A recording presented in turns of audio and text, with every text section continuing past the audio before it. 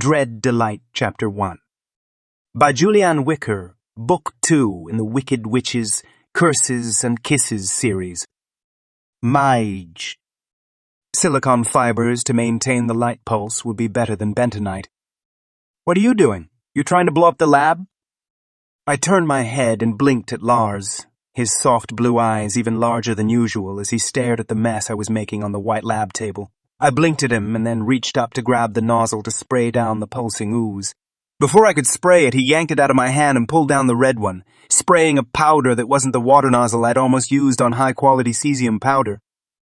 I stared at the mess I'd made, the blue bleeding into black and yellow. I couldn't remember doing that. He put a hand on my shoulder. Maybe you should take a break, go Darkside or home for a few days. I looked down at that hand and felt a mild wave of annoyance, but not enough to shatter the bones. Somehow, I doubt that would help. He removed his hand and smiled slightly. You could beat the crap out of Zack again. We all enjoyed that. I sighed. Definitely wouldn't help. I did not need another round of Zack barely defending himself while he apologized the whole time. I'd had no idea he had such a powerful guilt complex. I wasn't even sure what he was apologizing about, taking Penny to the dance, smashing her room, not trusting her, or something else. I was betting on the something else. Penny had been in her room for 3 days. 3 days. She'd embedded her name in my chest and given me one question mark. One question mark wasn't enough. I probably should have thought it through. The whole letting a witch engrave in my skin, bind me to her like wit had bound Ian, how pitch bound Zack, but now I understood the compulsion, the craving to be owned and possessed. Not something I'd ever intended to understand. I'd made a big speech about it to my father and everything, all about how I would never marry and carry on the Huntsman name in spite of the family spell great-great-great-great-great-great-great-grandfather Harold Huntsman put on the family to make certain we increase the family magic. A spell, more like a curse. Powerful witches were diabolical, worse than a mage. Not all mages. I'd been arrogant enough to think that I was far worse than any witch I would ever meet, and then I met her. Well, met if being plowed over by a female could be called such a thing. Penny Lane. I winced instead of smiling. 3 days. I'd passed through euphoria to denial, then anger. That was the fighting with Zack stage. Now I was a mess, plain and simple. A mess over a female. I didn't know anything about her. Not true. I knew a lot more than most mages ever knew about a witch, but who was her family? What were her assets? Who did I apply to for her hand in marriage? I had no idea. There were no lanes in any witch lines I knew. I'd looked at all the easily available sources, and now there was nothing besides the obvious and equally impossible. I smiled at Lars. Are you in the mood for some fun? He stared at me dully before he finally nodded. Only a slight nod, but from Lars, that was all I needed. He had a lot of Darksider blood. Made him a little weird, not as much Darksider as me. Who did? Penny, and that must be the root of my attraction, the family curse that brought my father down on his knees to a half-Darksider like my mother. What do you need me to do? Lars spoke slowly, looking like a ponderous beast. I patted his cheek. I need you to seduce the matron. Fun, right? He raised his eyebrows while he stared at me. How long? It was really satisfying how quickly his mind worked beneath that puzzled facade. As long as possible. Depends if Ian helps me. He nodded, still slow. 3 minutes, 27 seconds. I've been meaning to bring up a complaint about the organizational system in the library. I nodded and slammed his shoulder with my fist. Excellent, man! He hesitated. Stoneborough could give you more time. I stared at him. Yes? You don't want him to know what you're looking for? Is it pitch? I hesitated before I slapped his shoulder again. That's right, wouldn't want to get his hopes up. He smiled slightly. You're lying. I hope the two of you aren't going to war. I cocked my head. Why? There are so many opportunities for profit during war. He showed his teeth in a smile before he turned away. My father always told me, never fight over lollipops. Let me know when you want me. I nodded and waved my hand over the lab table. Green light suffused the mess, and then it dissolved, eaten away by green, fizzling sparks. After that, I called Ian. He was game, very game. His eagerness made me a little nervous, but nervous would make me careful or reckless. Either way. I waited until 5:15 when the matron closed up her office and went down to the teacher's lounge to bully the chemistry professor into making Rosewood students finally ace the chem exam. I walked down the hall, singing loudly. It was one of my favorite Scottish ballads about a girl who got eaten by a bear. The invisible sentry was invisible, so I actually bumped into him when he stepped into my path. This area is off limits to students. I narrowed my eyes like I was trying to see him, but I was actually looking through him, counting the footsteps of the doorway that led to the dungeon. All the records in Rosewood were in the dungeon. Interesting that you'd mention that. I suppose you ought to let the new teacher know all about the intricate rules of Rosewood. For some reason, she didn't want to listen to me explain all the reasons why I couldn't run down to the dungeon and fetch. I pulled a paper out of my inside jacket pocket and flourished it around like I didn't know where his face was until I felt the invisible hand on the edge of the paper as he read through the list of objects Professor Vale had requested. What is that, a 13th century mace? Those are some really fine pieces of armor. He took the paper while he glowered at me, an invisible glower that I tried to look cowed by. Honestly, it was vaguely amusing. The door to the dungeon opened, and I realized belatedly that there were 2 invisible guards. Fun. I watched the slip of paper walk through the door and then a woman's voice. We'll deliver the items to the professor along with a clear message about sending students into forbidden areas. I backed away with a smile I saved for particularly delightful witches. I appreciate it. Have a lovely evening. I bowed, then turned on my heel. I walked down the hall until I saw a pimply guy around my height. I bumped into him, and immediately he looked dashing, debonair, handsome, and I looked unkempt and awkward. It was an excellent glamour, if I did say so myself. I walked down a hall that ran parallel to the hall where the guard was walking with that slip of paper. A vent was all I needed. I turned into vapor and drifted until I came up against the wards, the barriers that protected the contents of the dungeon from smoke. I waited in that pleasant floating moment until the ward dissolved, and I snapped inside the dungeon beside Ian. He was smoothing out his jacket. I haven't been transfigured into an inanimate object in far too long. I think I gave the guard a paper cut. I smiled broadly at the room filled with piles and shelves of objects. A veritable cave of wonders, only not a cave with the stone walls and arched roof. I walked towards the far side of the room, illuminating a few feet in front of me. Ian examined objects as he followed, his golden eyes sparking as he saw a particularly pretty rock. If you get caught, you'll be expelled, Ian said lazily, like it was only something to say. I grinned at him over my shoulder as I paused outside a door, running my hands above the surface, not touching but analyzing every piece of it. My father was expelled in 10th grade. I'm definitely the unmotivated son he never wanted. He snorted. You're better at not getting caught. I curled my lips as I stared at the door. Until recently. He nudged me. The girl. I like her. Yes, you like a lot of girls. It's the goalie in you. I personally feel more... You don't collect girls. What do you collect? Curiosities.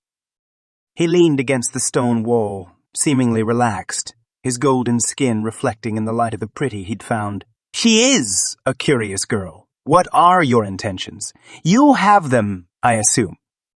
I inhaled deeply, then blew on the door, lighting up layers and layers of runes and gold, purple and orange. I studied them for a moment, then they blinked out. I pressed my palm on the door, grabbed Ian's neck, and channeled his energy into the spell work, green stars that grew beneath my hand in a spiral until the door swung open. 3 minutes. Don't they dust in here? I glanced at Ian before I closed my eyes and did a very small working based on the words engraved in my chest. Penny Lane. A filing cabinet sparked green in the far corner. I wandered through the maze of filing cabinets to that small drawer, the small manila envelope and a slip of paper. Penny Lane. Sponsored by P.L. Rose for attendance at Rosewood Academy. Extreme diligence requested.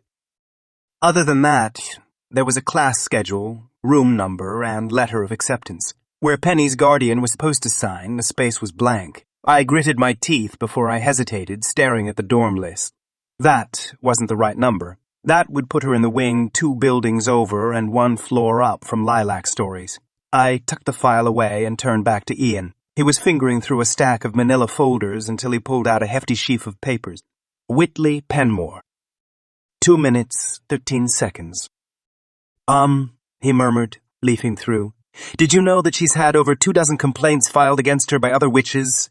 If it wasn't for Jackson's intervention, she wouldn't be allowed here at Rosewood. Really, she's the matron's favorite. Ian smirked and studied the file while I started pacing. So much risk for such little fruit. Not that it wasn't a pleasure to break and enter into a vault, but expected something, a home address, a name, some idea of who the creature was, who I had all sorts of intentions towards. I grabbed Ian's shoulder. Time. He shoved the folder back inside the drawer, slammed it closed, and we ran out of the room. I stopped to close the door, difficult with the way my mind was racing. TL rose. It was something. It had to be enough. We spent the next 12 hours as a Mason helmet. The real one shrunk, so when the guards put us down in Professor Val's office box after her forcing them to return for the right artifacts, which I'd somehow written wrong on the paper that was Ian. Well, I could take them out of my pockets, expand them, and turn to Ian, who was staring at me, his pocket bulging from the pretty stone he was taking with him. Thief? He grinned at me. Burglar? I laughed and nodded at him before I stepped into Darkside, into a tavern at the foot of the dark hills where we'd gone often in our misspent youth. I walked through the dark-clothed men to a corner booth and slid in, resting my head against the hard oak. I'd really thought this was the authentic experience when I was younger. Magic, mayhem, cheap alcohol. Did you order? I shook my head as Ian sat down across from me. He drew circles on the table that flared gold and exploded in miniature golden suns. Very pretty. Have you thought about coming for the tourney? Against Blackheart? Going to the same school with Wit would be interesting. Maybe I should try that. I haven't seduced her in ages. Did you find what you were looking for? I scowled at the man who flung down large mugs of something sour smelling the color of green mop water. She's very mysterious. That's right. She's your curiosity, so she has to continue surprising you. What about when her surprises are finished, when the truth is revealed and she's left as nothing more or less than a slightly quirky witch the same as any other? I drank long then, thumped the mug on the table while I stared at him. It's not my emotional attachment that concerns me. What I think of her, what I feel, what I don't feel, none of that has any bearing on the matter at hand. What I want is for Penny Lane to fall desperately, madly, utterly in love with me. He raised an eyebrow, and then, stay that way. Permanently. He wrinkled his forehead and leaned across the table to stare at me, his eyes flickering gold. That sounds like a lot of effort, Drake. Witches require so much effort, even more than one scaly mount. I glanced around as though someone could hear through the fancy spark ward Ian had cloaked us in.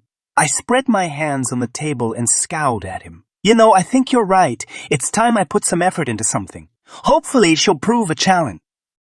It was later, after I staggered to my bed, when I remembered a portrait hanging at the top of the stairs in the ballroom. A portrait of Penelope Rose, co-founder of Rosewood Academy.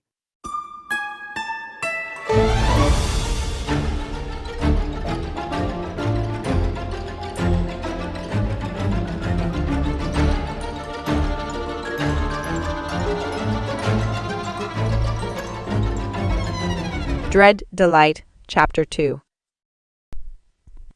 Witch work.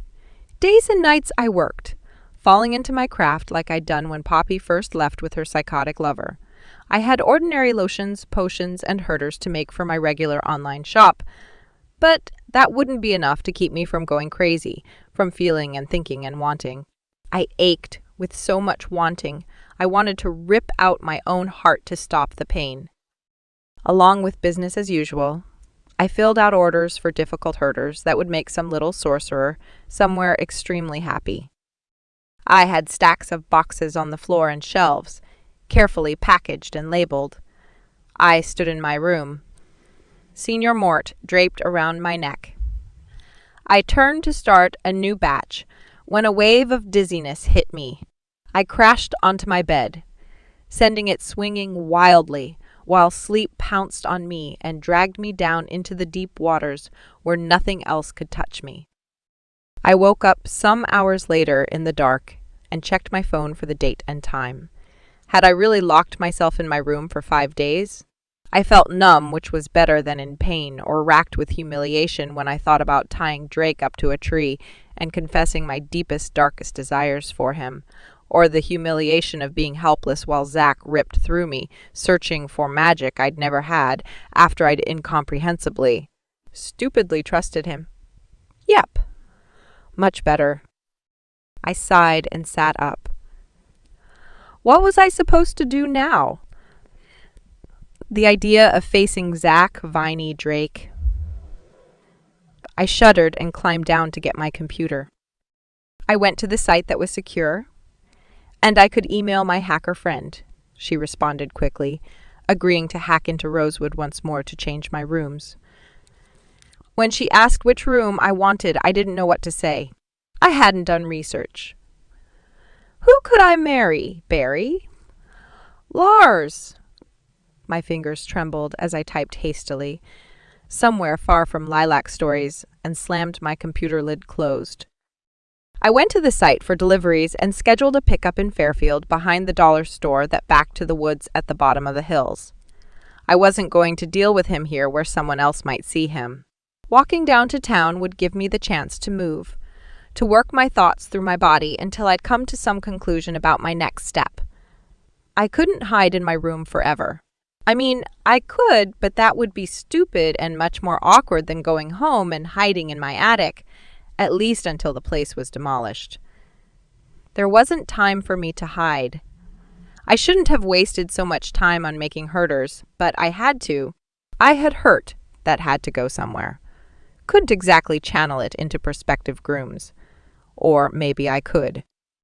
I almost smiled before I shook my head and checked my phone. They gave me approximately 6 hours until pickup. How long would it take me to walk down to the town? I lay back down, setting my alarm for 2 hours, so when I woke up it was 9 a.m. on a Thursday morning when everyone should be in class. In fact, Drake would be in my ballet class without me. I didn't want to wear color, not yet. I wasn't quite ready to become Penny Macaroon Lane, so I put on the black silk dress and cloak after I'd stitched my strap together and sewn black ribbons to the edges of the cloak because my cord was probably still in a tree somewhere. I opened the door to the common room and saw a stack of waffles on the table. I stared at those waffles for a moment, while my stomach tightened and my heart pounded. No. I wasn't ready to feel anything. Not yet. I grabbed a few of them before I headed out of the purple room, and then down the corridor, chewing on waffles too quickly before I headed across the green, feeling conspicuous in my black cloak and gown in broad daylight, heavy sack slung over my shoulders. I climbed the fence and hiked briskly through the woods. It was cold enough that my nose got runny as I hiked.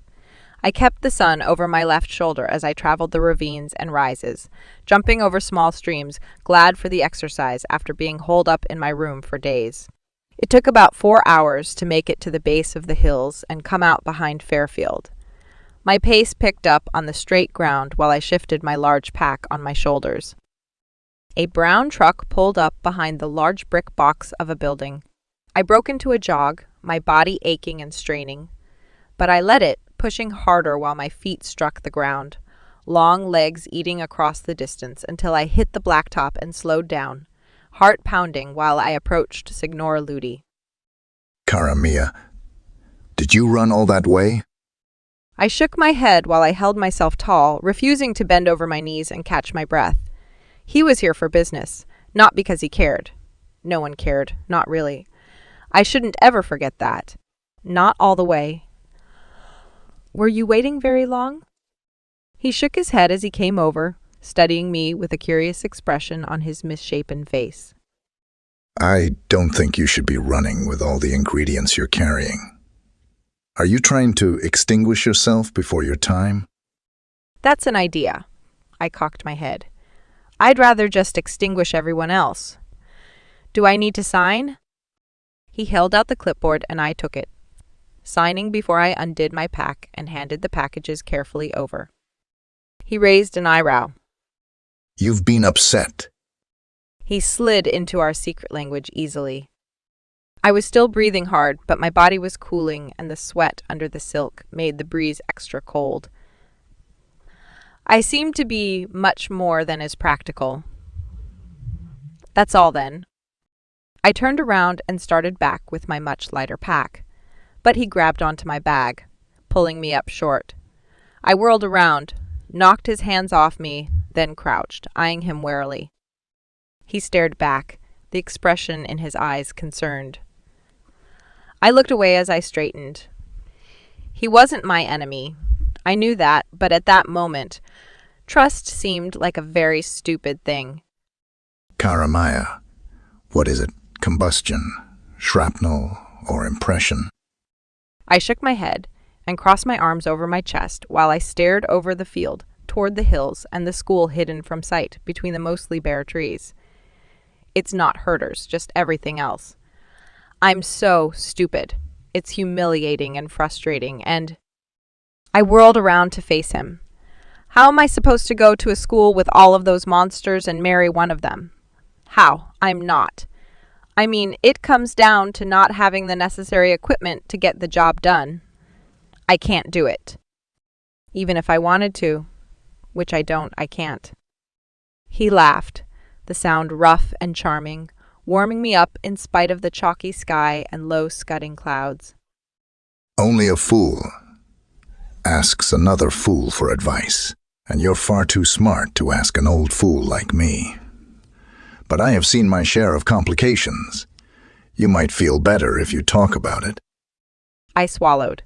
I didn't want to talk about anything that had happened. I could barely think about what I'd done to Drake and what Zach had done to me. Do you remember when I used to dress up in pink ruffles and have tea parties on the roof and in the trees with my pets? He nodded. Before Poppy roasted all your charming animals alive. I winced. Right. Thanks to her and my mother, I grew up and learned better than that. Except I didn't. I've been pretending to be all these things, but the longer I pretend, the more real it feels, the easier it is. This black seems like the costume, not the pink and lollips. I've gotten lost in the woods, and there are so many wolves. I don't know what I'm going to do next. I mean, I am going to do something, and it's going to be stupid and awful, and I won't be able to stop myself. I took a shuddering breath while I slid the black silk skirt through my fingers. He put a hand on my shoulder. It's getting cold. There's a storm blowing in. Let me take you back to your school. We'll talk on the way. I shook my head and stepped away from him. No. They'll just use you against me like last time. It's better if I'm alone, then I don't hurt anyone and no one hurts me. Karamia, I'm sorry to hear that. I bit my lip because his sympathy wasn't what I needed. I didn't need anything. Certainly not gentleness. But I did. That was the terrible thing. How weak I was needing a friend. Someone who I could trust and rely on and love. Someone I could rip apart and devour and destroy. I stared into his black eyes, which were filled with an infinite amount of pain. I slumped slightly and put my hands on either side of his face. His skin was warm, hot almost. With my eyes closed, I focused on his heat, the burning pain inside of him. Energy. I couldn't do magic, but I could take the pain out of him. A low rumbling came from his chest while I siphoned out his pain, a knot that I could barely untangle before he took my hands in his, away from his face. Karamia, your hands are cold. When was the last you've eaten? How many days have you been locked away, making herders? I pulled away from him, but his grip was intractable. I rolled my eyes. I had waffles.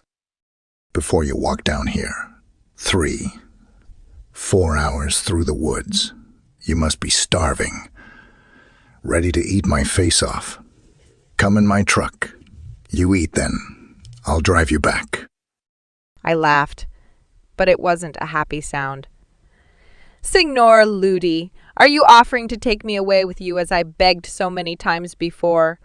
You'll let me turn your truck into a magical gypsy wagon and have adventures with me every day before tea. He frowned, his dark eyebrows drawing together over fierce black eyes. Penny, there's a storm coming. Is your spell intact? I gripped his hands tightly, digging my nails into his thick skin. I didn't even draw blood, and he didn't notice. I twisted, ripping my hands out of his. What spell? His lips curled wickedly. The spell, your good step. Father placed on you naturally. The one that protected you from the magic users at the school. What happened to it? What happened to it? What happened to you? Who harmed you? I stared at him for a long time before I smiled brightly. That's so funny you should ask. I was going to ask the same question, except I didn't know that the protection spell was broken, so I couldn't. Good thing I didn't try to ride in a car. That would be so gross when I threw up all over everyone. It must be my excellent instincts keeping me from. Such a nauseating fate. This chat has been so fun. But you're right. There's definitely going to be a storm, and I am starving. I'd better be on my way. Good thing I left breadcrumbs I can eat on my way back. Before I could take another step, he had my wrist in his hand, grip like iron, hands hot.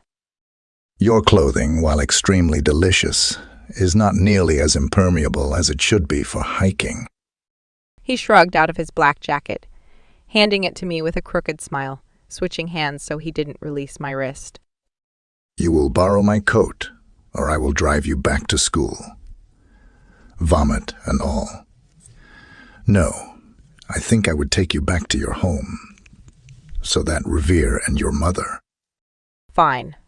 I'll take the coat. His lips curved in a smile. His scowl long since vanished as he finally released my wrist and draped the jacket around my shoulders. I'll take my coat back the next time you require a delivery. I sniffed the fabric, the weave rough and loose, but it was still warm from his body and had a lot of layers to it. It hung heavy on my shoulders. I buttoned up the front while he settled the silk cloak over the coat that was much warmer than it looked. It was like a hug from Signor Ludi. I grabbed his hand and squeezed the calloused fingers, unable to let go for a moment. He squeezed back before he pressed his thumb to my forehead. I give you strength. Run fast, Karamia, and stay safe. Get inside before dark. I smiled at him before I hitched my now light pack on my shoulders and started back the way I'd come, at a slow jog.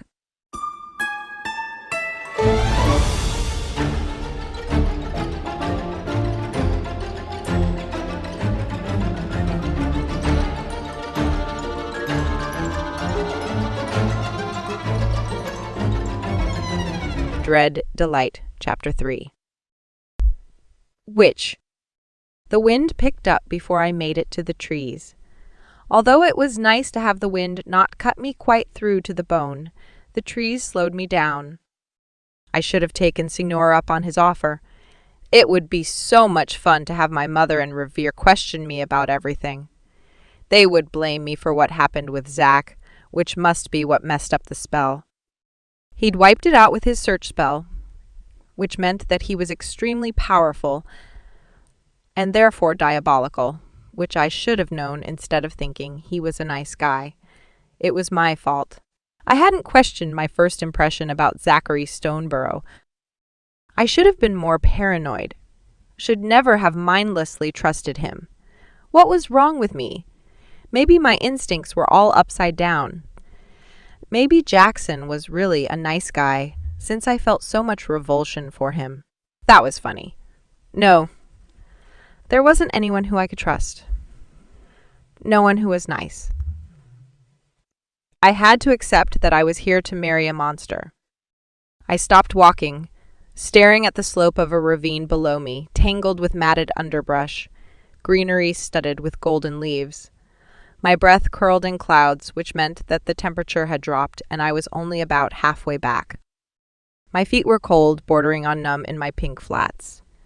I should make my way to the road. It would be much faster than hiking through the tangled woods, but while I was fairly certain of my direction to the school, I couldn't be sure of the road. I would keep my course.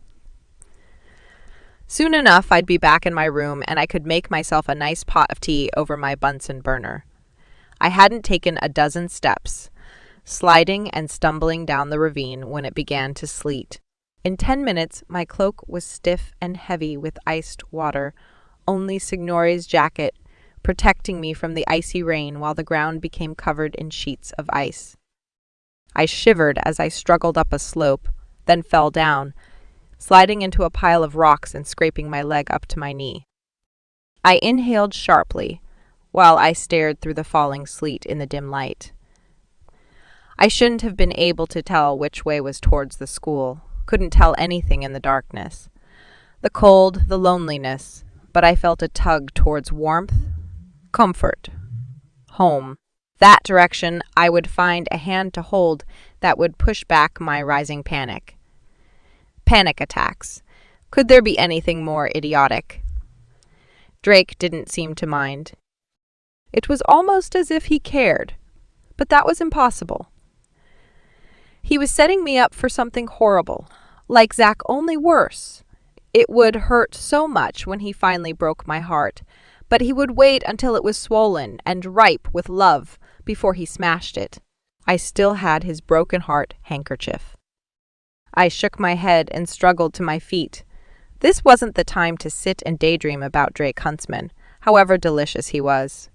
I was so hungry, I smiled widely as I ascended a particularly brambly slope. Poison. Lips are venomous, poison. I sang loudly. Really loudly through the woods. My harsh song, the only noise besides the whistling wind and the crackling ice beneath my feet. Over my song, I thought I heard something, a shrill sound that made the hair on the back of my neck stand up. I saw an overhang to my left and headed there, untying my ribbon with stiff fingers while I pressed against the rock face, out of the direct onslaught of the sleet, but still wet, and of course, cold. Hopefully she was passing by overhead and wouldn't notice me. I pulled my phone out of my bag and fiddled with the small black ball the size of my thumbnail hanging from the bottom. I should have kept more herders with me for emergencies. I held perfectly still, pressed against the rock, rain dripping down my nose while my hair slicked against my head. Maybe. I hadn't heard anything after all. I took a breath and almost relaxed when I saw a blur in my left periphery. I didn't move my head to follow that, and was able to see the flicker of black on the right. More than one. I felt more than heard the presence above my head on the top of the rock, maybe 20 feet up. If there were 3, then there were probably 4. 1 for each direction. Unless there were 8, even Pitch would break into a sweat with 8. I shook my head, blocking out thoughts of Pitch. I couldn't let her get into my head. It was fine. I could take out 4 flying witches with 1 little herder. Maybe if I could take 2 out with the herder and fight the other 2 1. On 1, it was possible. A glowing light beamed through the woods in front of me, a flicker that glowed bright, warm, and beautiful. It was an enchantment. Allure and I almost moved towards that warm beacon.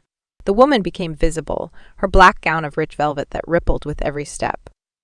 Her face was beautiful, perfect, without the slightest touch of makeup, so it was probably a glamour. Hello, my pretty. Are you lost in the woods? Her voice was as beautiful as her face, warm and rich, like a crackling fire on a nasty day. My feet felt extra cold compared to the warmth that her voice promised me. I pushed my hair out of my face while I unhooked the black ball from my phone. Who wants to know? She smiled brilliantly, her black eyes gleaming in pleasure. Was I not supposed to talk back? I couldn't remember proper etiquette for woods frolics. My name is Frisia. I know these woods well. Are you one of the sweet children that lives in the school? Did someone hurt you? I cocked my head and smiled back at her. Of course not. The darling children would never hurt me. They are so delicious and lovely. Do you wait for them here to suck on their bones? To nibble on their flesh? She hesitated, her fingers flicking to summon the 2 on the sides. To absorb their youth and prolong my own? She laughed. throwing her head back to show her beautiful throat. I moved, slamming my fist into that throat, then dodging around her falling body. I slipped through the hands that caught at me, Signor Ludi's coat slick to them. I dodged left, then right, before I spun around and threw the herder at the three closely grouped witches. I smiled while their eyes were horrified, shocked that their prey had tricked them. And then a flash of black fell between them and the herder, the fourth witch. I turned and ran while waves of black and sparks of silver exploded around the group. For such a small thing, it had a fabulous kick. Maybe it would take out one or two in spite of the witch blocking the explosion. Maybe so, but not likely. I really needed to pack more herders. I could wear them in my hair, yes, and tied in my ribbon around my neck, and maybe in the laces on my shoes. Earrings. I'd never pierced my ears, but for a good cause. A witch slammed me to the icy ground, my chin scraped raw on impact. I shifted and knocked her off me, rolling onto her while I grabbed her black hair. Another was on me, knocking me off the first, and then another, like that game, football, and I was on bottom with nothing besides a useless phone. They pulled me apart, each witch grabbing one wrist or ankle until I was stretched out, kicking and waving my body while the sleet came down. I twisted and thrashed while cruel fingers dug into my skin. Black eyes gazed at me, unblinking, until I stopped struggling. They could have ripped me into 4 pieces if they wanted. What did they want? A witch twisted my phone out of my hand and glanced at it before tossing it away. You should get the number out of it, The beautiful witch said. She still glowed golden, and her grip on my right ankle was actually warm. Unlike the other 3 who sucked the heat out of me, proving that I still had some. It's blocked by Magispell. The large witch said. Number 4, the one who had ruined my seriously great plan. Her eyebrows looked a little singed above my left wrist, the one that had held a phone a second before. All this for a number. You could have asked. Number 4 twisted my wrist. Such a pretty girl. You were delivering packages to the Darksider. Those packages contained hurters, like the delicious little thing you threw back there. Those hurters are the hurters Pitch uses. I closed my eyes and held very still. They had to be messing with me. They were not here, 4 witches, to try and find Pitch. It was just so stupid. She twisted my wrist until I heard the bone creak. I winced and stared up at her, her black eyes surrounded by creases that should give her a little more wisdom. Why are you looking for? Her. I'd almost said her name. I couldn't say it. Couldn't think it. She would hear. We want to know what she is. Such a special girl, a little bit like you, such a talented hurt maker. We will take you with us, and she will come to find you. I kept my eyes wide open. I couldn't close my eyes because the darkness was where she waited. You're making a mistake. She doesn't care what happens to me. You can't steal a witch from Rosewood without consequences. Her lips curled in a grotesque smile, white face, blood-red lips, yellowed teeth. And who will know? She nodded to her friends, and they all rose into the air, me between them. I kicked and thrashed while they squeezed my bones. They couldn't do this. They couldn't take me to Darkside. Death waited for me in Darkside, and worse. They laughed at me while I struggled because I was so pathetic, unable to so much as curse them. Don't worry, don't worry. The beautiful one crooned. Pitch will come and save you. Number 4 cackled, her voice prickly. Pitch will come and we will take her apart and put her back together again, inside out. Pitch, I whispered. The night became black. Pitch black. There was a rustle like wings, and then number 4 fell. The sound of her hitting branches on her way to the ground while she screamed this horrible shriek, like half of her throat had been torn out. Don't ask how I know what that sounds like. Droplets of blood fell on my face. Warm blood as my other hand became free and the other witch fell. I couldn't see her, only hear her fall. Pitch had come with her pain, and we would all suffer before she was finished. Macaroons and petite. 4s. I dangled by my ankles and then both dropped me. I hit branches and bodies as the other witches fell with me. I landed on the legs of a half-decapitated witch, the beautiful face still beautiful even in death. The other 3 piles of rags around me.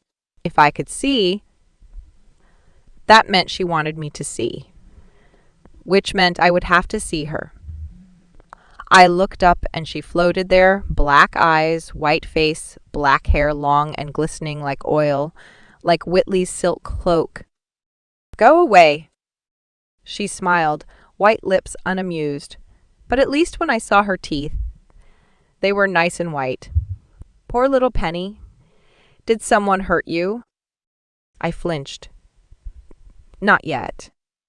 She dropped down, silent, almost instantaneously, one moment 10 feet above me, the next crouched over my body. I froze while she studied me. She reached out with one finger and poked it into the chest above my heart, leaving a half-moon from her nail when she pulled back. Penny pretends, but the heart whispers truth. "Your love is black as the night, as rich as desire, as sweet as pain." Pain. She laughed as she spun away, darkness gathering around her as pain grew inside of me. Her laughter echoed in my head as I staggered to my feet, with my arms wrapped around my waist. I had to go somewhere safe, somewhere secure. The pain would grow until it completely took me over, and then I'd be completely helpless, disgustingly weak. The world grew blurry and I stopped feeling cold. That was bad. I felt my knees when my feet stopped working. I blinked the woods into focus. Yes, that was my phone. Had witch number 4 broken it?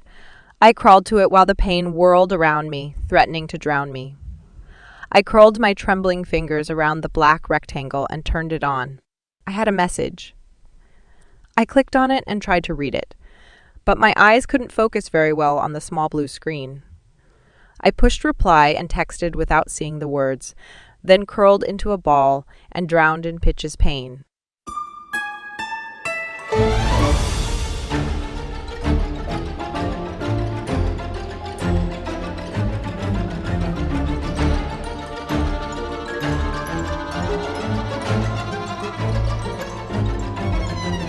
Dread Delight, Chapter 4. Mage. I was doing what any self-respecting mage did when they were battling inconsolable insanity, namely, researching P.L. Rose, co-founder of Rosewood Academy. Penelope. Penny was a nickname for Penelope. Surely no coincidence. So she was a possible godmother, perhaps even the grandmother who liked tea parties and feather boa. Everything I researched about the woman was extremely suspiciously upright, particularly for so very active a member in the witch community, both Dayside and Darkside. There I was, in my third period class, when someone whispered that Penny Lane had been seen walking into the woods in her fairy tale dance outfit, looking like a crazy person, although what was new and carrying a very big bag. I did not leap to my feet and run to her room. I waited until the class let out before I languidly closed my computer and wandered towards Lilac Stories. Zack was there in the hideously grotesque lavender-hued common room, staring at a stack of waffles on the table. He wasn't staring at them. He was counting them. How many did she eat? He jumped, looking guilty. Ah, that mysterious guilt. 4? I raised my eyebrows. So few. After 5 days without any food, she ate 4 waffles. How odd. I threw myself down on the floral lilac couch while I studied him. He stared back. It was incredibly boring. I broke first. Well, let me know if something interesting happens. I rolled to my feet and left, knowing perfectly well that he wouldn't tell me any more than I'd tell him. She'd left with a pack, a large pack. Was she leaving Rosewood for good? I stepped outside of the building that housed Lilac Stories and stared at the bleak and incredibly depressing day. I usually liked that sort of weather, but not when she was walking away from me with a very large bag. Perhaps she was meeting her Darkside lover and he would take her far away. Why would he make her walk through the woods on a cold, dreary day like this? Penny didn't own sensible shoes. I paced around the school. It smelled like snow, ice, cold, and indeed it started really falling in earnest only a half-hour later. Was she still walking away from me? Had she found somewhere warm and dry, someone who could hold her and erase the fear? I ran my fingers over my chest and felt a horrible thing, something between pain and despair, something awful and dark that had me running for the stable. I saddled Demon and cast a spell, drawing a series of green stars on his black side before I vaulted up and let him run towards the woods, where I felt the pull through her binding. I belonged to her, and she needed me. I couldn't tell which one of the black piles of witch were her for a moment. Her hair was dark from the icy rain, body hunched inside a black coat that didn't fit her. She groaned and threw a hand out, scraping her nails along the icy ground. She wasn't dead then. No, dead would mean I wouldn't feel the pain inside my chest. Not as much pain as she had, just enough to know what she felt and to know where she was. 4 dead witches. Who knew how many more outside of this clearing? I slid off Demon's back to the ground and stepped towards her, but her body recoiled off my shield. I froze, for a moment disoriented. Her protection spell must have broken. I quickly disarmed my shield and gathered her up, ignoring her nails when they raked across my neck. Was she fighting off the witches or me?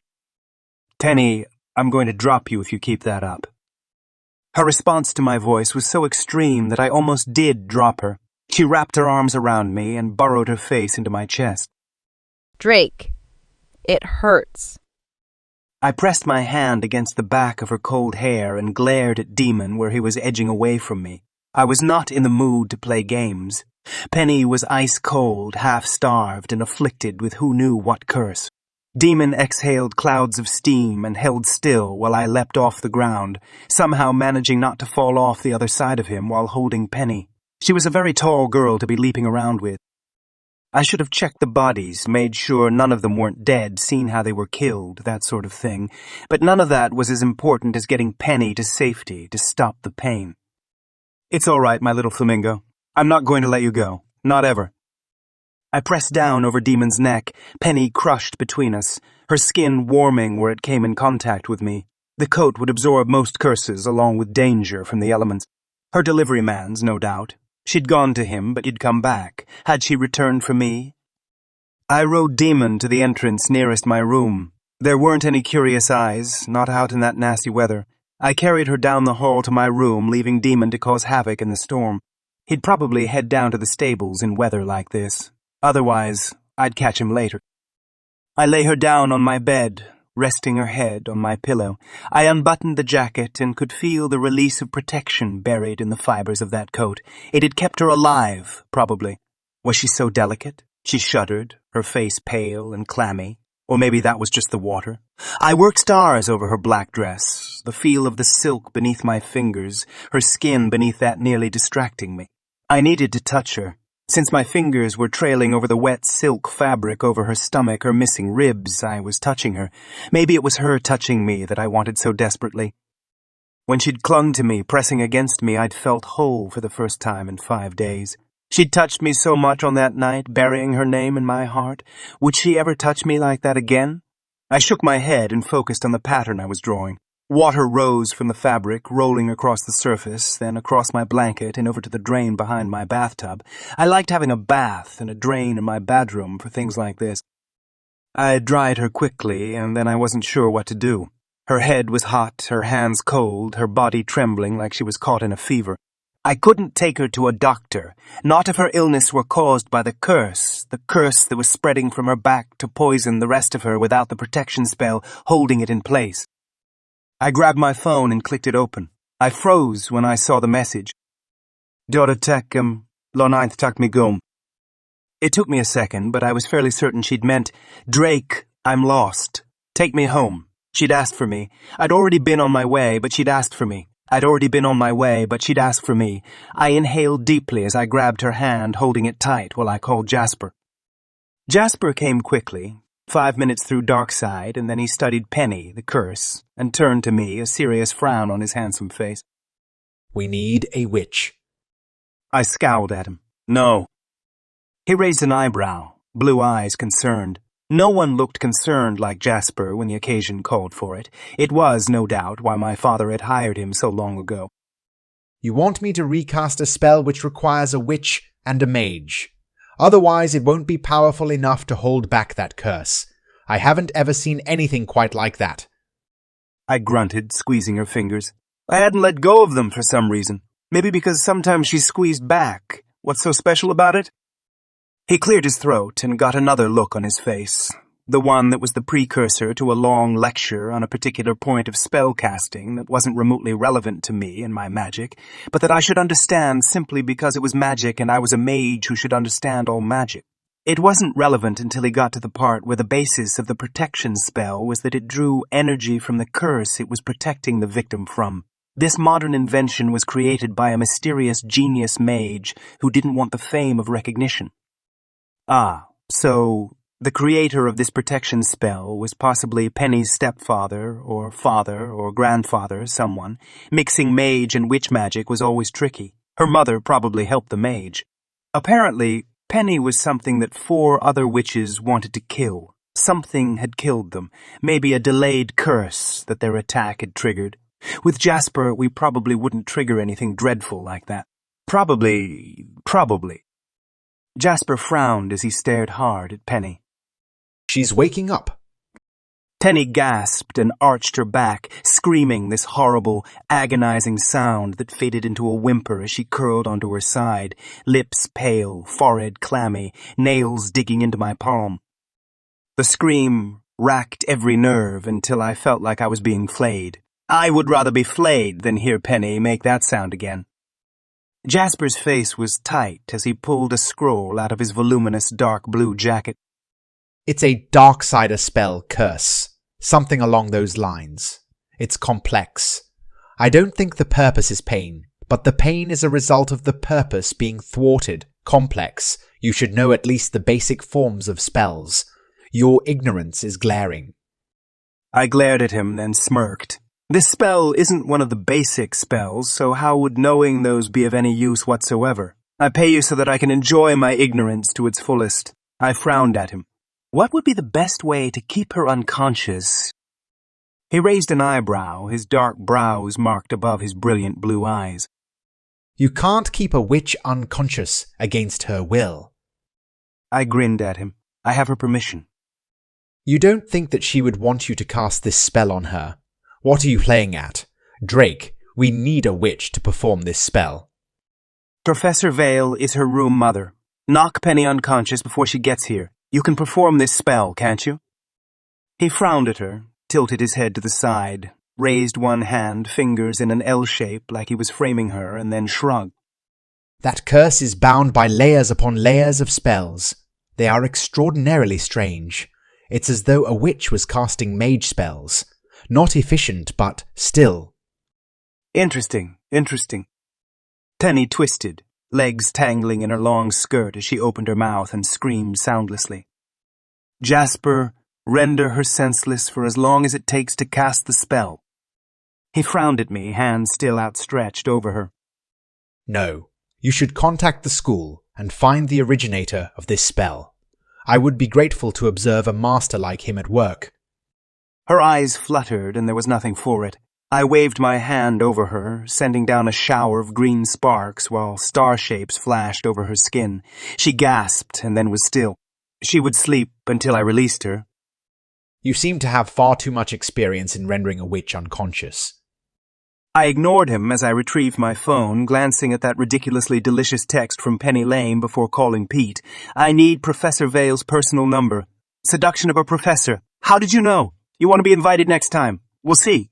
I clicked off and then had to acknowledge Jasper's disapproval. He didn't really show anything on his face, but the fact that he was standing there with his arms crossed over his chest while he stared at me was as disapproving as he ever got. I put a hand on his shoulder while I studied him, my own expression growing as serious as his. Jasper, this girl is very important. He raised an eyebrow. Someone clearly thinks so, or she wouldn't have such a curse or smell like dead creech. You're walking into an entanglement that you don't begin to understand. You've always been extraordinarily confident, foolhardy even, but this situation is delicate, and you are still entangled in a number of... She's 3/4 Darksider. I'll marry her or no one. He froze, swallowed, then turned to Penny. She's a lovely girl. I stared at Jasper, then followed his gaze down to my fingers where they curled around her pale hand. Not remotely. Complex, troublesome, curious, and fascinating, but not lovely, except sometimes when she smiles wickedly and ties you to a tree. He cleared his throat. This Professor, Val. I got my phone and texted single-handedly. She'll be here in a few minutes. Do we need anything? He raised an eyebrow. This spell will displace a lot of energy. Are you certain you wish to perform such a spell? 2 days you'll be holding this spell until you can weave it in. We could simply let her family handle the matter. Future relations with her family might be strained, particularly if this spell misfires. And you kill the girl. Also, you'll be liable for damages. I picked up my phone and showed him the text message. Gom? Home. It's clearly a plea for help. It will hold up in any court. He smiled humorlessly.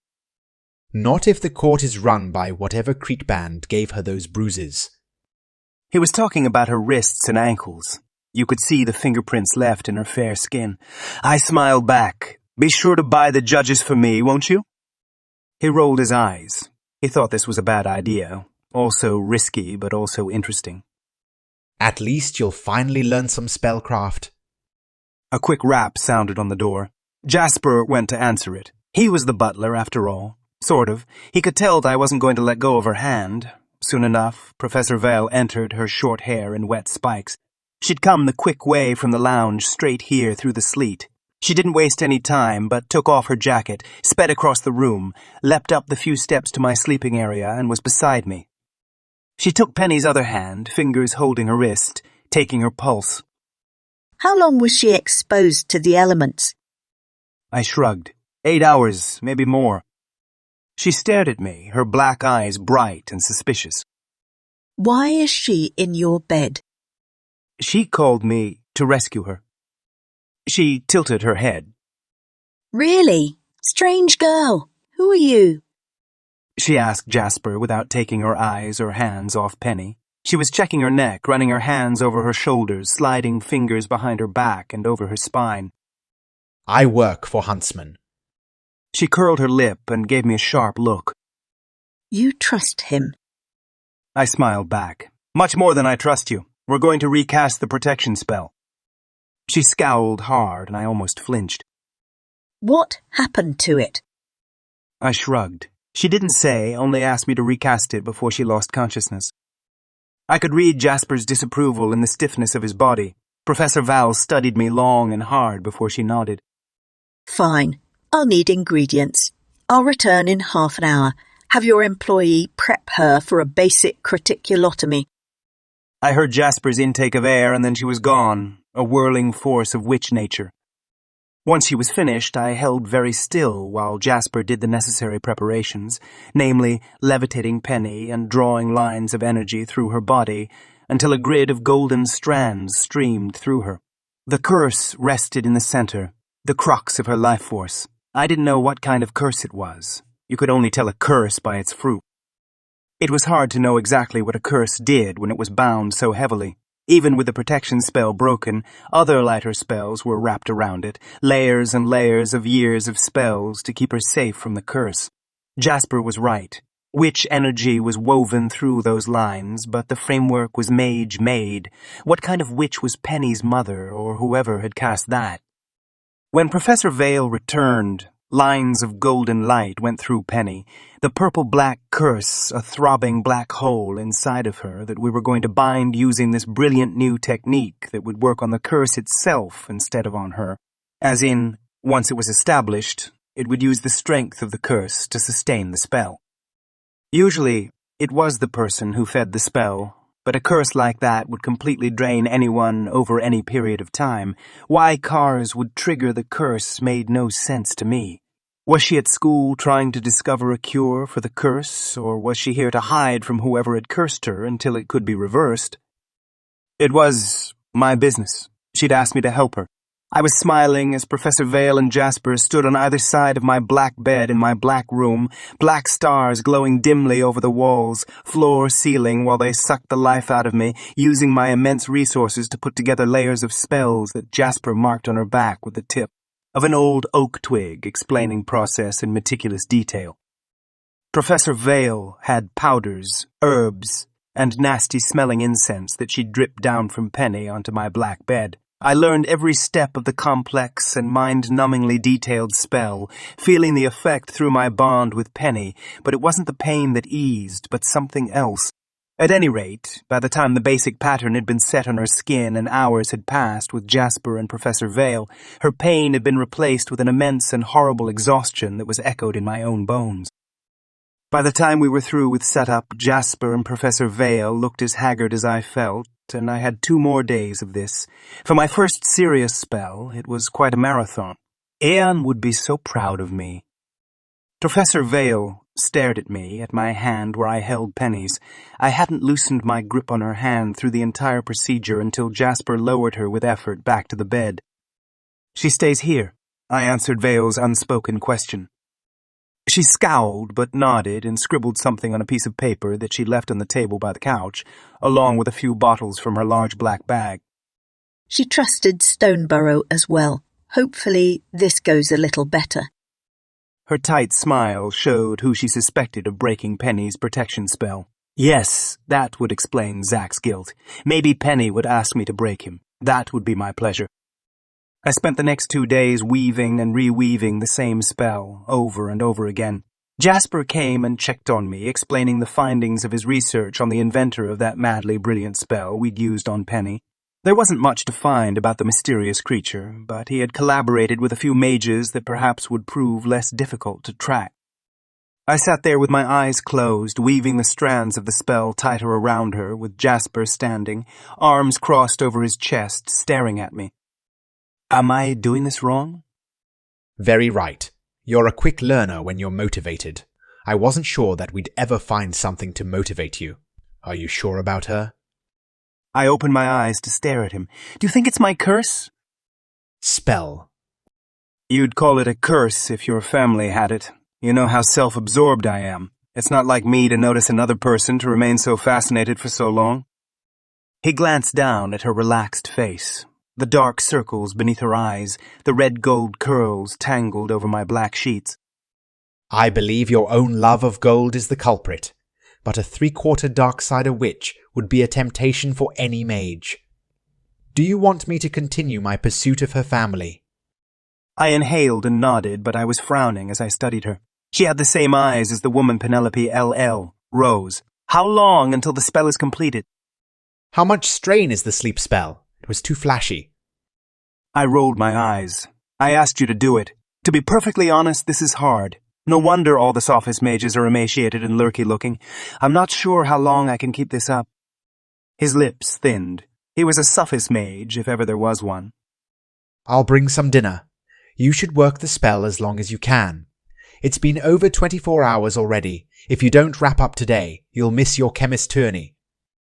I shook my head. I've gone over this spell so many times it almost makes sense to me. I'm going to hold out as long as possible. It will be interesting, don't you think? He stared at me. Make certain you don't collapse. If the spell became unwoven. I waved my hand at him. Such a nervous mage. I think the witch was impressed with you. Does she strike your fancy? He made a sound. From Blackheart, isn't she? Has a different approach than a Rosewood witch. She didn't ask questions, just acted competently. Speaking of Rosewood witches, do you know who founded it? Penelope Rose and Hubert Wood are the co-founders of Rosewood Academy. And... He smiled slightly. It's unexpected of you to have such an interest in great historical leaders, Madame Rose. He got an odd expression on his face. I met her once. So much sweetness didn't seem possible in a witch. She charmed everyone and was one of the propagators of the Great Darksider Humanity Interests Treaty. You mean the Devil's Law? The law about sending humans back to Dayside who accidentally get lost in Darkside? He nodded. No one knows how she was able to arrange a law like that in Darkside when they feel so strongly about the proper place of humans. Interesting. I stared at Penny, her face soft and vulnerable in sleep. So much sweetness didn't seem possible. It was Sunday morning when I was trembling from the extent of my exertions, sitting there holding her hand, weaving the spell again and again and again and again. I wove in the spell the precise way Jasper had shown me and was deeply satisfied by the snap as the spell went into place. My whole room was fuzzy, but her face was not. I passed my hand above her face and called the sleep spell out of her, green sparks shooting out of her skin and back into my palm. I slumped back into the chair while she stirred, the fingers in my hand flexing while she shifted, murmuring under her breath. I stared at her for a moment, tempted to lean down and kiss her, to break the spell, to show her that she was safe, as much mine as I was hers. I'd never pretended to be the prince. I had a vivid memory of her face when she realized what she'd done to me in the woods, the look right before she'd turned and run, not coming out of her room for 5 days. Yeah, this process would take a little more finesse and cleverness than that. If I couldn't convince Penny Lane that she couldn't live without me, I wasn't worthy of the name Drake Huntsman.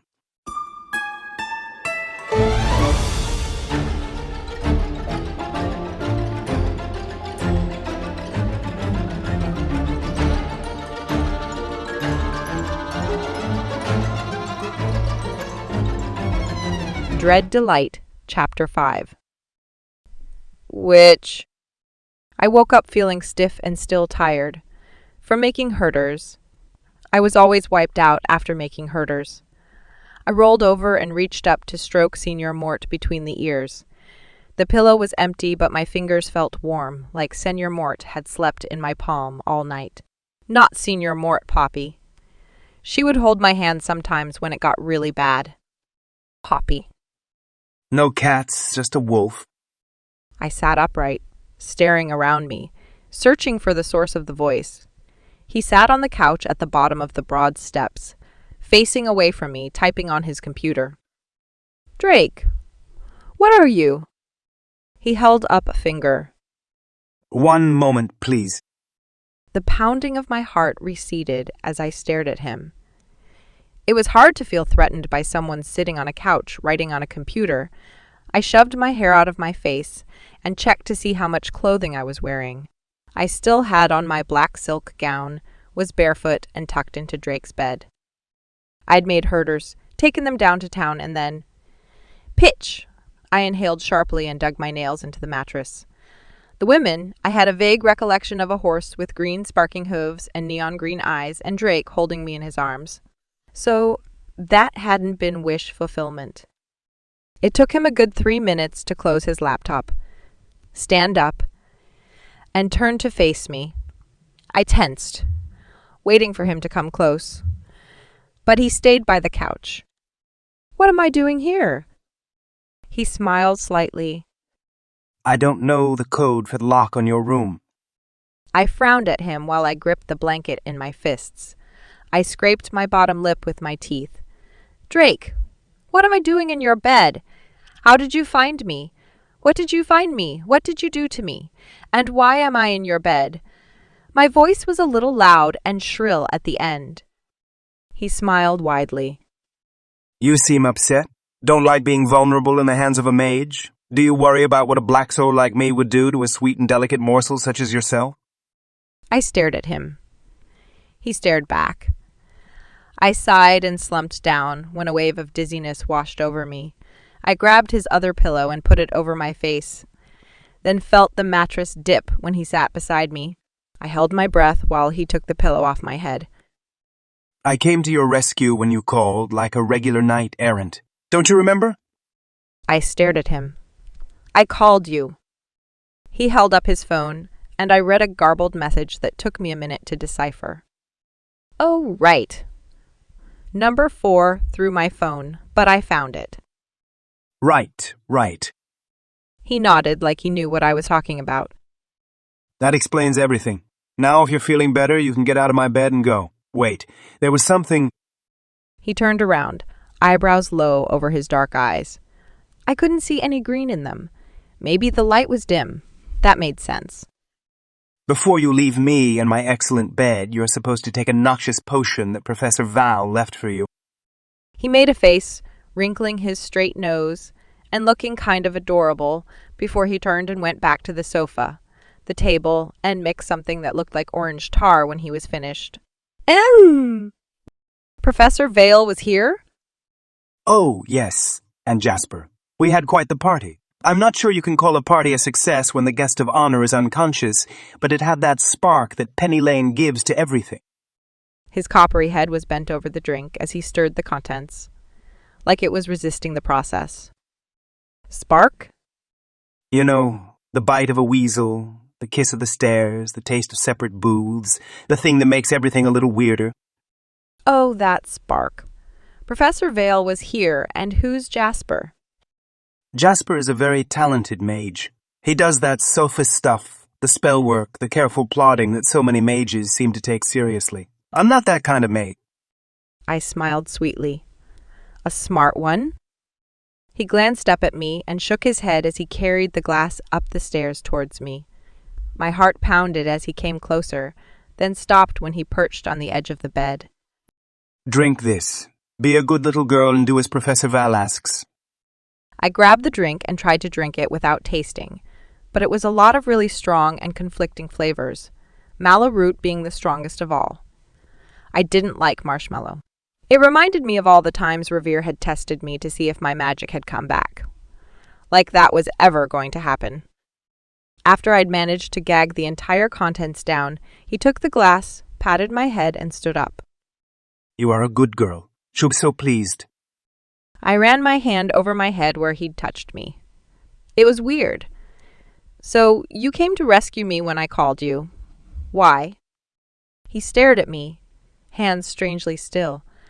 I wanted to take his hand in mine, but I didn't feel any trace of fear, not even in his bed with him standing there. A clear threat that I didn't feel threatened by, not unless you call a tightening in my stomach and a tingling in my fingers a threat. Why would I want to hold his hand when I wasn't afraid? Why did I go out into that miserable weather in search of my fair friend? What an excellent question. I'm afraid the answer isn't nearly as good. I rolled my eyes. Macaroons and bonbons, can't you just spit it out? He smiled widely. You're interested in my spit, a sweet little girl like you? I threw his pillow at him. It hit him in the face, which surprised both of us. He grinned broadly, tossing the pillow lightly in his strong hands. What I want to know is why you asked me to come and rescue you instead of your mysterious Darkside lover. He's not my lover. No, he's only someone you snuck out of Rosewood to visit in the middle of a storm, someone who let you borrow his jacket, a jacket that is so beautifully spelled I'm tempted to steal it from you myself. No mage would give something that valuable to an acquaintance. I stared at him. You found me unconscious in a circle of 4 dead witches, and you want to know why I didn't call Signora Ludi instead of you? He shrugged and put the pillow back on the bed beside me, leaning over me so I caught the strong scent of black cherry before he sat back up. I never get involved in witch business. I'm curious whether you intend to make a habit out of having me rescue you when you go see your lover. He's not my lover. Would you stop saying that? Give me your computer. Now, go get it. If you won't believe me, then I'll have to show you. It's business. Just business. He brought me the computer, holding it out while I struggled to sit up. So dizzy. Annoying. I focused on the screen, making my fingers type. It didn't take long before I was at Darkly Sweet, my online shop. That is a beauty shop. Are you saying that I'm not already beautiful enough? I scowled at him. Lotions and potions, herders and healers. Are you trying to give me a headache? He looked up, his eyes large and specks of green flaring brightly for a moment. This is yours. I hesitated before I nodded. I know it's stupid, but I did it all on my own. I've been so behind ever since I started school. I was just trying to catch up. I didn't mention the herders, the serious ones that I'd worked on along with the shop's inventory. He glanced down at the computer screen. then up at me a few more times before he pulled the computer on his lap and started typing rapidly. I watched as a few different screens came up, darkly sweet on all of them. He nodded over lists and figures that he shouldn't have had access to. Hey, what are you doing? It's a good business. Solid, loyal customer base, steady repeats, growing word of mouth. Your numbers aren't bad. So all this time you've been running your secret business. That's what you've been doing locked in your room. I shrugged. It's not really secret. I just don't like talking about it. Like you don't like mentioning the curse or the protection spell or the creek who are after you? I stared at him. He was talking about the hole inside of me, the lack of magic, what made me different, apart from both witches and humans. He wasn't the only one who called it a curse, but it wasn't, not technically. He stood up and brushed his pants, like he'd gotten lint on them. It's unbelievable. You're even more adorable than I thought you were. It's like the tea party all over again. I think I have things figured out and you introduce a sparking new element to the game. You snuck out all stealthy to stalk your business instead of to meet your lover. All this time you were a stealth entrepreneur? I stared at him. His reactions weren't exactly predictable either. I'm not adorable. He raised an eyebrow.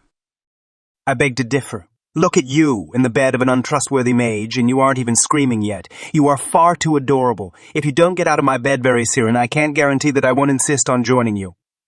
He leaned over me, gazing down while green sparks came to life in his eyes. You are already on your bed with me.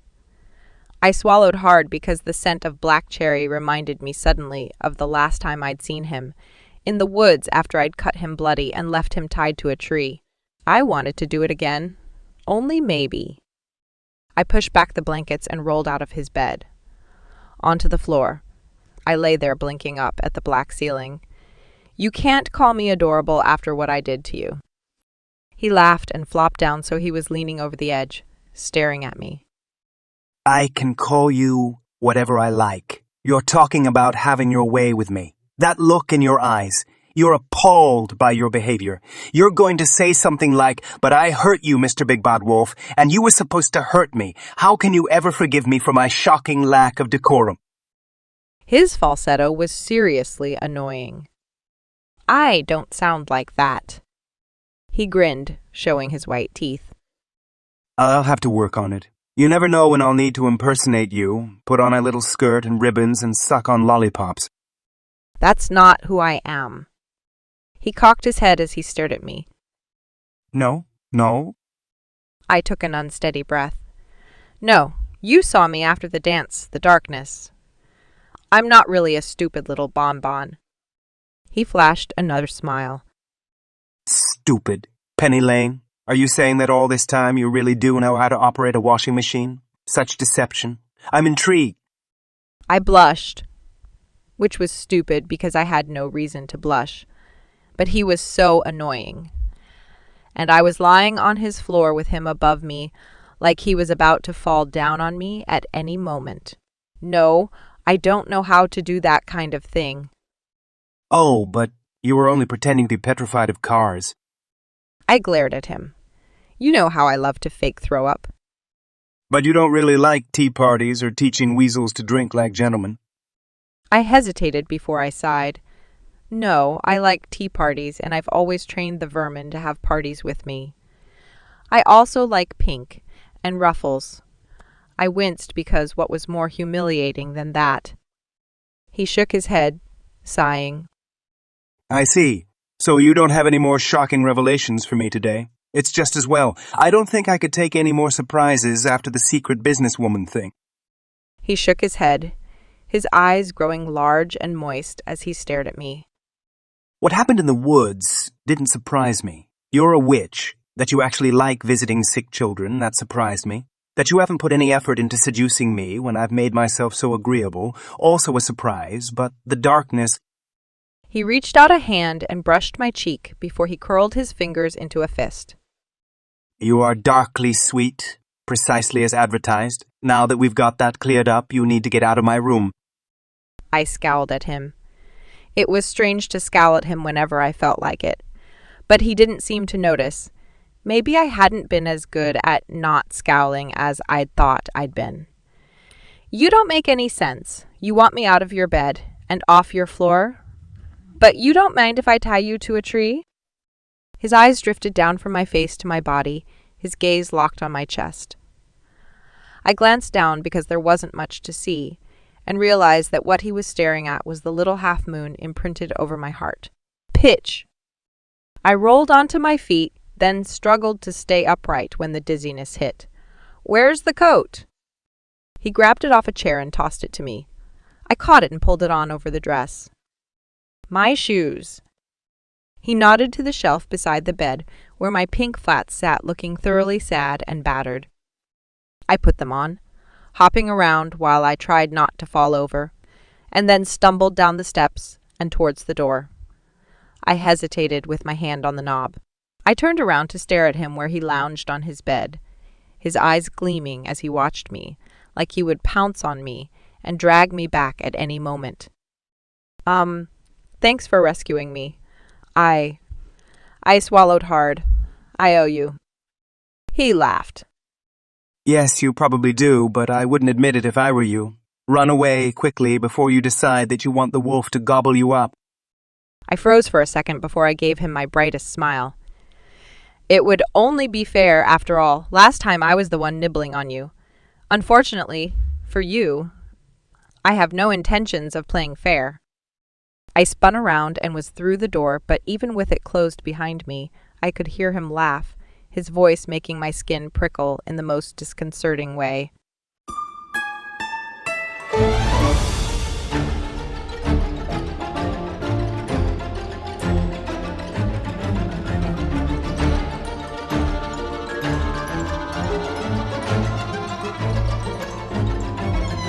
Dread Delight, Chapter 6. Witch. I was smiling as I headed back to my room, at least for a few steps. Then I realized what I was wearing, that I had no protection spell, and the witch who stood in front of me with the cruel curved lips was going to make me hurt. I would throw up all over her. But when she aimed her finger at me instead of a curse, nothing. I felt nothing, and that familiar look of frustrated fury turned into her lobbing a pencil at my face. I snatched it out of the air without thinking, then stared at her while she stared back. Who was I? I smiled at her sweetly as I snapped the pencil between my fingers and tossed it back at her. Did you lose this, dearie? Be careful you don't lose something important one of these days. Like fingers, I exhaled shakily as I continued down the hall. Signor Ludi had said that the protection spell was broken. It made sense that Zack had broken it. You couldn't do a searching spell and a protection spell at the same time. But if I had one now, that meant that someone had cast a new one. Jasper, Professor Vale, and Drake. No, it wasn't possible that Drake would perform that kind of intense and draining thing on someone he barely knew. Someone who tied him to a tree. Someone who tied him to a tree. Someone he thought was having an affair with a deliverman. I stood in the hall for a long time, until I realized that I wasn't moving. I was hungry, starving, and so dizzy. I should have stayed in Drake's bed. Right. That was a genius plan right there.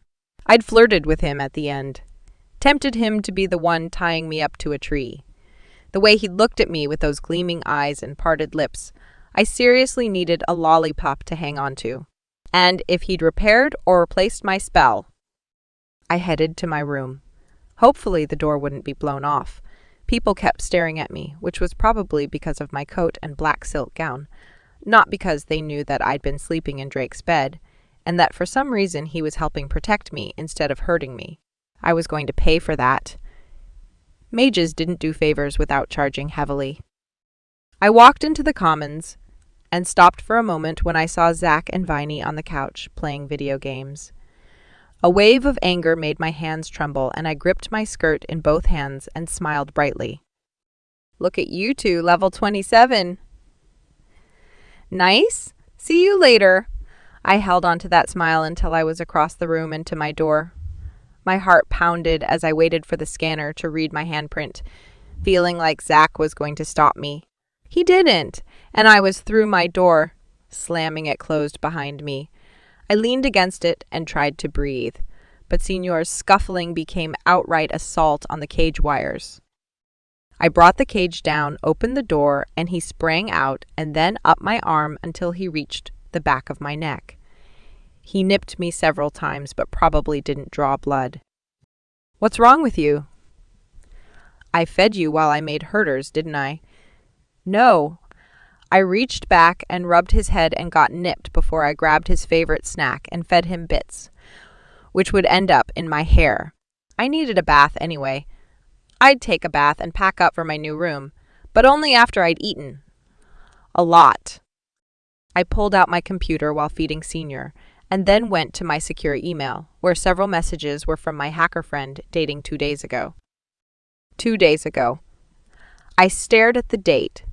3 days from my ill-fated trip down to town. 3 days I'd been unconscious in Drake's bed, while they put a spell on me.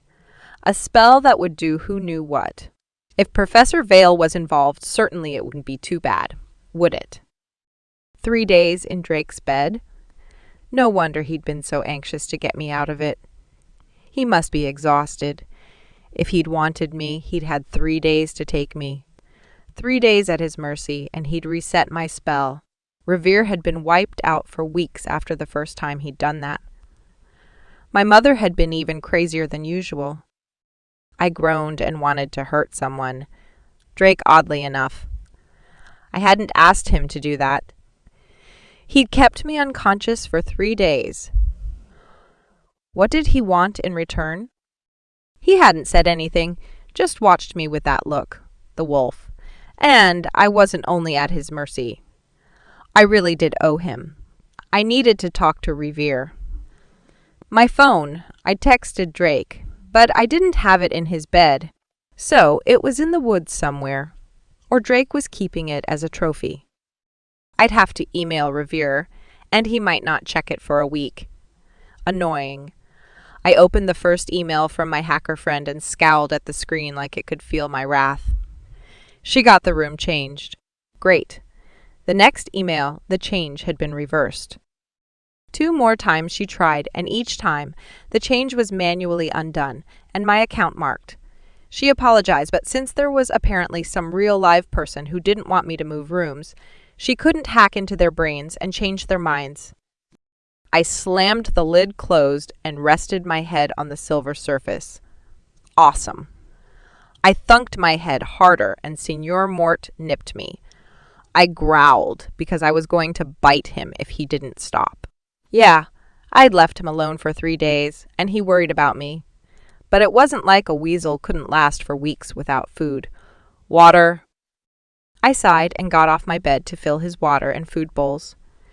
My hands were shaking, so I sloshed water all over his cage. Finally, he scampered back in, but he gave me a dirty look before he turned and focused on his feast. Signor Mort, I'm sorry, but you're not the only one who hasn't eaten in 3 days.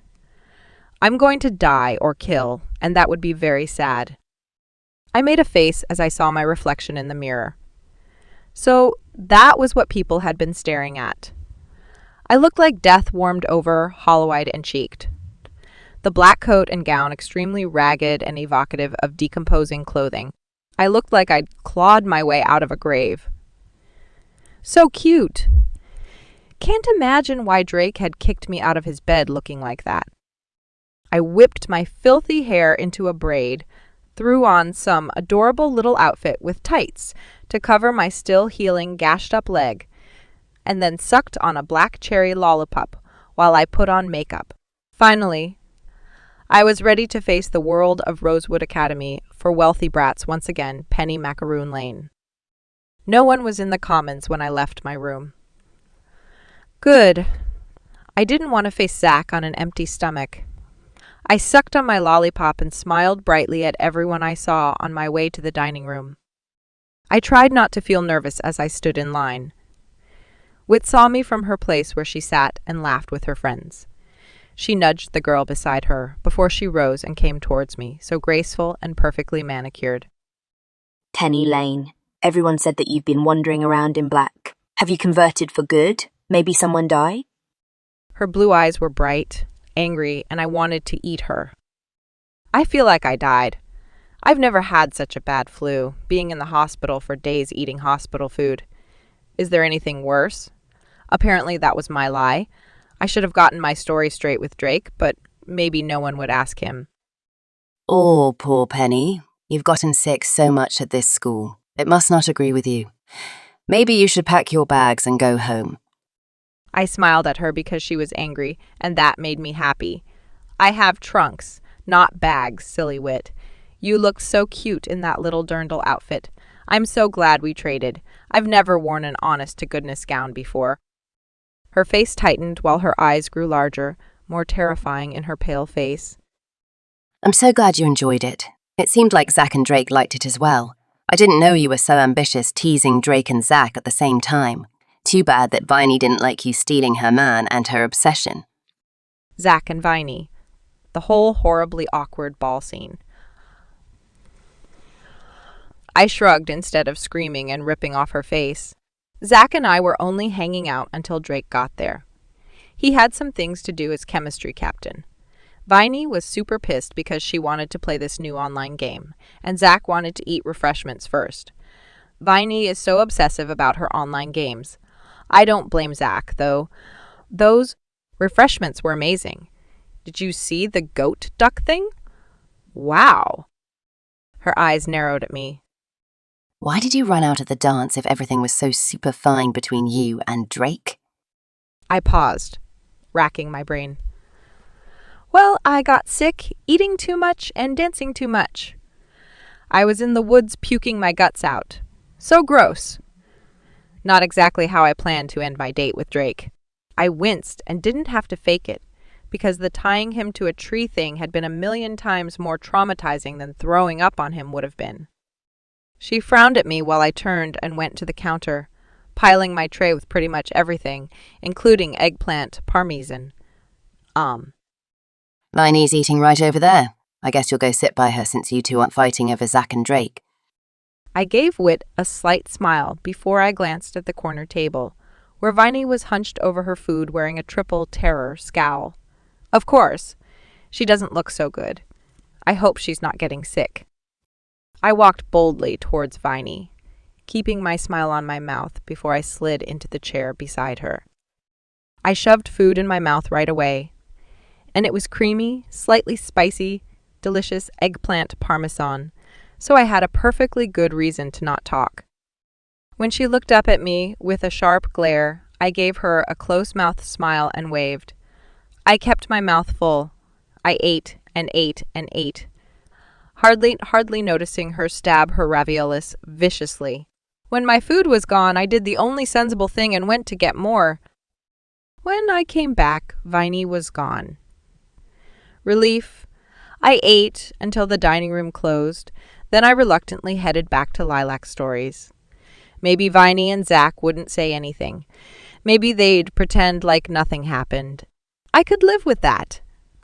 I didn't need to room close to someone to get them to marry me. I had to figure all of that out, but later. When I got to Lilac Stories, I took a deep breath before I headed in, lollipop in my fist and smile on my face. Zack leaned against the couch, arms crossed over his chest. I froze before I gave him a cute wave. Nice shirt. Blue looks so nice on you, brings out your eyes. He raised an eyebrow and gave me a sweet smile that made me flinch. You'd probably like that, bringing my eyes out on a tray for you to gobble up. Unfortunately, the only thing I have for you today is this. He lifted his hand and held up a black rectangle that looked kind of scuffed, probably from number 4 throwing it against a tree.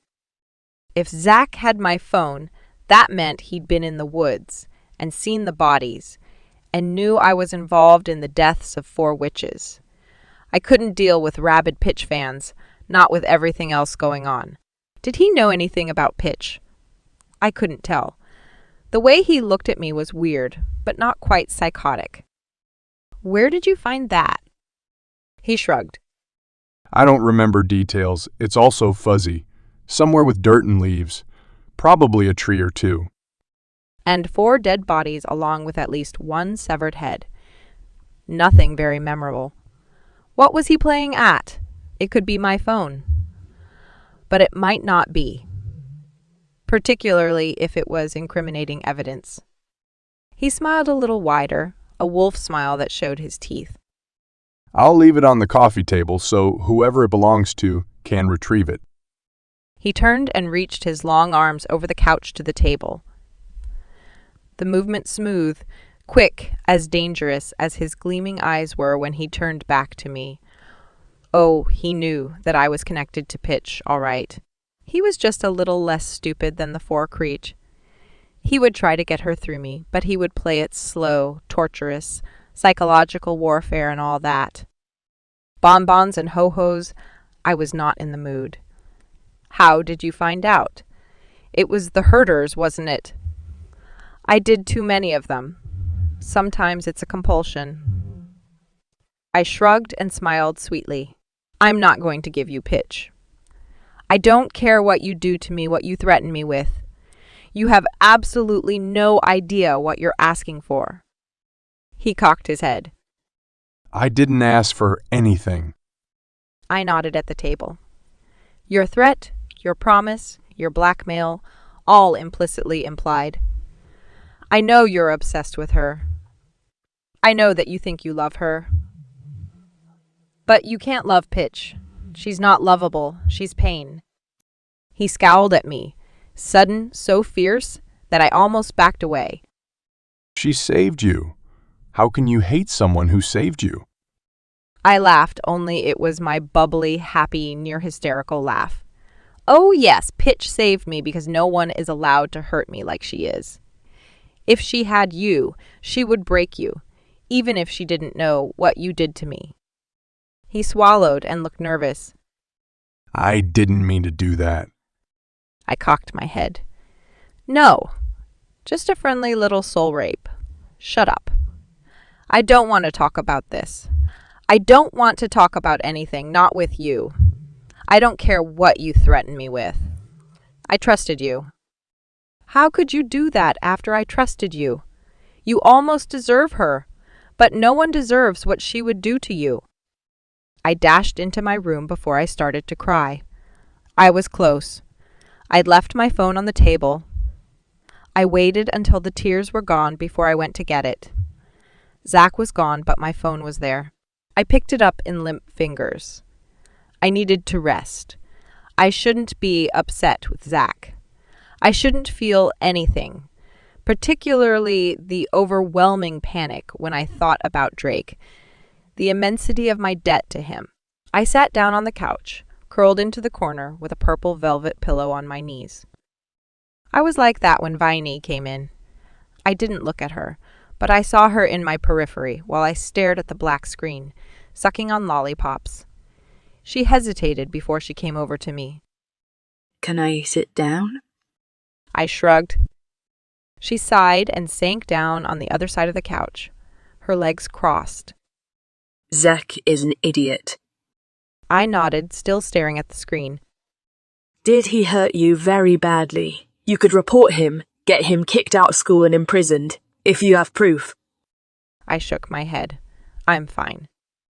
Clearly, I've never seen anyone eat so much, and I've seen you eat before. I turned to stare at her. What are you doing? She scowled back at me, but not a very angry scowl, more concerned, black eyes worried beneath her spiky black hair. I was worried about what Zach would do to you. That's why I stopped him. I know it looks bad, taking him away from you, leaving you in the middle of the dance floor without a partner, but it would have been worse. Zach's dangerous. I gave her a wan smile. Yeah, instead I was rescued by Drake. Another debt. She scowled harder. Who's even more dangerous, but at least you knew that. Did Drake hurt you? I shook my head. No. I think he's amused by me, all the silly things he can't predict. I really hate him. She snorted. Right. You look like you hated him, dancing in his arms like that. So much hate. I shoved her over and she looked surprised before she grinned at me, a quick flash of teeth before she shoved me back. I stared at her for a minute, before I smiled a real smile. Viney, I need to date someone nice. Are there any nice guys at Rosewood? She shrugged. I think that nice is the wrong word. Disciplined. Someone who knows how to subjugate their baser instincts. Someone who knows how to give as well as take. That means sophis instead of chemis. What is the difference? I don't think I quite understand it. She scowled as she picked at the holes in her fishnet stockings beneath her black jeans. Good question. There are different kinds of mages, more than just sophis and chemis, but that's the basic division. A mage who is interested in the theory behind a spell would be more sophis, and a mage who is more interested in using spells and mixing them with physical elements for practical purposes would be chemis. The distinctions seem stupid to me. I try to introduce you to the brainy bunch. They're as different from Drake as you get at Rosewood. In that case, I want to date Lester. Does he have a girlfriend? She cackled and rubbed her hands together. That's going to really piss off Zach and Drake. I'll do some research on your Heathcliff hottie and get back to you. She patted my knee, which made me wince.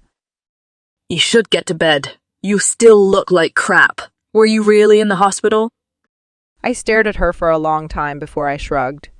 No, I was in Drake's bed unconscious for 3 days. She stared at me, her face going pale. 3 days with Drake? I curled up tighter on my side of the couch. Could I tell her about the creature without mentioning Pish? I could have taken them out if it hadn't been for number 4, but it didn't seem likely. I wasn't going to tell her about the herder making. Viney would insist that I make them for her. I didn't like people insisting things. I wanted Viney to be my friend, but I couldn't trust her no matter how much I wanted to. I could, however, tell her about the protection spell, about owing Drake. I smiled slightly. Pretty weird, huh? I got caught in the storm. Almost died from exposure. He's so weird about you. Maybe he thinks of you like a mascot, a weird, magicless mascot. I stopped breathing while I stared at her. She glanced at me, then away. I heard you and Zach. Also, there's no way you could have resisted cursing Wit if you could. I put my head on my knees and struggled with tears. Witches didn't cry, not like this, but frustrated anger needed some kind of outlet. She thumped my shoulder with her fist. You obviously don't want to talk about it. Sorry, I shouldn't have said anything. No one else knows, although Oscar asked about you, how you managed to get past Drake's shield so effortlessly. I didn't know, but it makes sense because... Sorry, you don't want to talk about it. Yay, let's play video games. Unless you're tired. After Zach broke my protection spell, I guess Drake decided to reset it for me while I was unconscious. Wasn't that nice of him? She cursed colorfully, her dark eyes enormous as she stared at me. Did he say what he wants? I shook my head. I didn't realize until later. He didn't say anything other than that I owe him. Her lips twisted. You owe him? Oh, he's gonna love that. What a waste. 3 days in Drake's bed and you don't remember anything? I shrugged helplessly. I didn't ask him to spell me. Do you think that makes a difference? She scowled and shook her head vigorously. It's Drake. He's diabolical. He'll milk it for as much as he can get out of it. I'll do research for you on the historic trade value of the spell. What spell was it? I shrugged. I don't know. She scowled at me. Then you have to ask him. I closed my eyes. I was hoping I'd never have to see him again. She snorted. Not likely. He's got his fangs deep in your throat, she sighed. I have no idea what Drake would want from you, but whatever it is, you're not going to like it. I stared at her, then lifted my chin and gave her a bright smile. Maybe I'll love it. I've always been irrationally drawn to the idea of being mangled by a wolf. She laughed. There is truth in that. Video games. I nodded. I felt almost okay after Viney trounced me for the 15th time, and I headed to bed.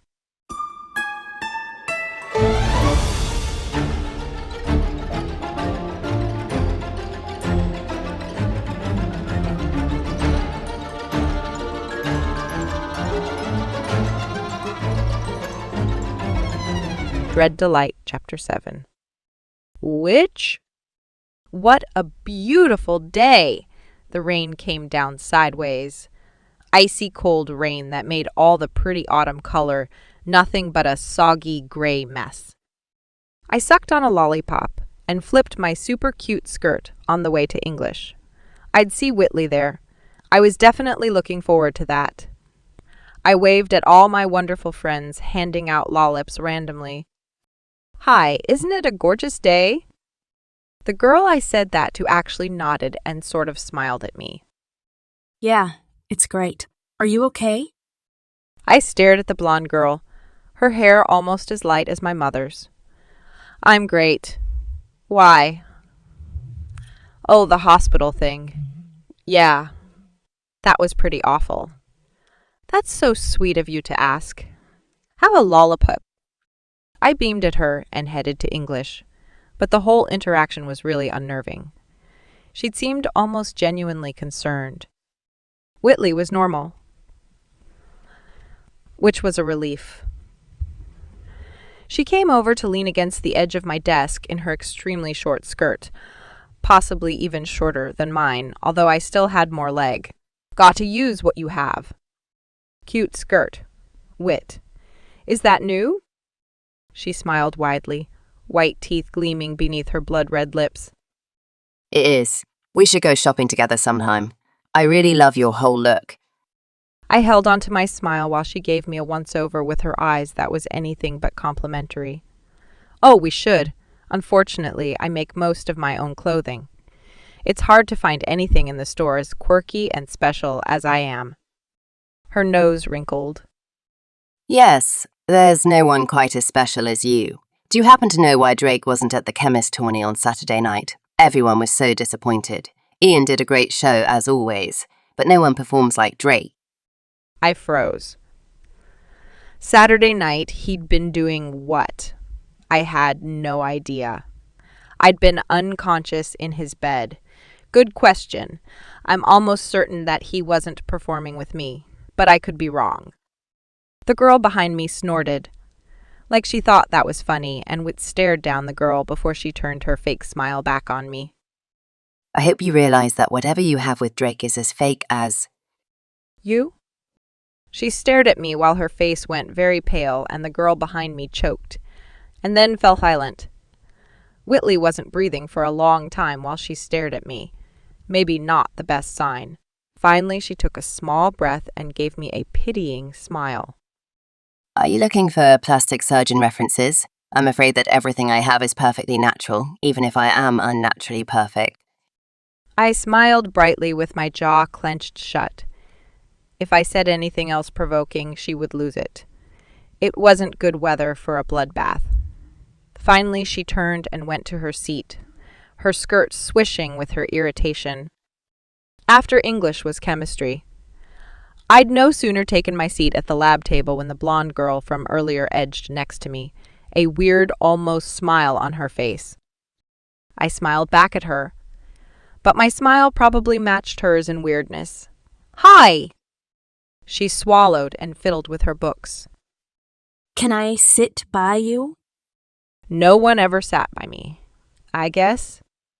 Her smile got a little less weird as she slid into the bench beside me. She pulled open her books and leaned over, pointing to a highlighted section.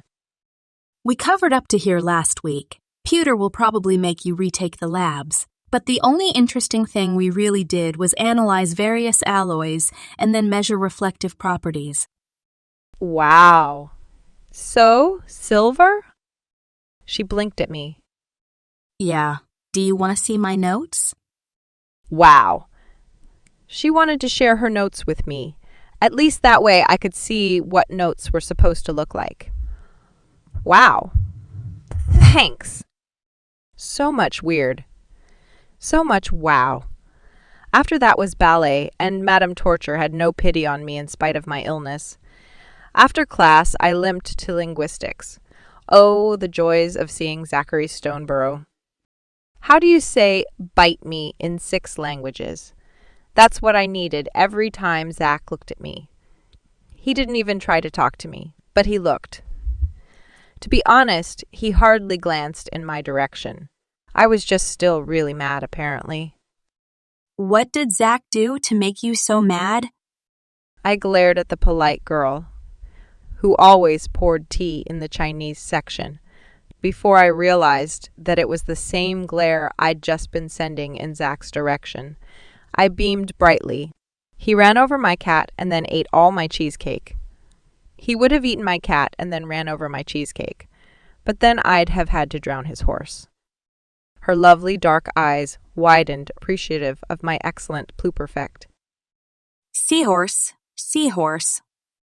I giggled. That would have been extra difficult. Do you know any nice guys to date in this school? She looked surprised for a moment, but then she cocked her head and looked around the room thoughtfully. Travis has a reputation for opening the door for girls he dates. He's that black-haired boy with the plaid pants. Oh, I like a boy in plaid. She laughed, and I asked her what her name was. Turns out it wasn't. Polite girl who pours tea. But Marilyn. Marilyn? As in the girl who dated Lars? Her eyes widened, and then she gave me a polite smile and leaned away. So that probably wasn't the socially acceptable thing for me to ask. Yes, we dated, she said quietly in English.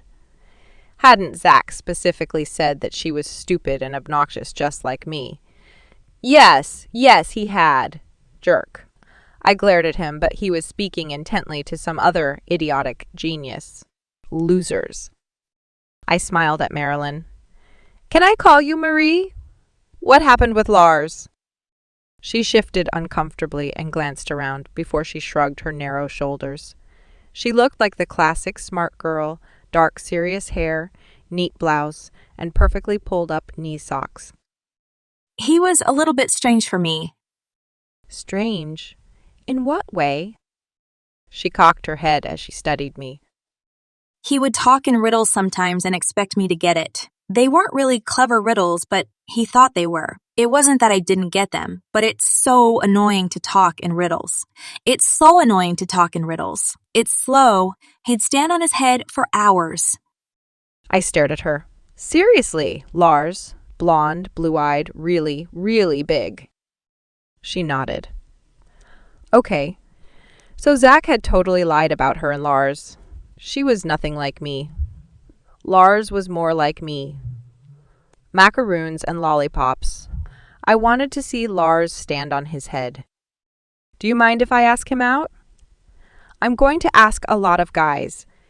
Now I have a list. Lester, Barry, the plaid pants guy, and Lars. She looked surprised, but her eyebrows couldn't really go much higher, so it was more of a surprise twitch. Go for it. You like weird. I thought you said nice. I hesitated. Are you saying Lars isn't nice? She shrugged. He's okay. Right. But he doesn't open doors? Does he light animals on fire? She cocked her head while she stared at me. Not that I know of. And no on the doors, too. I nodded. Okay, cool. I'm going to ask Lars out on a date. What does he like to do? She edged away from me. He likes to study stuff and stand on his head. At the same time. Have fun. She waved and turned around so I couldn't ask her any more questions without looking incredibly idiotic. I waved at her back and whirled around, coming up against Zach. Apparently he'd been standing right behind me. Was that why she'd taken off so fast? I stared at him, and he stared back, neither of us backing off. Fine. We could stand there, 3 inches between our noses all day if he wanted, which he did, apparently, 2 minutes standing there. What do you want, Zach? His lips curved. You're going to ask out Lars. You wouldn't want Drake to have to beat him up like he beat up Barry. My shoulder twitched. He was lying. He wasn't even trying to hide the lie. Drake didn't beat up Barry. You did. His smile widened. He was super creepy, particularly 3 inches from my face. His eyes sparked bright blue, and I had this weird feeling of familiarity or something that I struggled to shake off. He was not my friend. He was creepy. It shouldn't be hard for me to remember that. You're so fun to play with. My fingers clenched into a fist. You have no idea. Macaroons and bubblegum, I was going to smash his face in, like a bubble. Pop! Oh, I think I do. He edged around me, staring at me while I followed his movement with my eyes. I can see why you have friends like Drake and... I swallowed and held very still. He didn't say pitch, but it was in his eyes, the dancing, glinting crazy she always put there. You. I put my hand on his shoulder and slid up to tug on his ear, almost hard. My good friend Zach wouldn't hurt Lars just because I want to see him stand on his head. His eyes narrowed while my fingers moved up to his hair. What they were doing, I had no clue, but probably something about irritating him past the breaking point.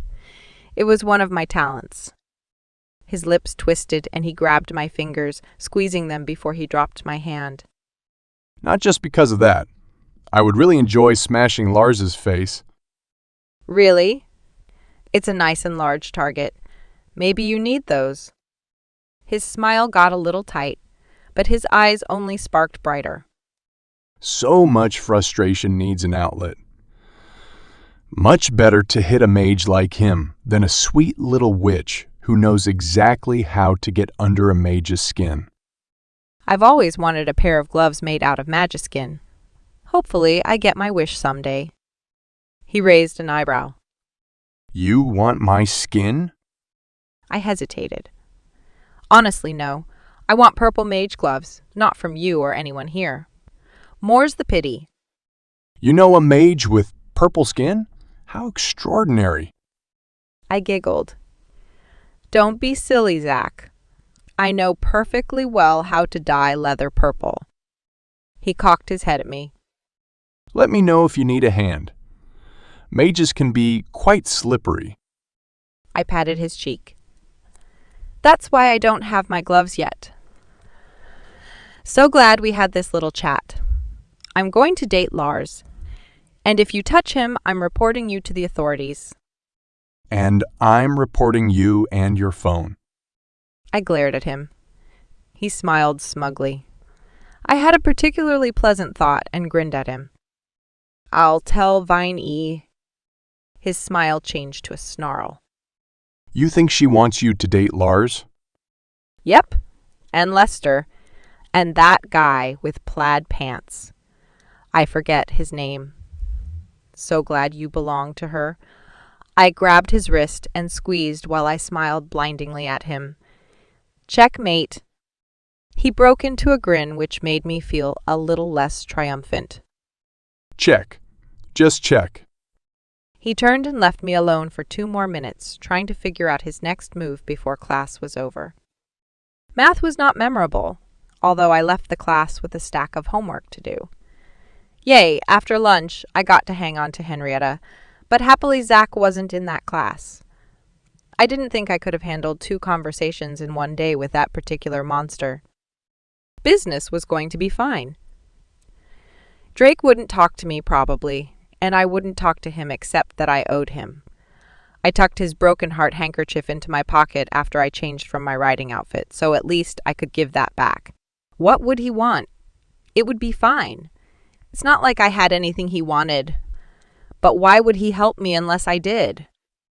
I walked towards business class, sucking on my lollipop, and trying to think of the best way to ask him what he wanted to make us, even when I stopped walking and instead stared at Drake and the girl who was plastered against him, kissing his face off. My immediate instinct was to light the girl on fire, but I didn't happen to have matches in my pocket, just a handkerchief. I had to move. I had to leave. I had to leave. I had to leave. I had to stop standing there staring at him and the girl who I was going to absolutely destroy as soon as I could move.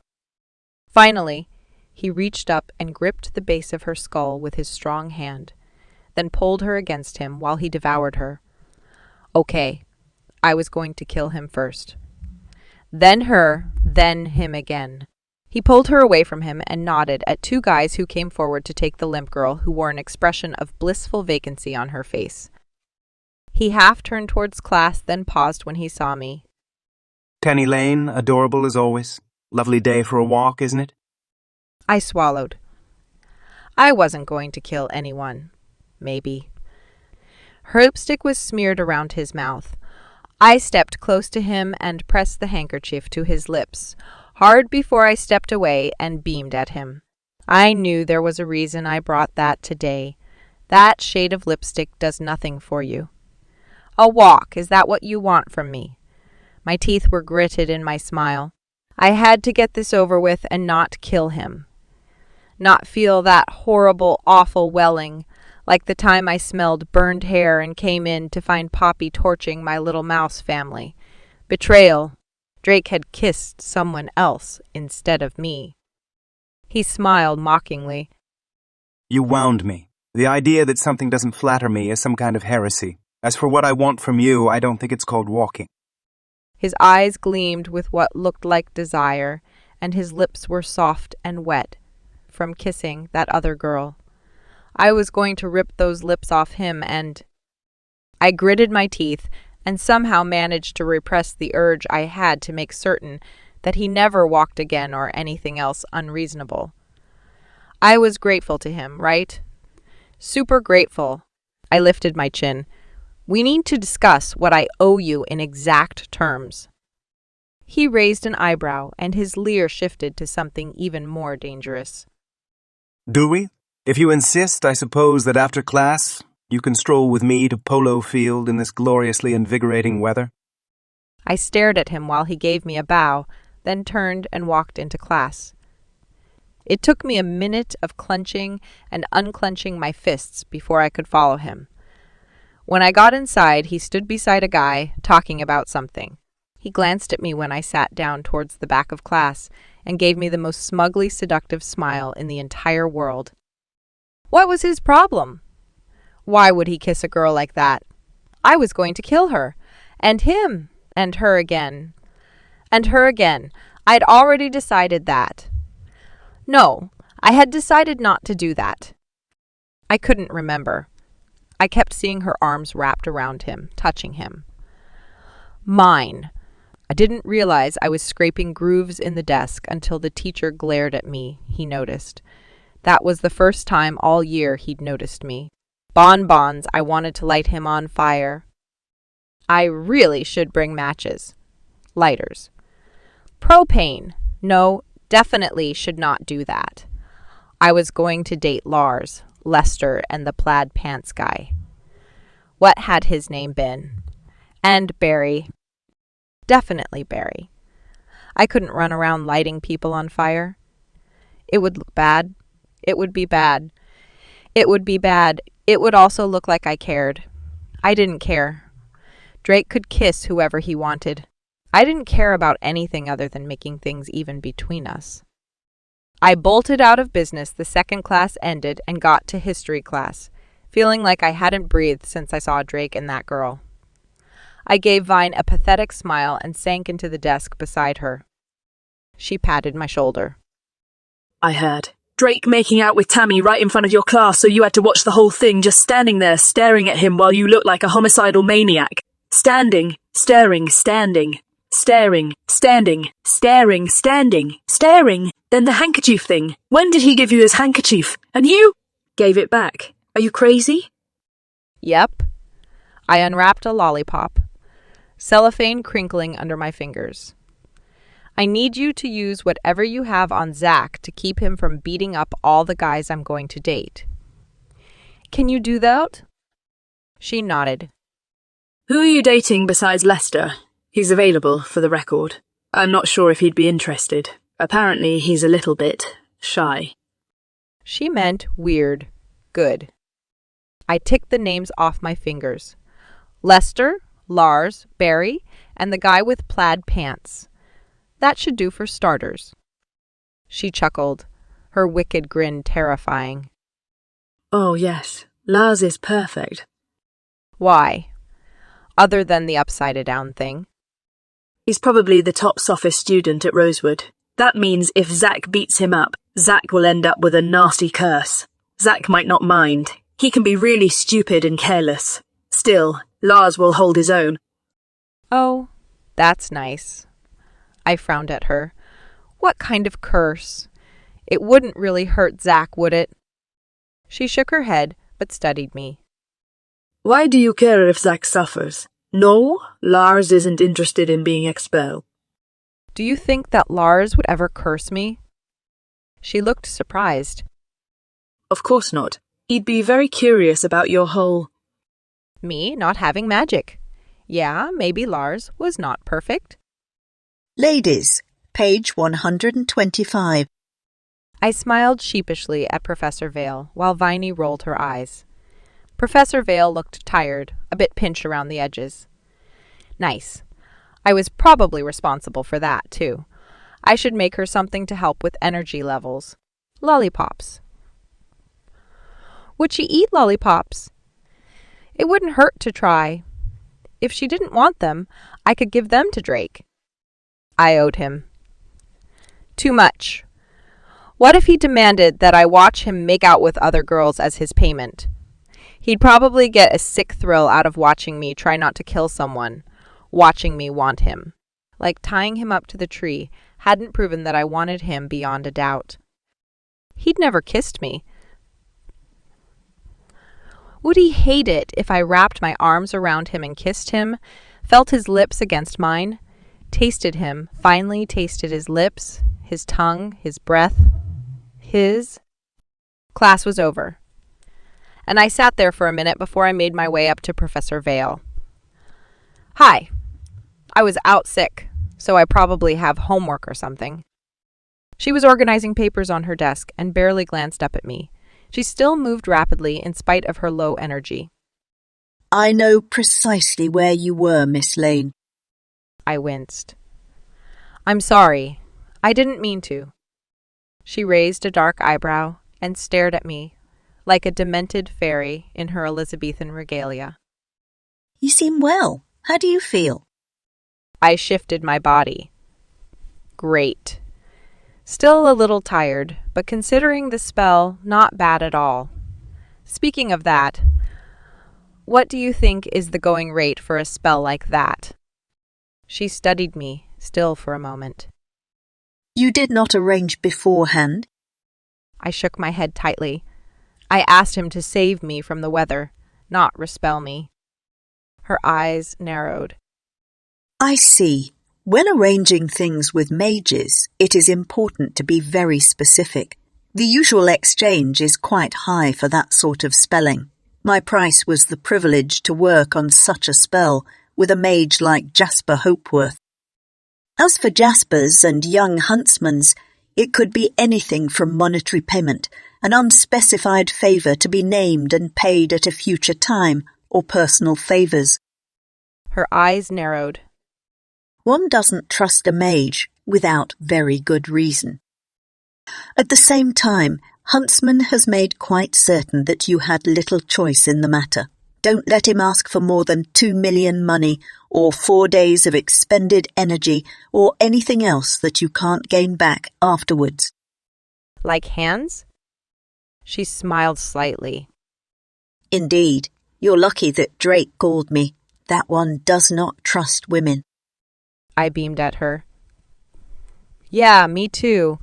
Or men, or anyone. Except for Signor, Ludi, and Zack. I still wanted to trust him. I was the stupidest person in the world. Makes sense. I was related to my mother.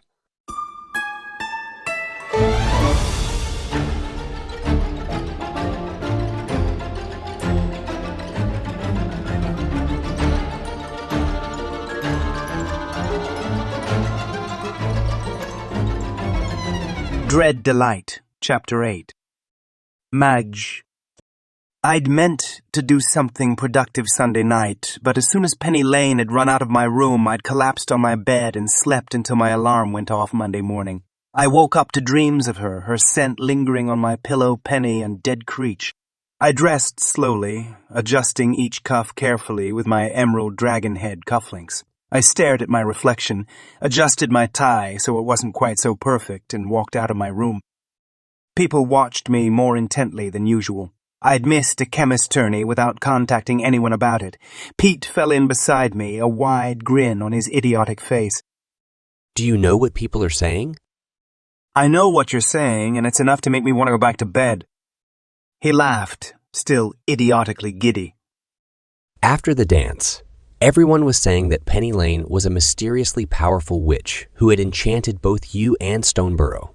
And then when she disappeared and you acted like, it's all over school that she's working with a necromancer because you killed her and she came back to life. And she came back to life and that's why you missed Chemis, because the two of you battled along with her necromancer Darksider. I stared at him, my head cocked.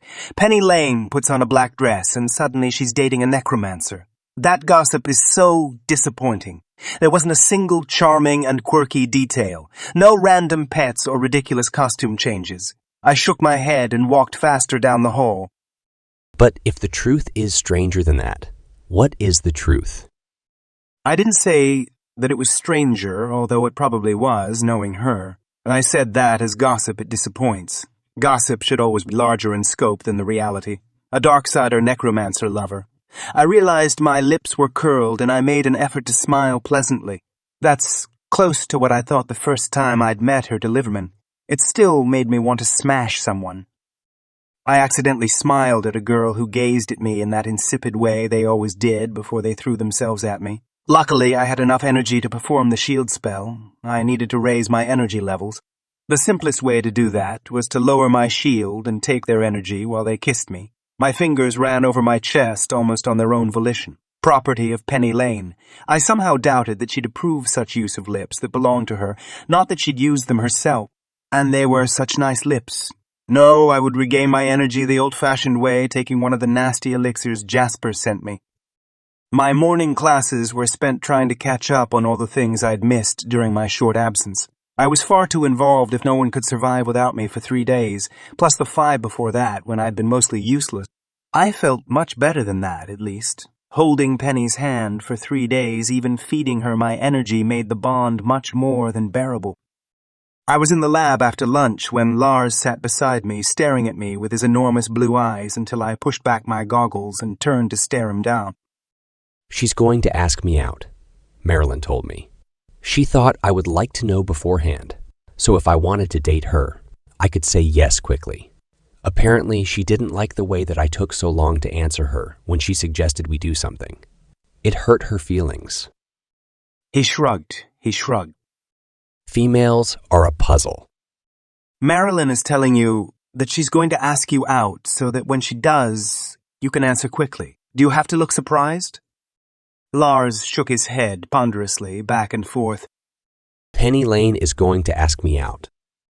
Oh, amusement I'd been feeling changed into something like the blackened pits of the burning lands, which were going to devour Lars until he was nothing but torched skin. Congratulations. He shook his head. What do you want me to say? Why should I care?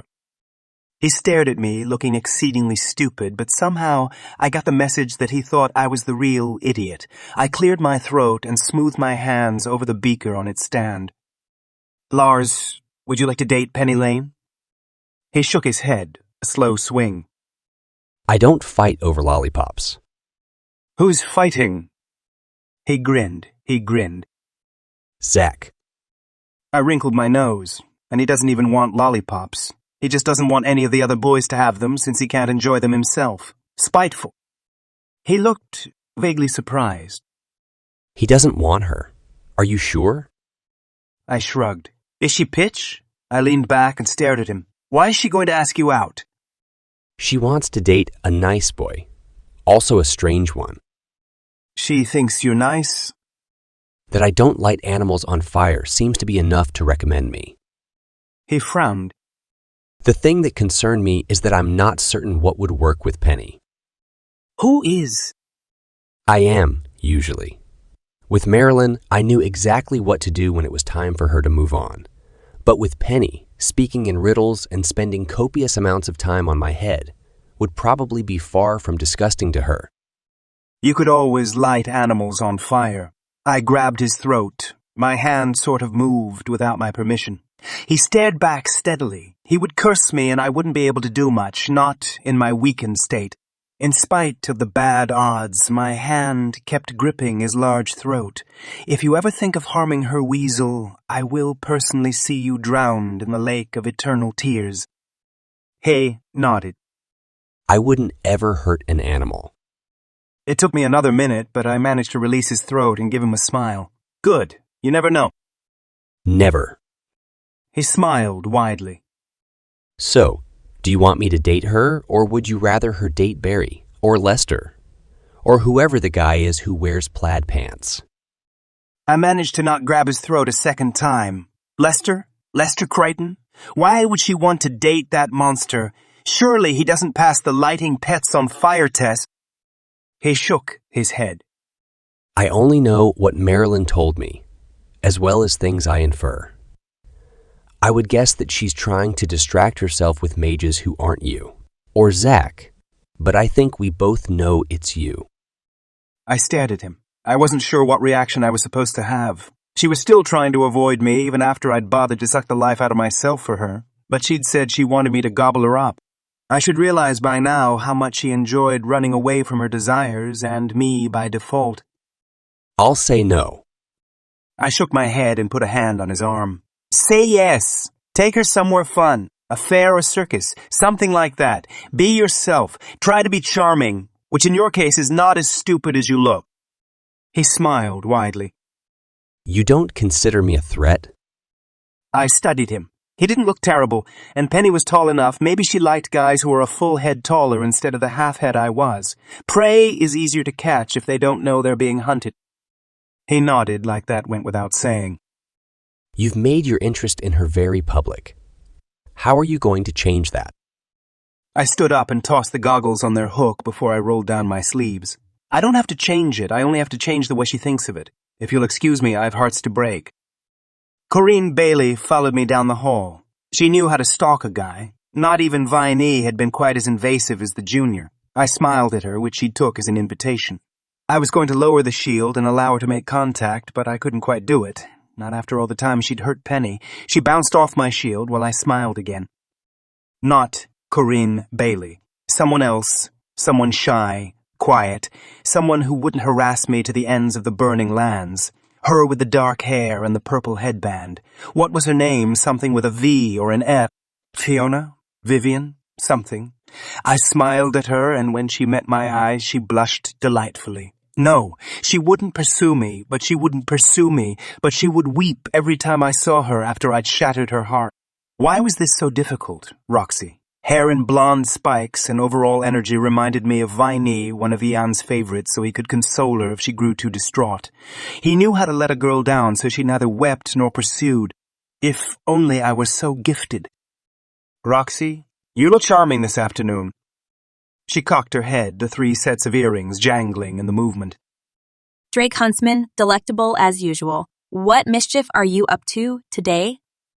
I'm looking for volunteers to nurse me back to health. Are you interested?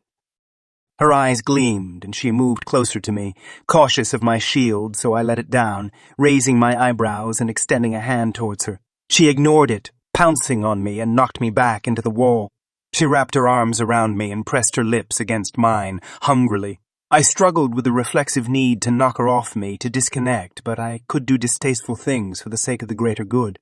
I gripped the back of her head and focused on the energy, drawing it out of her, into me, the connection between us, deepening just enough to allow her life energy to flood into me.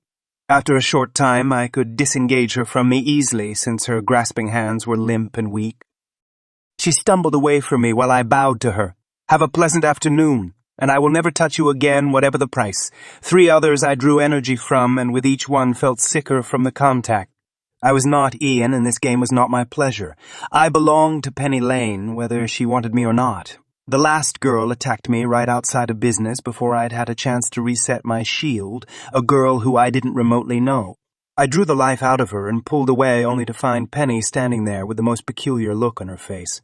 I half expected her to drag me into the woods and carve something a little more blatant into my skin, but she didn't. She trembled with fury, with rage, held back, her discipline in place. I wanted her to break. I wanted her to turn on me and make me hers, but instead she arranged to discuss mage fees. So unromantic. After business class, I was leaning against a pillar beneath the overhang, staring out into the rain. You spelled her? I didn't turn to Zach. He wasn't interesting. Professor Val asked me to assist. He snorted. I saw you take her in the woods. She was already unconscious. She texted me her request. It'll hold up in any court. He sighed and slumped against the pillar next to me. She's mad at me. I turned my head to stare at the imbecile. You broke her protection spell. Do you have any idea how hard that was to fix? Gave me a migraine? I'm mad at you? He half smiled before he shook his head, staring at the falling sheets of rain. She's going to date other guys. Oh, I know. That's why you were letting the girls touch you. You must have hated that.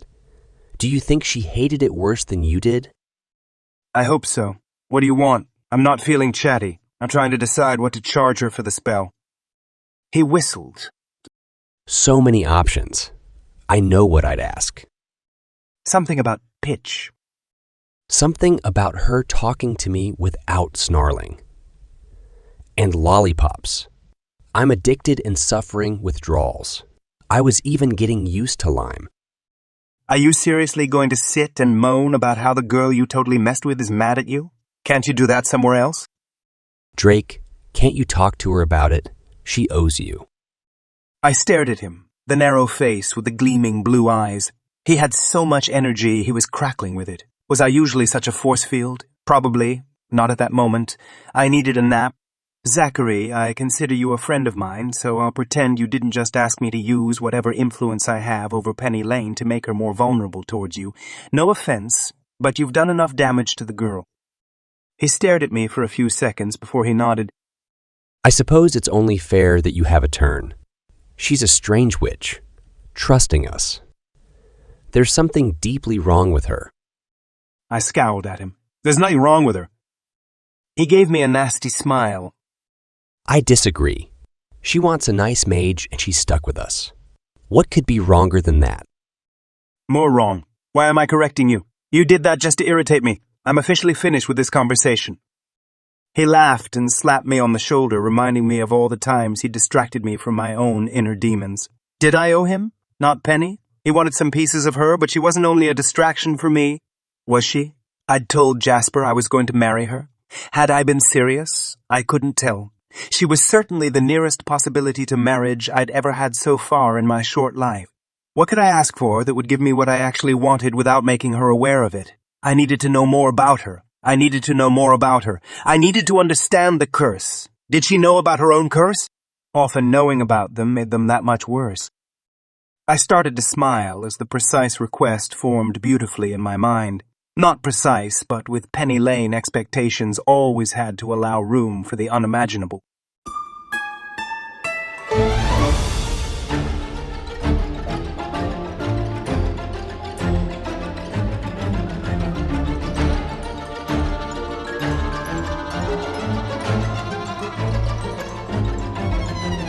Dread Delight, Chapter 9. Mage.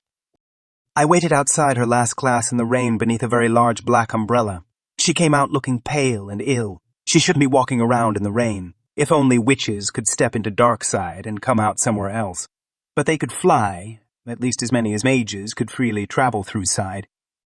Tenny, you're late. 4 minutes! Wasn't she looking forward to this? No, she wasn't. I smiled at her while I held out my arm. So chivalrous of me. She stared at me, lips pressed in a thin line before she smiled brightly and set her hand on the sleeve of my dark green jacket. I had to speak with Professor Vale. She's so generous. says I don't owe her anything since she had the honor of working with a spellsmith like the mysterious Jasper. You make him sound interesting. He's not. Speaking of debts, don't you think that Viney owes you something for taking your dance partner away from you? She flinched. She didn't like thinking about that. What do you want? You have no appreciation for presentation. First, I build tension with subtle suggestions that make you feel a niggling unease. Then, after you're certain I'm about to broach the topic, I change to something completely irrelevant. When you think I've forgotten, only then do I pounce and bring all of your deepest fears screaming into the night. She stared at me, her hazel eyes a little bit stunned, while her pink lips parted. Kissing other girls only made the fact that I'd never kissed her horribly glaring. I was going to kiss her, but she was going to beg for it. I probably should stop staring at her soft lips. What were we talking about? I seem to do that regularly. The screaming out into the night part. Fine. If you won't tell me, I'll assume that you don't want anything. You'd be wrong. She exhaled and almost glared at me before she smiled instead. I couldn't tell whether I liked the delicious scowl or the delicious scowl or the delightful smile better. Either way, those lips... No, I wasn't thinking about her lips. Clearly. We stepped out into the rain, her shoes completely inappropriate for the mud and muck. I should sweep her up in my arms and carry her off, but carrying her down to the polo barn would probably not be exactly useful, except that she could sit with my umbrella and watch all my feats of brilliant athleticism while she admired me, blushing at my heroism. Afterwards, I could carry her to her room or my room. Which was closer? She staggered for a moment, gripping my arm tighter as she leaned against me. Are you all right? She glared up at me, hazel eyes bright and golden before her scowl faded into a wry smile. I'm still a little bit dizzy. How do you feel? Are you going to faint? Will I have to carry you to your bed? Your boots are much better for that sort of thing. I was just thinking about that. Shoes, I mean, not carrying you to your bed or you carrying me to my bed or whatever. You don't have any practical shoes. It's adorable. She nodded soberly. I'm going to go shopping for boots in the very near future. I think your shoes are adorable. I wish we were the same size. Then I could steal them all. I think I know a spell that grows individual parts of the body. I'm fairly certain that your feet wouldn't be difficult to enhance. She gave me a sharp glance. And what would you charge for that? I pretended to think about it. You'd have to let me wear all of your shoes, which would make the entire thing silly since your purpose is to wear my shoes. What do you say we go shoe shopping together and you can get some of my shoes in your size? Then we don't have to worry about repayment. It can be so awkward to have. Something like an unpaid debt between two people. She exhaled and swiped an outlaw curl out of her eyes. So awkward. Speaking of, what do you want? I frowned at her. So direct. Not at all ladylike, demure, elegant, and charming. It is, however, adorable, so I suppose I'll allow it. To be perfectly honest, I haven't decided yet. There are so many delicious possibilities. I do, however, know what Jasper wants. Jasper. I nodded while my heart started beating faster. My butler. He's your classic geek sophies who is happiest talking shop with another geek sophis, like the mage who set your original spell. Your stepfather, Revere. She cocked her head. Your butler wants to meet Revere? He hates people. People hate him. Your butler would be much better off asking for something else. My heart pounded harder. This was precisely what I needed from her. She had no idea how hard her stepfather had worked to remain anonymous. This was really mean of me, I casually shrugged. It doesn't make any sense to me, but Jasper loves to discuss the intricacies of a good spell with someone who knows his stuff, like your stepfather. I personally would rather wrestle a newt. Have you ever wrestled a newt? They smell terrible. She laughed. You wrestle newts. Those sweet little creatures I always used to catch for my tea parties. You need some new hobbies. I fell into a pit once about 3 feet thick with newts. The experience stayed with me. She stared at me. What were you doing in a newt pit? Long story. The point is, I'd rather wrestle with newts than talk sophist mage nonsense, but Jasper simply adores it. To each his own. I was thinking at the end of season student show it would be convenient if you introduced them. No big deal if you'd rather work something else out with Jasper. He likes rare texts from the 5th period on existential nonsense if you'd like to procure one of those from a dying monastery somewhere. She blinked at me. No, it's fine. Student show. I don't know what that is, but since Revere is coming anyway. I gave her a smile. Excellent. As for my payment, I've had the most delicious idea. I've always longed to see a witch with a mustache. There are some in the darkest reaches who are said to have luxurious facial hair beyond the grasp of most mages, but the darkest reaches are unfortunately out of my reach at this time. Do you mind? She stared at me. You want me to grow a beard? I shrugged a day or so. Say you wear a mustache for 24 hours, and that will take off 10% of your debt. She tilted her head to the side while she smiled lopsidedly. I've always wanted to wear a mustache. Of course she had. I reached into my inside pocket and slipped inside a different space, back at Huntsman Manor. I pulled my hand out with a sheet of very high-quality mustaches. One never knew when one needed a ridiculous disguise or costume. I also had a clump of mud from the forgotten marshes I had accidentally gotten on my fingers. I'd forgotten about that. I studied the sheet and selected a fine mustache with good curl and perfectly waxed ends. Hold the umbrella, if you please. This procedure requires 2 hands. She fought a smile as she gripped the umbrella, then leaned forward, waiting for me to attach the fake facial garnish. Penny, I murmured as I leaned close, sliding my fingers over her top lip to make certain there weren't any obstructions. Her lips were very soft, softer than rose petals.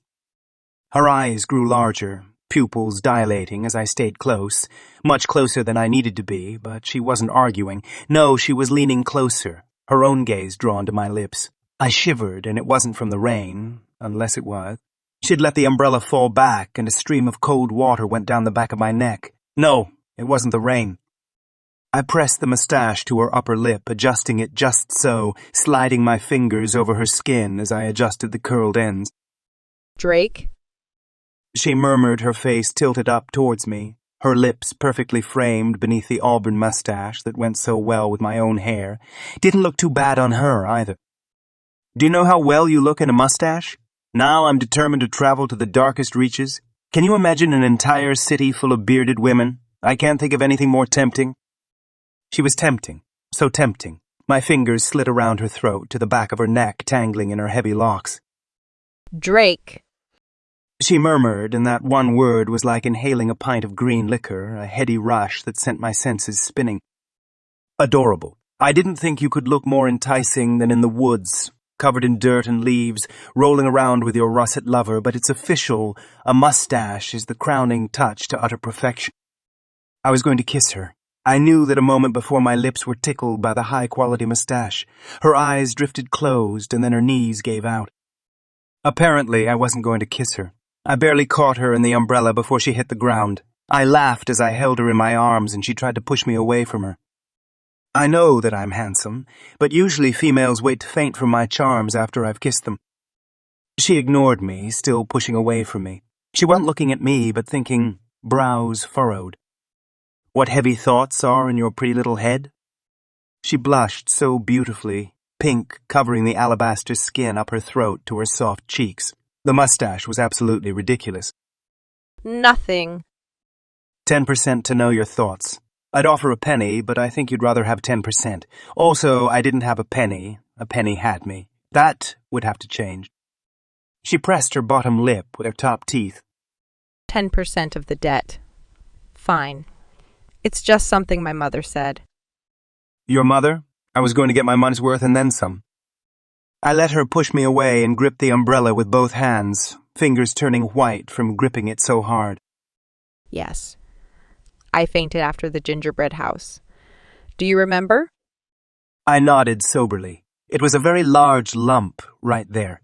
I pressed my finger to her forehead. I did enjoy touching her. I called and asked why, and she said... She shifted and bit her bottom lip again. Her lips needed to be bitten, it was true, but by me, not her. Her lips. No, her mother. 15%? I nodded without pretending to hesitate. Clumsy of me, but hopefully she wouldn't notice my eagerness. So much hesitation, I'm getting quite excited. She stared at me, her large eyes getting larger and larger until she whispered, It's attraction. I barely didn't laugh. This was her big secret. 15% completely wasted. Don't feel bad about it, pretty penny. Females always find me attractive. She ground her teeth, even as she smiled at me. I could hear her teeth grinding, and it made me wince. Not attraction. The beginnings of the end. Romance. Helpless, stupid, falling in love. Oh, I stared at her for a long time before I took a small step away from her, trying to somehow help with her obvious self-disgust. It was like she just admitted to having thrown up in my bed. Is that so bad? Yes. Her voice was as hard as her eyes, as hard as they'd been soft such a short time earlier. She did not want to fall in love. Who did? That's why they called it falling. She'd knocked me over on our first encounter, and I hadn't recovered yet. If I'm so distasteful to you. She grabbed my wrist while she gazed at me, her eyes large, hunted. Men ruin the women that love them. My father destroyed my mother when she had to choose my life over their love. She couldn't function without him. If Revere hadn't come along, I'd be even crazier than I am now. She shook her head, fiercely. All the women in my family fall for the absolute worst men, and then their lives are completely destroyed. I knew from the moment I saw you that you were the worst mage in the world, simply because of how I felt. And the worst thing is that when you act nice, I know better, but some part of me falls for it, actually believes that you're the kind of mage who wants to love and protect his precious darling. It's ridiculous. I know that, but I can't help it. And I'm afraid, but different from the other fear. She pressed her hands to her stomach like that's where she kept all her stress, and that confession had been extremely stressful to her. 30%. What? 35. You drive a hard bargain, but I refuse to go any lower. She frowned, head tilted. Things like that. When you're so irrational in the most charming way, it makes me feel like I have a volcano in my stomach. Sounds pleasant. I apologize for being so vile you can't help but fall for me. Do you think that if I become reformed, you'll have an appropriate disgust? It would be worth the experiment, but might be too much work. I really hate work. She sighed. I suppose you already know how much I want you. This probably doesn't come as a huge surprise to you. I tried to look extremely unflustered and like my hands weren't clammy. I offered her my arm and once more took hold of my umbrella. I'm not terribly observant, but I did notice that you tied me to a tree and carved your name into my chest with your nails. I think you're resisting the falling in love with me magnificently. You haven't drugged my horse or anything. She gave me a half smile. I have a lot of discipline. I should spend it on other things. I really disliked watching that other girl kiss you. I'm sorry, it's none of my business. I had a very difficult time keeping my lips closed on the confession of my own irrational and irresistible attraction towards her. Instead, I patted her hand in a fatherly manner. You can't help it. I really am utterly despicable. If you're preternaturally attracted to men like me, who's to blame for that? You can't help it any more than I can. 40%. Plus the 10 for Jasper, you'll have half the spell paid off if you leave the mustache on for 23 hours into 23 hours, and 15 minutes. I believe I'm getting the best of this bargain. I pressed the umbrella into her hands and stepped from beneath its protection into the fierce rain. I put up my collar and swept a bow to her. Always a pleasure. This is as far as you need to walk with me today. I turned and strode off fast, so I didn't change my mind. Having a witch confess her love to you, even reluctant love, is a little bit like being offered the sweetest, most delicious fruit imaginable. Only the fruit was nothing compared to Penny, particularly a mustached Penny. Why did I find that so attractive? There was something wrong with me. The spell, the curse. The trouble was that I was going to let her fall in love with me. No, I was going to make certain she did, and that she would remain fallen for the rest of her life. What I did with that love, I had no idea. Perhaps I would crush her. I really hoped that I didn't, but she was right about me being the worst possibly mage for her to love. I would ruin her, but at least she would probably return the favor. I was smiling as the rain slammed against me. I would enjoy being thoroughly ruined by Penny Lane.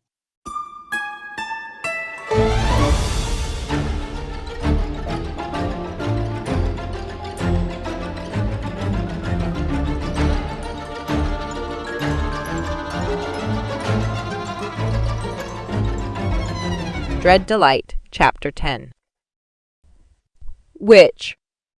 I stood in the rain for a long time, staring at Drake's retreating back before I got it together, spun around and headed to the library.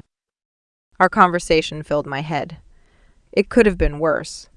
I was so terrified of falling in love with him that I fainted when he did something so charmingly bizarre. I couldn't help but want him a little bit more when he demanded repayment in mustaches. Hopefully, Revere wouldn't mind coming to the student show, whatever that was, to pay off Jasper. It wasn't as though my mother could attend. It would be weird if no one came to represent my family. Not that my family wasn't far beyond weird. 50% of the curse paid off. Then I wouldn't have to call Revere and tell him what kind of an idiot I was, letting some mage break my spell and tying another one up in the woods and being attacked by 4 Creek. That would send him over the edge.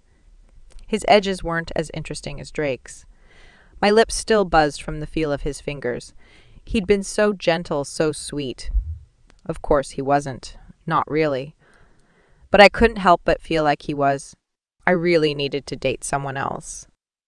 I stepped into the library lobby and shook out the umbrella before hanging the curved handle from the hook beside the door. My footsteps echoed as I crossed the marble floor and climbed the many, many steps to the study hall above. Oscar stared at me for a split second longer than usual before he jerked his chin towards the desks. Last today, if that's all right with you. His voice said, You'd better be fine with it. Otherwise, you're a complete idiot who is taking up too much of my time. You're taking up too much of my precious intellect already. I smiled sweetly at him while I twirled my mustache. I really liked watching him try to keep a straight face. Lars is so super smart. I feel like if I could just absorb the immensity of his intellect, someday I'll understand a small percentage of what makes a mage like you so incredibly sexy in purple lights. When are you going to ask out Viney? She's practically pining for you. He blinked a lot of times, which was as much emotion as I was going to get from him. It was enough. Lars is waiting. I twirled my mustache one more time before I turned and walked towards Lars, lollipop in hand, skirt swishing. His enormous eyes grew even larger as he took in my fabulous new look. He actually stood up when I got to him, like all polite or something. Weird. I hesitated before I sat down. He kept standing until I sat. Finally, with a heavy whoosh, he settled into his wooden chair, making it squeak a little bit. Lars, how are you doing? Did you miss me? A whole week sick in the hospital. So sick of being sick. My weasel almost ate my face off when I finally fed him. I have a parakeet. I stared at him. Really? Why? He shrugged. It's good company. I nodded and felt a prickling on the back of my neck. Why did the parrot wear a raincoat? Lars frowned, was quiet for a long time before he said in a low voice, I believe he wished to be polyunsaturated. You should probably wear a raincoat in this kind of weather. You've been sick, haven't you? I laughed and gave him a bright smile. There was something off about him. His eyes were too gleaming, his whole attitude too polite behind that smile. Nice. Can we work on Japanese today? You're so smart. He hesitated, then nodded and left me to go to the desk where Oscar glowered. They had a low conversation, then Lars came back, stacks of books in his hands. He sat closer to me than usual, but I forgot about it when he started breaking down the basics. After studying so much about Chinese, I could do Japanese. Not really, but at least I had confidence that I'd get some of it at some point. At 5:30, I closed my books, stacking them to take back to Oscar. Lars stood with me, pulling back my chair. I gave him a sort of smile as he picked up my books and walked with me towards the reference desk that Oscar manned. Have you ever been to the circus? Lars asked. I shook my head. I've heard terrible stories about how they abuse their animals. Oh. He looked surprised for a moment, then confused. I see. Well, I'm going to the circus this weekend. I'll let you know whether or not the stories have been exaggerated. I nodded, gave him a blinding smile, and then headed out of there. He didn't usually talk so much. I liked him better not talking. I did not need another mage who confused me. Drake, had he really been about to kiss me? I should have stopped him. I shouldn't have leaned closer and gotten drunk off the scent of his skin. I'd wanted him to kiss me. I wanted him to kiss me. I wanted it at that very moment while picking up the wet umbrella and opening it before I left the library. I walked, not down to the polo field, but I wanted to. A dozen times I turned away from that direction. It would be ridiculous to return his umbrella in the rain. The way he touched my face, so gentle, like I was something precious, in a good way. I blinked rain out of my eyes and realized that I was in the garden, standing in front of the tower where we'd sung at the top of our lungs all the songs I knew and sang so badly. He sang worse and louder. I whirled around, heading towards the dining room. I wasn't thinking about Drake. I was dating other guys, Barry, Lester, Lars. I should have asked him on a date. He'd been all chatty and everything. It had been the perfect setup. I should have asked if I could go to the circus with him. It might be fun. I was serious about dating other guys. Really. I ate dinner to the remembered sound of rain pounding on my umbrella. Drake's eyes full of wickedness as he bent forward to kiss me. People pointed and giggled at me. My mustache. But it seemed to come from far away. I had to get it together. I wasn't there to fall in love, but to procure a husband. I could do it. No problem. I went right to bed after that. I was too dizzy, and maybe sleep would help me be less stupid about Drake.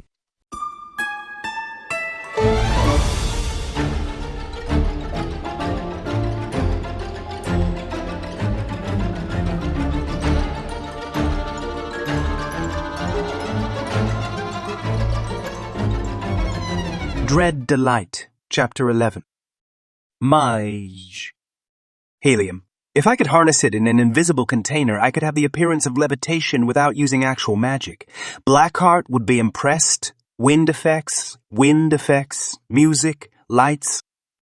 I ducked down behind the bookshelf, the dry wood blackened with age and smelling of dusty mice. There it was again. A footstep far along the corridor, a dry brush like a slipper, and maybe the shush of velvet dragged over the stone floor.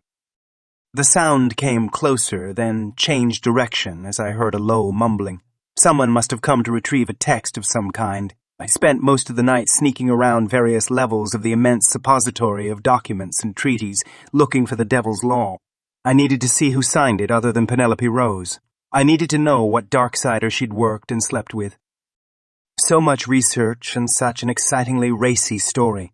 No wonder Penny loved telenovelists so much. An image overwhelmed me of Penny standing in the doorway of her room, cascades of golden curls falling over the long lace robe, the robe that seemed determined to fall off Penny. It was bespelled, I'd bet my life on it. Maybe it even belonged to the seemingly proper and prim Madame Rose. There wasn't any magic in this ancient vaulted space. No spells would work, no enchantments, no walking through side, nothing but human skills like agility, treachery, and avarice. Luckily, I had all the human vices and then some. My soft black shoes made no sound on the stone beneath my feet, and then when I saw a light ahead, it wasn't difficult to scramble up the bookshelf and leap up to the black tubes that conditioned the space keeping it at the precise temperature and humidity for those precious documents. I hung there in my all-black, super-soft, yet well-gripping ninja suit, watching the old mage with the longest white beard I'd ever seen, carrying an old book and shuffling along in a robe that looked like it was made out of a blanket, flowers and vines all tangled over it like the blanket I'd gotten for Penny's bed. A whirl of images went through my mind. Penny in my bed, what it would be like to be in bed with Penny in her bed, wearing nothing but her blanket, and then he was gone, the glow of his candle dimming as he turned through the maze of bookcases. I cleared my mind and dropped down, a perfect aerial to the top of the nearest bookshelf. I ran along them, leaping carefully over the gaps until I reached an alcove. Folders of metal, glass, wood, and other materials hung on racks that circled the space. The folders probably enclosed the rarest documents. This was it. I could feel it. I pulled a small spray bottle from my fanny pack because that's what cool thieves wear and sprayed a fine red mist ahead of me. It should have showed motion sensors or tripwires, that sort of thing, but instead it set them off. Oops, oops. Sharp bars slammed up from the ground, nearly skewering me and sealing me in the alcove with the documents. I took a deep breath and pulled out my small penlight. The battery would drain quickly in this room. It wasn't magic, but tech was disrupted by whatever they used to keep out the spell work. I should check on Penny's spell. No, I should focus on finding the document as quickly as possible and somehow escaping this mess. I scanned through dozens of documents. Trade rights with Lithuania. No. Exchange rates between day and dark American. No, although interesting. Prohibited arms list. I was already well familiar with that. Had a copy of it at Huntsman Manor. My penlight was already starting to fade when I got to the section with Treaty of 4 Houses. I was getting closer. I was certain that the next treaty would be the right one when my penlight went out. I searched my pack and came up with a small flare. Well, it wasn't like I was surprising anyone at that point. I yanked the end and it came to life, blue sparks a danger to all the precious documents in my own handsome face. But I was right. Only 2 documents later, the Devil's Treaty. I hadn't expected it to actually be called that. I thought it was a nickname. It wasn't possible that the devil actually had something to do with it. No, of course not. No one would deal with the devil. The devil of Darkside was a powerful sorcerer who had been at it for centuries, holing up in a castle and reigning in diabolical beneficence over his subjects. His domain was whatever he said it was, and no one argued, at least not for very long. I opened the metal file, hinges creaking while I held the flare far away so it wouldn't catch the document on fire. I needn't have worried. There was no document. I started laughing even as the lights came on. I dropped the flare and crushed it with my heel, forgetting my delicate slippers. I kept grinding until it stopped burning, but my heel wouldn't be the same for days. I turned to the keeper who had caught me and stopped laughing, instead smiling my most charming smile and sweeping her a bow. Madame Oculus, such a pleasant surprise to see you here. She peered at me, no doubt looking through the charcoal smeared across my cheeks. Huntsman? Huntsman? Her wrinkled eyes widened and a half-amused smile crossed her lips. What an honor to be burgled by someone of such consequence. You'd think you'd pay someone to do it for you. I sighed. I should have. Jasper isn't going to like it. Burgling or getting caught? Both. Are you going to throw me into a dungeon or something? If you are going to keep me captive, I should warn you that I'm extremely irritating in particular when it comes to holding quarters as well as victual. She snapped her fingers and the bars lowered back down into the floor. She turned, gesturing me. We will discuss the matter while you have breakfast. I closed the metal file and hung it back in its place, swept up the remnants of flare back into my pack, then followed her down the corridor between ancient bookcases. I was almost familiar with it after spending the night crawling around its depths. Maybe I'd be forced to dust it for a decade as my cruel punishment. Think of the things I could learn. I wiped the smile off my face and tried to look innocent when she glanced over her shoulder at me. Her shoulder-length grey hair was as no-nonsense as her grey slacks and cardigan. Neat, efficient, simple. She would be at home in a human library, art gallery, anywhere the affluent gathered and tried not to look crassly rich. My father hadn't ever taught me that particular skill set. I twitched to adjust cufflinks I wasn't wearing. Diamonds! We stepped out of the dark depths, ancient oak doors swinging closed behind us as we ascended the broad, pale stone steps. I magicked away the charcoal on my face and removed the headgear, rolling it into my fanny pack. I ran a hand through my hair, making it a little more perfectly mussed, less matted to my sweaty head. I sent the sweat rolling off my head and wiped it on the headpiece, all while enjoying the immaculately curated paintings. Why was it when faced with a priceless oil painting, I had the immature urge to pull out a marker and draw a mustache on it? Penny would only approve if I owned it. Markering on someone else's priceless painting was bad manners. I would have to go to an auction sometime. No, too much work just to draw a mustache, although that's what it was. Penny in a mustache. She was my priceless work of art and I'd put a mustache on her. What if I didn't make it back to school for pas de deux? Would someone else put his hand around her thigh and lift her over his head? No, of course not. At the very least, I could bribe Madame Oculus with some of the Huntsman documents. I'd have to get my father's permission. She opened the door to a small suite with a sitting room and a glass-enclosed garden room. The light that slanted through the glass made me nervous. Please sit. Would you like tea or coffee? I sat on the edge of a very uncomfortable cream chair and took the cup of tea she handed me. I inhaled orange bergamot and smiled at her. Very nice, Madame Oculus, as charming as this breakfast is. Just then the old man wearing a blanket came in, pushing a cart full of the most exquisite breakfast. Penny would have annihilated its contents in a matter of seconds. She took a cup of tea and sipped from the rose china daintily, reminding me of Penny. Did anything not remind me of her? Mr. Huntsman, I believe you were searching for a particular treaty, the Humanity in Darkside Treaty. I have a deal for you. I'll forget all the lawlessness of this attempted procurement, as well as give you precisely what you want. All you have to do is run a little errand for me. Errand? I raised an eyebrow and took a bite of quiche. I was hungry and tired, and irritated that I hadn't gotten a glimpse of that all-important signature. You are trying to hire me for a job? How peculiar. I don't believe anyone's ever attempted that before. I should warn you that I won't be a proper employee. She waved her hand dismissively. I've been following your work. While independent, it isn't out of alignment with what I desire. I'll be direct since it's clear that you're very impatient to return to classes. I wouldn't want you to get in trouble. That's extremely thoughtful of you. The man with the blanket leaned down and kissed Madame Oculus on the cheek before he turned and left. Thank you, dear. Would you like to stay for this discussion? Perhaps you could give the young man some helpful tips. He laughed and shot me a glance from his ancient eyes that made me sit up straight and grip the arms of the chair. No, my dear. If the rumors are true, he won't need any help from an old wanderer like myself. I'll check on the chickens. He wandered away while I stared after him. There was something vaguely familiar about him. I didn't want to know, probably. You were being direct. She swallowed her sip of tea and nodded, steepling her fingers, then staring over them at me. The Darkside ambassador has requested retrieval of a human. You want me to take a human out of Darkside? No, the Darkside ambassador wants a human removed from Darkside. I stared at her. Why? She smiled demurely, and my skin prickled. He's caused some trouble over there.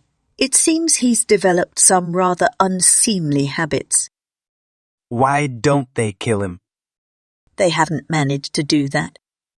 So you want me to go retrieve a human that Darksiders haven't been able to kill, and here I thought you'd have something deadly dull in mind. I accept. When do you need him by? I stood and brushed the crumbs off my fingers. Don't you want to know any more details? I shrugged. I assume you'll give me whatever I need to know, as in where this fascinating bit of humanity is and his skill set. She held out her palm, blew on it, and a bubble popped into life, then floated over to me. Very pretty.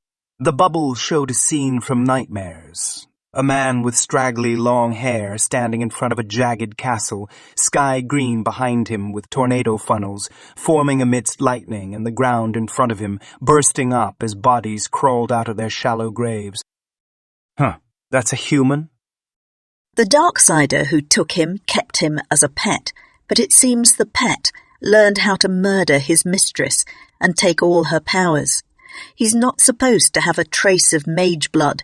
If you could capture him alive, it would be interesting to learn all about his fascinating metamorphosis.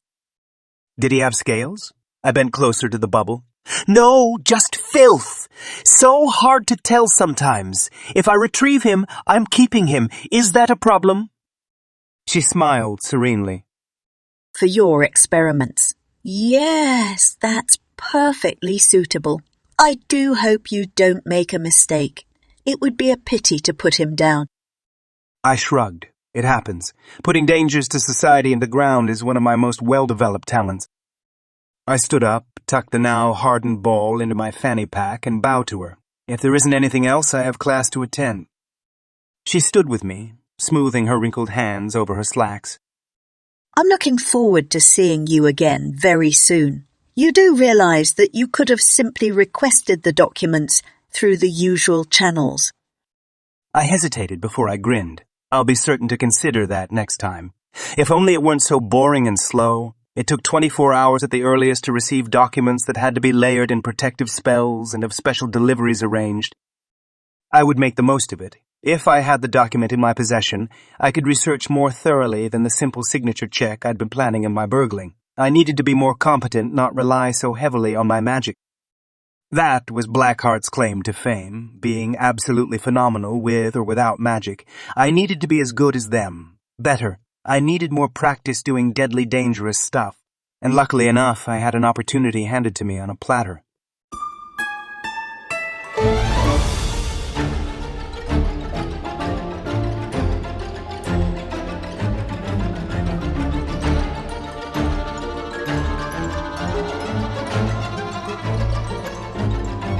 Dread Delight, Chapter 12. Witch. I was as stupid about Drake the next morning. I had him for my pas de deux partner, and just looking at him made me blush. He grinned at me, his eyes on the mustache I'd slept in. It had been a little rumpled in the morning, but I'd conditioned and re-waxed the tips. I'd curled Senior Mort's whiskers at the same time. I didn't talk to him. I couldn't. Every time I looked at him, I thought about the almost kiss as well as him kissing other girls, and blushed or tried not to strangle him. What was wrong with me? So many things. I was acting as ridiculous about him as everyone else. He held me above his head, walking sedately while his hand pressed my thigh, his other beneath my armpit, so not helping me keep my mind off him. At the end of class, I dashed to the locker room, sinking down on the bench with my head in my hands. I sat there for a long time, but when I raised my head, another girl stood there, staring. I smiled at her brightly. "Hi, you have a beautiful arabesque." She nodded because she agreed with me. Are you okay? I swallowed. Great. Just a little woozy, I guess. You blushed every time you looked at Drake. I nodded because I agreed with her. Is that weird? She tilted her head from side to side, her dark gleaming bun perfect, each hair slicked in place. He seems to find you quite amusing. You should know that all the girls he kissed in his recent spree know perfectly well that he means nothing by it. Whatever he did that has you blushing like a 5-year-old meant nothing other than amusement to him. I stared at her. It was along the lines of what Wit said, but this girl seemed sincere. I know in my head, but it doesn't translate to how I feel. Still, she said, reaching forward to flick the ends of my mustache. You probably shouldn't wear that just because he told you to. It makes you look really pathetic. I pressed my lips together. She didn't seem cruel, just straightforward and direct. Honest. Oh, thanks for letting me know. She narrowed her eyes at me. Most people don't thank me when I tell them what I think. Most people don't tell me what they think. They just throw stuff at me. She wrinkled her nose in distaste. Yes, people are so undisciplined. You have so much discipline, never cursing anyone back. You must have experienced a vast amount of discomfort in your upbringing. Vast would be one word for it. How about you? She shook her head. Moderate. My mother doesn't have so much Darksider in her, and my father even less, so I was only required to recite poetry for half an hour before each meal. What poetry? I asked, unlocking my locker and pulling out my cute uniform. Tennyson. I sighed. My stepfather preferred Longfellow. I think it's interesting that each mage seems quite fixated on a single poet. There are so many poets. Yes, but each poet speaks to a particular sort of mage. Keats, for instance, is much more. She trailed off and put her hand in front of her. And there she lulled me asleep, and there I dreamed. Ah, woe betide, the latest dream I ever dreamt on the cold hillside. She shrugged. My father was more melancholy than most mages. Longfellow is for chemist mages and Sophie's mages prefer Tennyson. Other poets fall into either camp, but there isn't a lot of crossover. How strange. I dressed quickly but carefully to ensure my mustache stayed in place. She nodded. I've always thought so. She turned away, then hesitated. There's a rumor going around that if you can keep the mustache on your face for 24 hours, Drake has agreed to kiss you. Other girls are going to try and remove your mustache so that they can be the one he kisses, also so that you aren't. Oh, thanks. She shrugged and left the locker room. For a freshman, she had a lot of self-assurance. I was almost immediately attacked when I came out of the locker room. I had to duck and run, my arm over my mouth and nose as I dashed to linguistics. I was out of breath, and when Zach saw me and raised an eyebrow, I turned away muttering, "Macaroons, he needs to die." In Italian, Miss Lane. I hated Ms. She needed to die. 2 girls in the class tried to get my mustache off me. So annoying, although it made the challenge a little more exciting. After class, Zach fell in beside me, having avoided me during the entire class. Penny, nice growth. What's your secret? Eating the hearts of mages. I should have thought it through, but who wants to think? He laughed, then grabbed my arm, yanking me back while a girl attacked me from my blind side. You're welcome. From my perspective, the mage is eating out your heart. Is he really going to kiss you if you keep it on for 24 hours? Shut up. He rolled his eyes, then stepped in front of me, blocking another girl. I feel like I'm in football, and all for a droopy mustache. No one asked you. Which is why I'm doing it. I love doing things you don't want me to do. I didn't say I don't want you to. I said no one asked you. It's not like you to be so imprecise. Your mistake. Someone did ask me. Viney thinks that the wearing of facial hair is your right as a woman. She's determined to undermine every effort of sexist females to make you bow to the man. Or the woman. Either way. He flicked out his fingers and a ball of blue sparks swirled around me as 3 girls tried to jump me. They fell back, then turned on Zach, hands raised threateningly. He only grinned at them. Viney's orders, ladies. Take it up with her. The rest of my trip to math class was less blue, but the same amount of Zach. I tried to ignore him, but it was hard to do when he was guarding me so close, jostling me now and then. After math, he was there waiting for me. Seriously? He shrugged and gave me a wide smile. It's going to be a close thing in the dining room. Do you want to hide in the stables while I grab you some food? I ignored him and continued on to the dining room. Since he was going to guard me, I pretended not to notice either him or the psychotic females who were fighting over Drake's mustache and my face.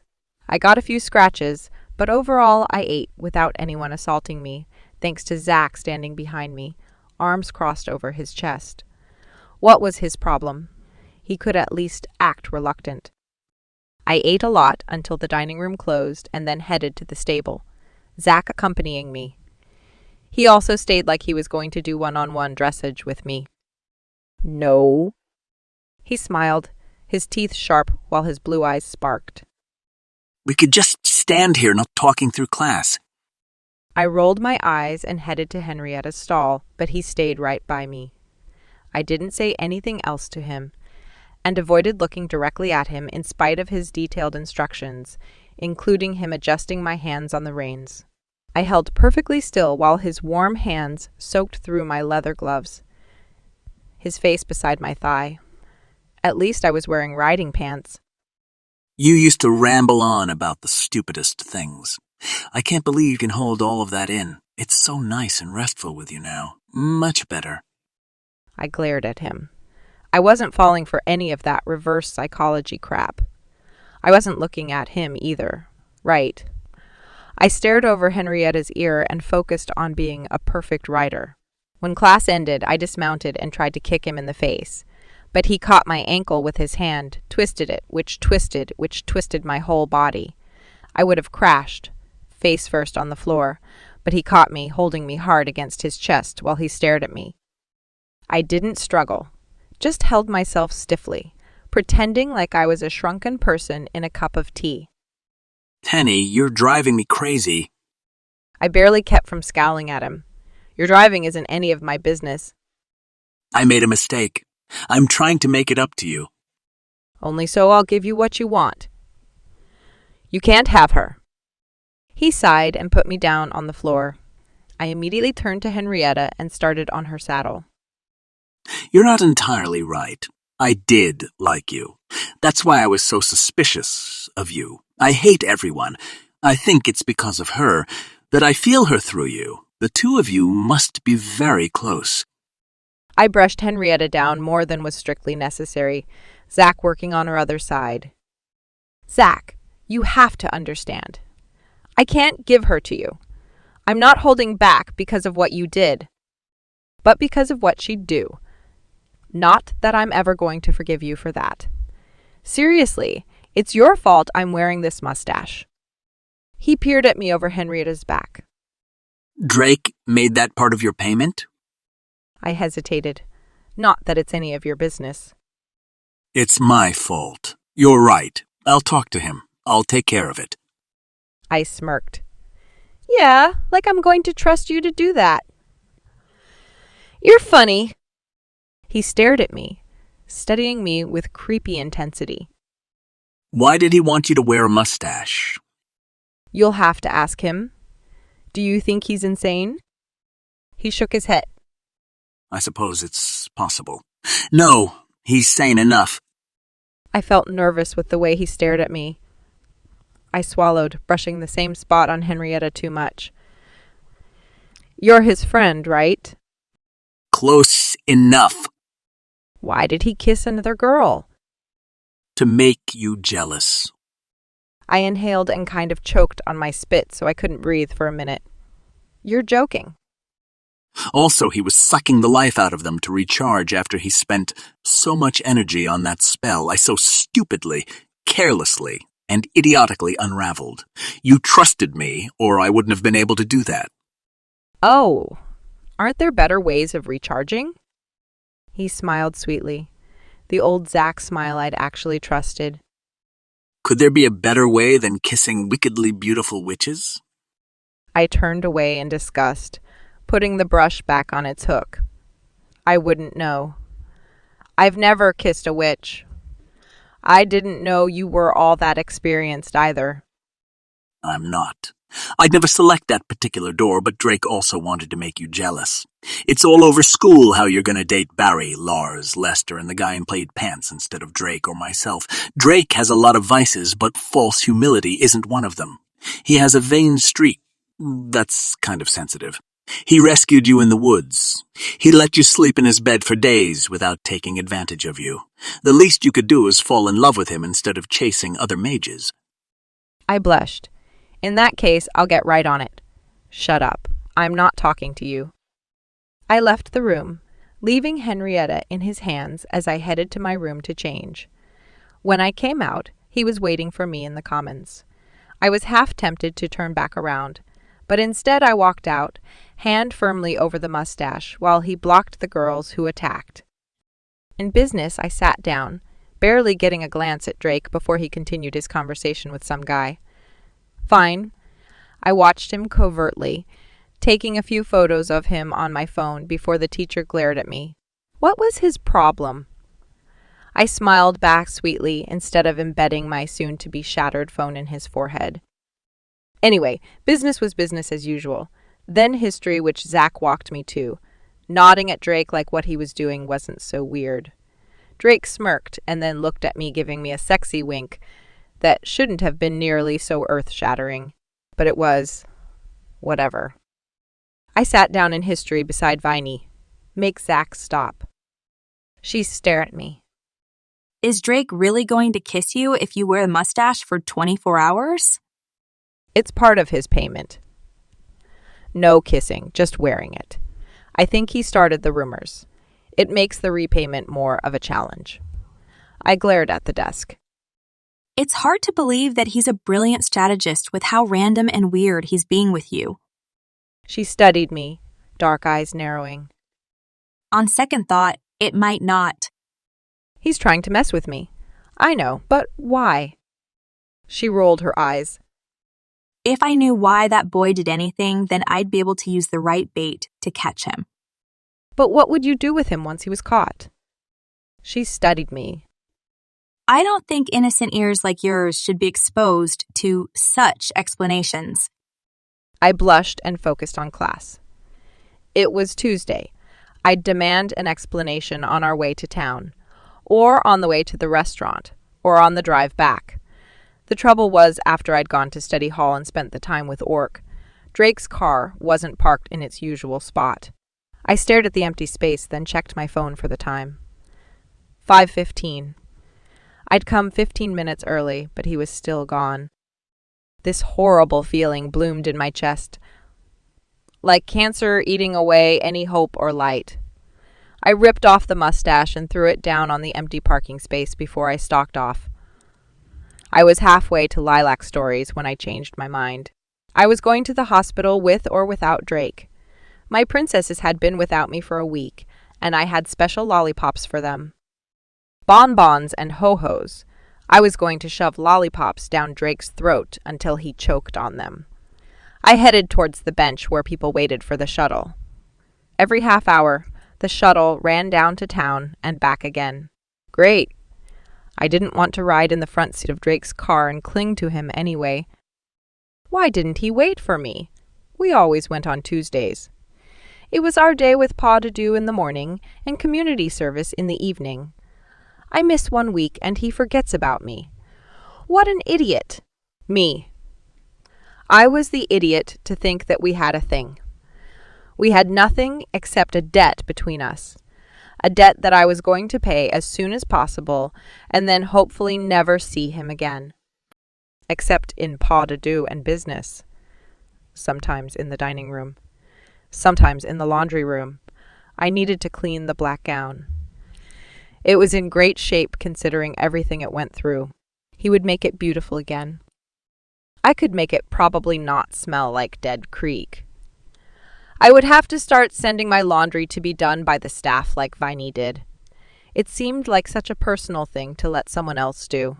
No, I'd learn how to do my own laundry if it killed me, or rather killed my clothing. The shuttle pulled up, the 7 rows of seats mostly empty. Everyone intelligent was going into dinner instead of down to town. I hesitated before I took my seat and pulled out my headphones, listening to Japanese while the scenery passed by. I never got tired of the woods, even in that dreary, half-red, half-gray state of existence. It was like fire and smoke, dying fire. It was very close to the color of Drake's hair. Fire burned. I shouldn't be surprised that I felt a little singed. I should be glad that he was bored with me. It was better this way, easier to focus on other guys I was going to date. I'd ask Lester tomorrow. He would be my tutor, and it would be totally natural. We could go to the cafe and eat tiramisu, or go play pool. Movies. There was a little movie theater in town. It would be fun, or torture. Probably torture. But maybe he wouldn't be too annoying as a husband. I'd have to come up with a questionnaire to ask my dates. What did I want in a husband? I screwed up my face because I wanted absolutely nothing from a husband. Nothing at all. I focused on my Japanese even though it was boring stuff like talking about the weather and the food. There were so many ways you could be polite. I arrived in town and got off the bus, slinging my bag over my shoulder before I started towards the hospital. It took much longer walking, but felt good to move, in spite of the stiff breeze flirting with my knees. When I got to the hospital, the nurse at the front desk was surprised to see me. All the same, she sent me down the hall and into the room where my princesses waited. Sally squealed when she saw me, running towards me, wearing a yellow tutu over her hospital gown and a cardboard crown covered in glitter over her bald head. Rapunzel, you came?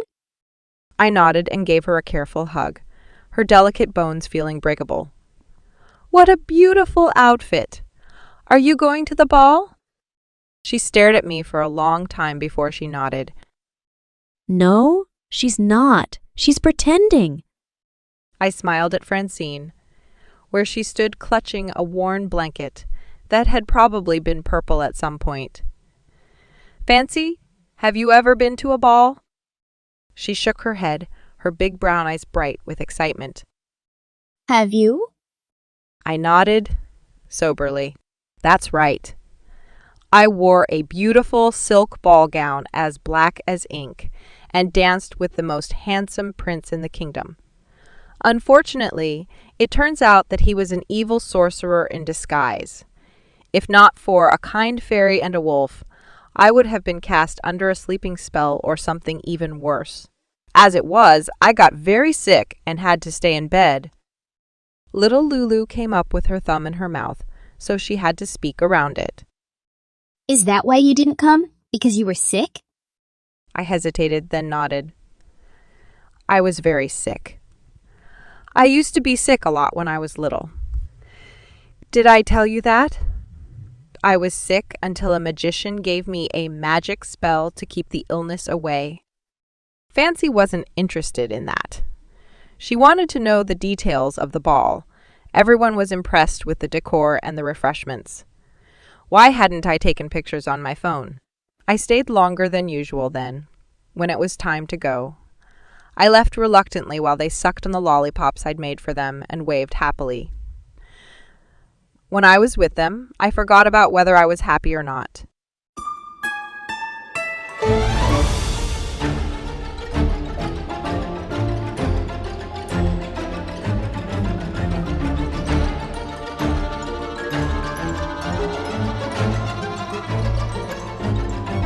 Dread Delight, Chapter 13.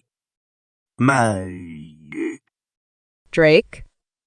I froze, my hand gripping the invisible human's collar while an invisible Ian and Pete gripped his arms. Penny? Did I imagine that voice? Ian kicked me, and I winced then, half turned to smile at Penny, hopefully not jerking around too much as the human struggled. I should just knock him out, but I didn't know what that would do to him. She looked beautiful, sweet, furious. If she was at the hospital, that meant it was definitely after 5:30 and I'd missed taking her to community service. How long had we spent battling the necromancer's pet?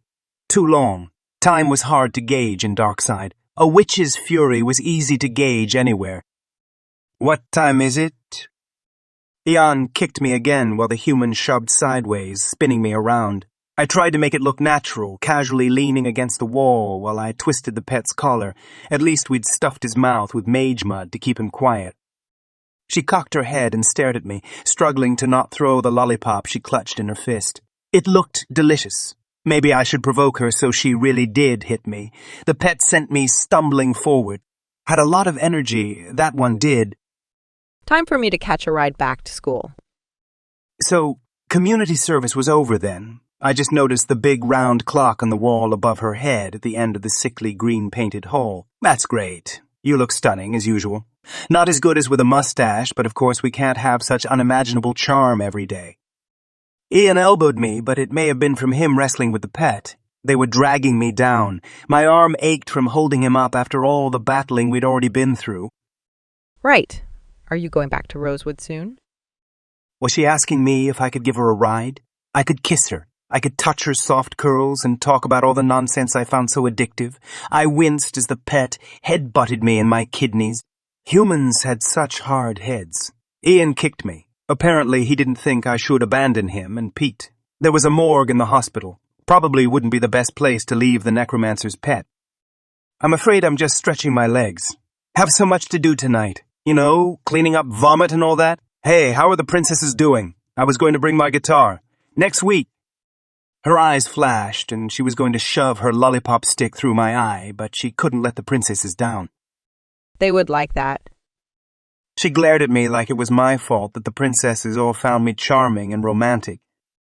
I smiled widely while Ian kicked me. I was going to have a very large bruise on my calf from him. He was wearing my boots. His boots. I had to let them go. It was one of my irrational rules to give away anything anyone asked for. It kept me from getting too clingy. Until then, you do have a ride back, don't you? She nodded. I can somehow survive without the great Drake Huntsman. I stared after her while she whirled around and stalked off, her skirt flipping up to show a ridiculous amount of thigh. Did she have any idea what that did to me? I kept staring after her in spite of Ian kicking me again. She's lovely. Those words from the human pet got my attention. I turned to him, dark mud streaking down his chin. How had he gotten that out of his mouth? Thank you. She's my girlfriend. Ian snorted. You wish...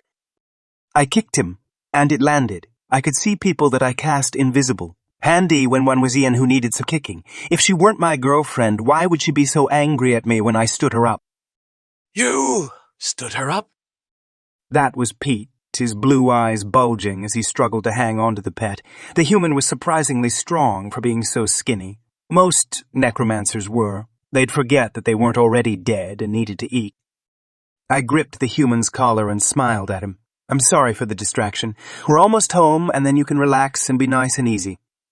He started chanting, and I shoved another handful of mage mud in his mouth. This is a hospital. Do you think that zombies walking around would help anyone's recovery? How old were you when you were taken? Oh, that's right, you can't answer me. Just as well. I flashed a flirtatious smile at the nurse, who frowned at me like she'd heard me talking to myself. We dragged the man to the wing where I went every Tuesday. I went through the first set of triple reinforced glass doors, then metal doors, then wood ones, and then nice padded ones. It felt like home. Not my home, but someone's. The room was large with television, sink, musical instruments, art easel, and supplies for the captives to use. Music from the television got the pet's attention as we dragged him to one of the two cells on the room's far side. After we got him into the cell, I immediately released the invisibility spell, then turned to Pete. Follow her. Don't make it obvious, but keep her safe. He grinned at me. He pretty much grinned perpetually. Sure, man. Hey, what are you gonna give me for this whole thing?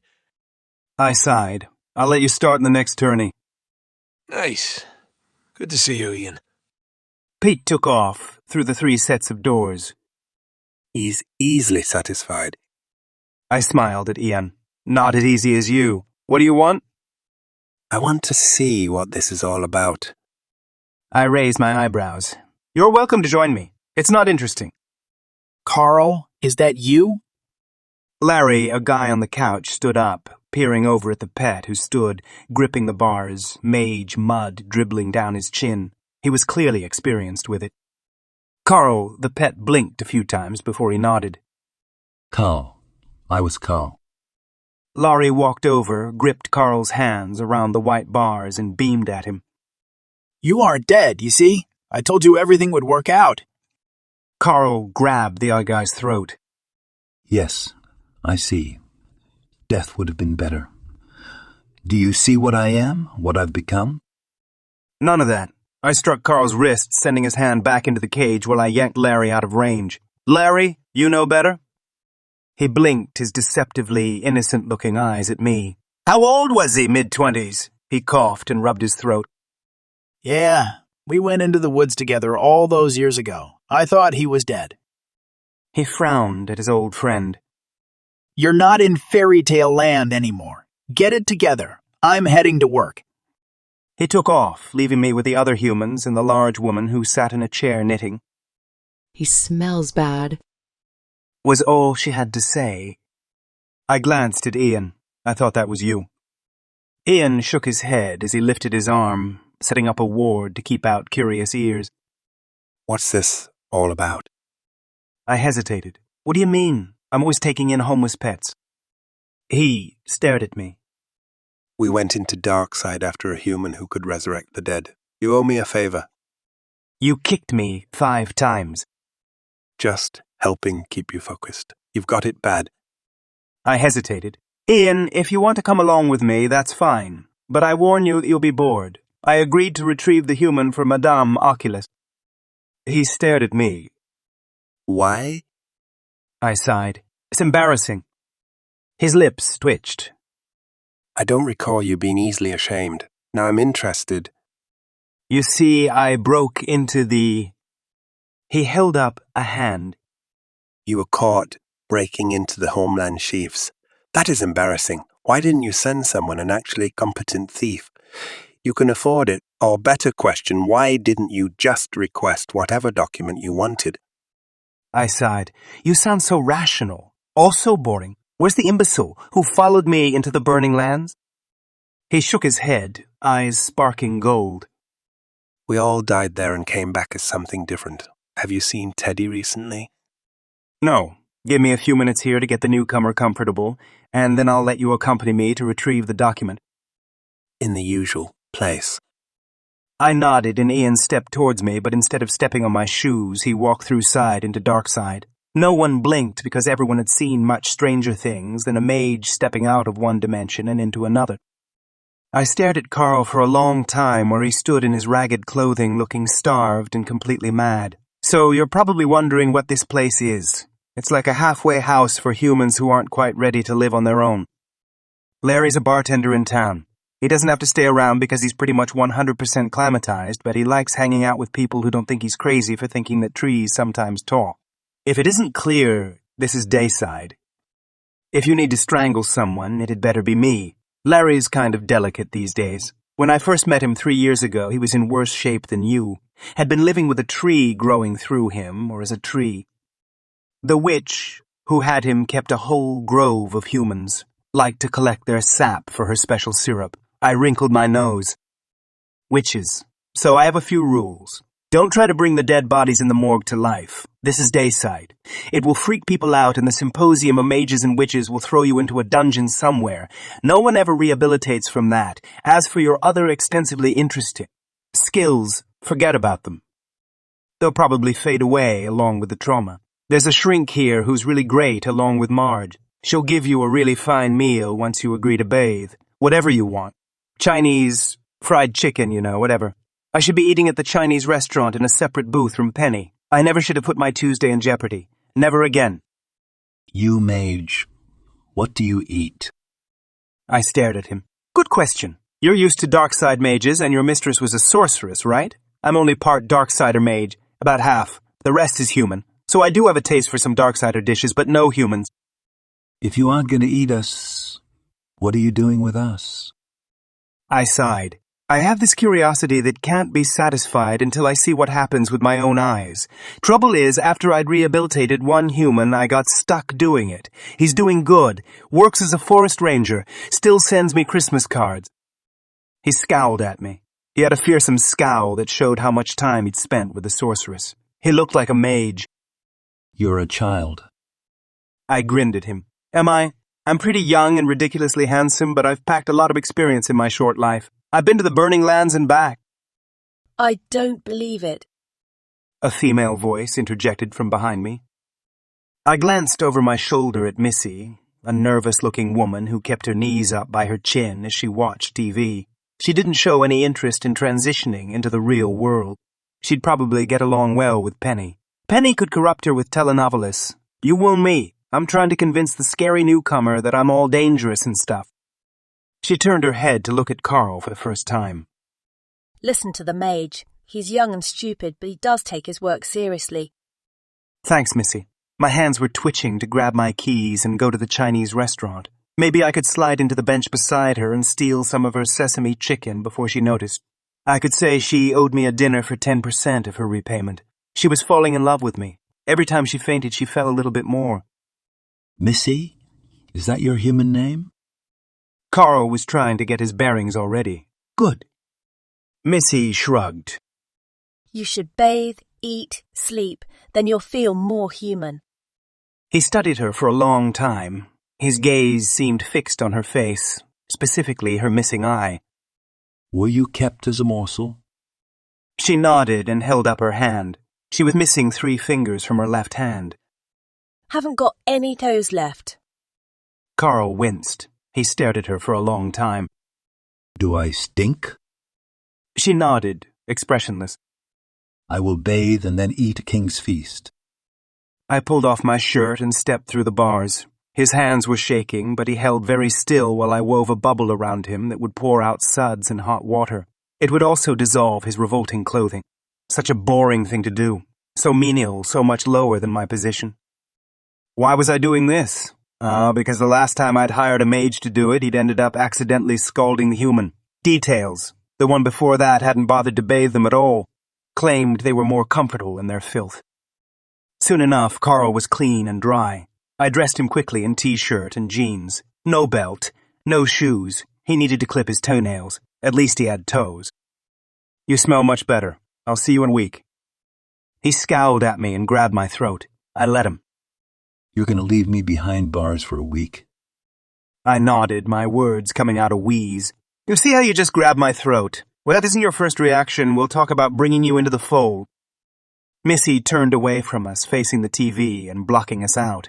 Carl noticed and his fingers loosened. Finally, he dropped his hand and crossed his arms, fingering the fabric of the shirt like it was alien.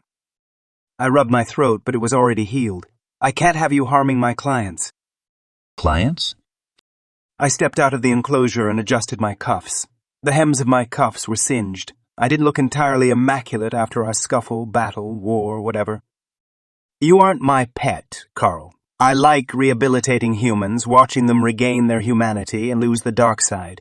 It's the same sort of interest that has some mages growing humans like trees. I shrugged.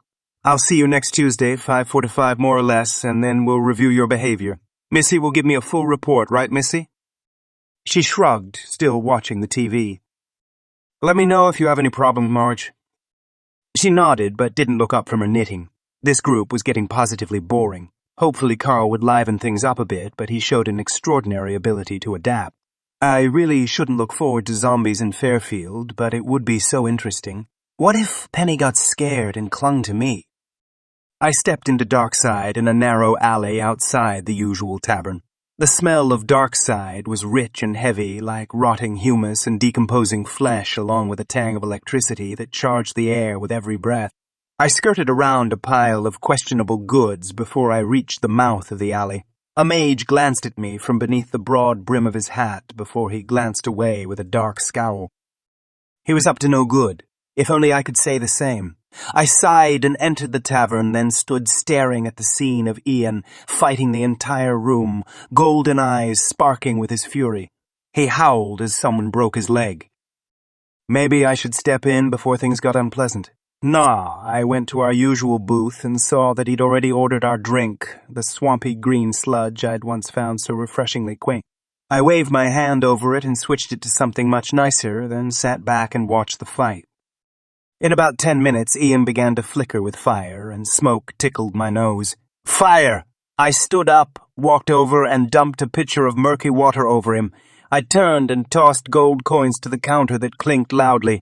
I grabbed Ian, threw him over my shoulder, and sidestepped into Dayside. I dropped Ian, soaked and still smoking, to the stone courtyard outside Madame Oculus's suite above the sheaf. What is this? Time. Follow me if you're still interested. Otherwise, go burn somewhere else. He scowled at me, eyes sparking bright as he swiped the water out of his eyes. He stood, smoothed down his shirt, steaming it until it was dry. Now, who's acting like a responsible mage? I rolled my eyes and went to knock sharply on the door. The old mage from earlier opened it almost immediately. He was still in the blanket robe. Huntsman, isn't it? And you brought a friend. The way he looked at Ian made me nervous. That's right. He's my transportation mage. I'm here for the promised document. He smiled, his bright eyes sparkling above the white beard. It isn't here. It was called away by one Jasper Hopeworth 2 days ago. It won't be returned until next Monday. I stared at him while Ian made no sound. That was his silent laughter. I was going to kill him or someone. Jasper, how did he know? He wouldn't be Huntsman's man if he weren't entirely competent, but this was too much. Thank you. The human is settled in Dayside. He nodded. We watched the coup. Very impressive. Not as impressive as it could have been. I glanced at Ian, then turned and stepped through to Darkside, then back into the foyer of Huntsman Manor. I snapped my fingers and Ian broke through. He'd been held back by the wards, which kept out any mage who wasn't already allowed into Huntsman proper. Jasper, where are you? You're fired, you pernicious, meddlesome, overcompetent trickster. Jasper appeared before me, an expression of mild surprise on his face as he glanced from me to Ian, who was still a bit damp. I beg your pardon. One oughtn't raise one's voice in one's home. And one oughtn't steal a document out from under me before I got the chance to. He lowered his brows. You're the idiot who broke into the sheaf. Ian snorted. I kicked him because I owed him a few. Jasper, where is it? The study, Master Huntsman, laid out with the appropriate preservation spells. There was a warning in his voice. Being allowed texts from the sheaf was a privilege that I shouldn't take lightly. Excellent. I ran across the hall, pounded up the enormous steps, then took the curve to the right that would let out only 20 feet from the study. In the study, I crossed the floor so thick with rugs that even my impatient footsteps were softened. The table was well lit with warm, golden light that mimicked 1,000 candles. I leaned my hands on the round, enormous table and read the signatures. There was Penelope Rose and a list of respectable Daysider witches and mages, and beside her name above Darksider symbols they used in place of names a streak of blood. Well, that was helpful. I spun away from the table, paced out 5 spaces, and began striding a star shape, the table in the center. It sparked green when I finished the last footstep, returning to the beginning in front of the table. I pressed my palm in the center of the document and concentrated. This wasn't a spell, exactly, not the sort of spellcraft Jasper did so well. It was more winging it. Eon stayed on the edge of the star, but he watched with interest as ghostly green figures swirled around, the signing of the treaty. The woman Penelope Rose was startlingly young and sweet, beautiful, her golden blonde hair curling around her shoulders like a cape. She looked so much like Penny. Which of the Darksiders was the mysterious smear, I couldn't tell. I watched the scene unfold, and it seemed like one watched her with a certain smile. I held up my hand, and the scene paused. I walked around the star to Ian. Do you think they're lovers? He studied the scene carefully. The woman who looks like Penny and the Darksider? He nodded, slowly. I'd say more than that. I'd say there was something else in that glance. Not only secrecy, but promise. I'd say they were secretly married. I nodded and focused in on the Darksider's face. Who is he? He's known as the Devil. Jasper's voice floated in behind the large tray he carried full of dinner, which I hadn't had. He didn't know that I was more irritable for missing dinner with Penny than missing dinner. The Devil is Penny's grandfather. Ian whistled softly. I snapped my fingers and the images dissolved right before Jasper walked over it, stalking steadily to the table where he put down the tray and turned towards me. If you alert him to her existence, you could put her in danger. That was as close as Jasper would come to try and stop me from meeting the Devil face to face. I tapped my pants with my fingers, going through a dozen plans and discarding them. Truly, she's agreed to let you meet the Spellmaster. Perhaps I should leave it at that. I spun around and headed back through Darkside, then came back into the hall outside my own bedroom. I grabbed my phone and texted Pete. She'd arrived at school 45 minutes earlier. She'd eaten a sandwich at the bar in town and taken the shuttle home. Nothing interesting had happened other than her chatting with Barry. I snarled at the phone and then stepped back through Darkside to Huntsman Manor and the study where my dinner waited. I ate voraciously while Ian and Jasper stared at me, apparently cutting their conversation short at my sudden return. I shoved food in my face and chewed, scowling at nothing in particular. The Devil of Darkside. She really was his granddaughter. Probably. Naturally, a witch like Penelope Rose wouldn't stoop to marrying some mediocre Darksider mage. She had to find a sorcerer with the power to make such a treaty, to enforce such a treaty. What did that leave me with? Was it inadequacy I felt? Probably. But Penny was falling in love with me. She was almost there, teetering on the brink of the endless chasm. I just had to keep nudging her, patiently. Not one of my virtues, as if I had any of those. The darkness inside of her wasn't dark enough to be the devil's granddaughter. Ian grabbed my arm. I'm coming to Rosewood with you. His golden eyes sparked, and in them I saw his hope for freedom. If Penny Lane had such Darkside in her, she was easily a match for Whitley. Ian's hope, Zach's craving. I shouldn't even try. But she was mine. If I had to rip apart my two friends and the rest of the world, I would do so. I smiled at him. Be very careful. I will annihilate you. He gave me a lopsided smile as he bowed to me. You will lead me to victory as always. She belongs to you. My chest ached, lines burning where she'd carved her name into my skin. Not yet, but soon.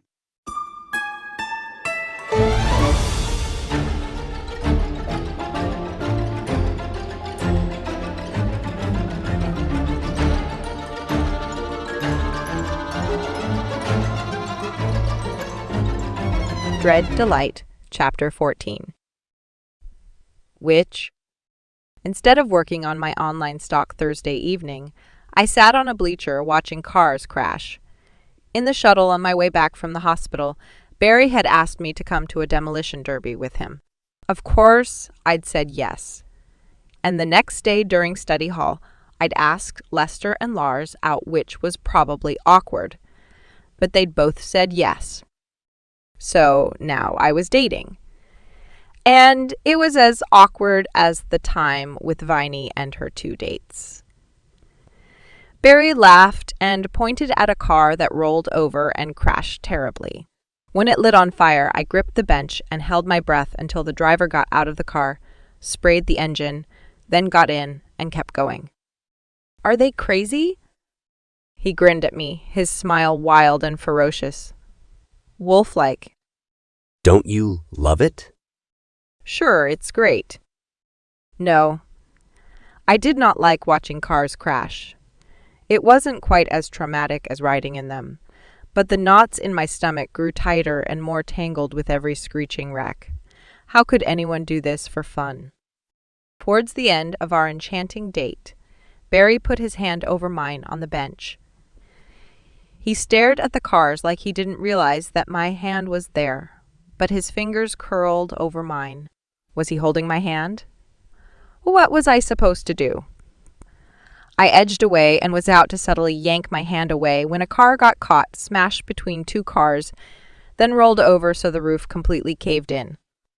I jumped to my feet along with a lot of other people, staring at that car, the wreck, waiting until the guy got out, but he didn't until finally the door creaked open and the guy in a padded suit and mismatched helmet crawled out. He leaned against the car like that had been too much for him. I need to help him. I headed down the bleachers, but Barry grabbed my wrist, pulling me up short. I stood there, frozen while darkness churned inside my chest. He dared to touch me. The anger was too close to the surface. It had been bubbling there ever since I'd gone to the hospital by myself, then run into Drake at the end. I'd actually given him the chance to redeem himself, to give me a ride home, but he'd acted completely indifferent, like he forgot about me the second I wasn't right in front of him. I shook thoughts of Drake out of my head before I twisted my wrist out of Barry's grip. I stared at him. Is there a problem? He scowled. A petulant mage scowl that made me almost roll my eyes. You're on a date with me. Why are you running to another man? I stared at him. He's my lover. My secret lover, naturally, and I need to rescue him before Heloise sees him, and... He came forward and put his hand over my mouth. He wanted to die, desperately. How could I not grant that kind of wish? Penny, enough of that nonsense. You're with me now. You don't have to pretend to be ridiculous. Macaroons, bonbons, ho-hos. Nope. I was going to kill him. Something hit his wrist, and then I was staring at Drake, who had Barry in a headlock, arm twisted back so it was going to break. Excuse me, Penny. I saw that you were going to decapitate the idiot, but I couldn't help myself. Anyone who casts slurs on ridiculousness needs to learn a lesson. I'm going to drag him off now, and Pete can give you a ride home unless you'd rather wait for me to finish with this piece of disrespectful trash. Drake's green eyes sparked neon green before he turned and dragged Barry out the bleachers and away. I stared after him with a pounding heart before I turned and saw Pete with his usual manic grin. I walked over to him before I shook my head and went down the bleachers. The driver was struggling to walk, hand resting on the car. I could at least help him walk out of the area, where he might get hit by cars before the derby ended. "Can I help you?" I smiled brightly at the guy with the greasy hair and pimply face. That was a bad crash. Yeah, Pete said. Apparently, he'd followed me down. I'll get this side. He grabbed hold of the guy under his armpit. I grabbed him on the other, and the scent of sweat and pain filled my nostrils. We dragged the guy to a lady who took over, fussing over him while he scowled at her and winked at me. "Mom, I'm fine. Hey, girl, do you want to go get something to eat?" Was he talking to me? I glanced at Pete, who only grinned at me. "No, thanks. I've got to get back. Good luck with things, Hope you don't have a concussion." "I could have won," he began, but I edged away with Pete until we could turn and head back to the parking lot. I slowed down when we reached a dark green soccer mom car, but Pete's car was apparently the hot yellow thing a few rows down. "Does it have a back seat?" I didn't have to ask. He was already pulling the front seat forward and gestured me into the small space behind. "Thanks." He only grinned. There was something psychotic about that smile. Lots of things. I settled into the small back and tried not to notice how close I was to the windshield. Have you eaten? I'm fine. If I hurried back, I could eat in the dining room. You sure? We could stop somewhere. I shook my head and gripped the passenger seat headrest. I was going to throw up all over the back of Pete's head. I cleared my throat and tried to focus on the back of Pete instead of the windshield and the pavement beyond. "What were you guys doing at the demolition derby?"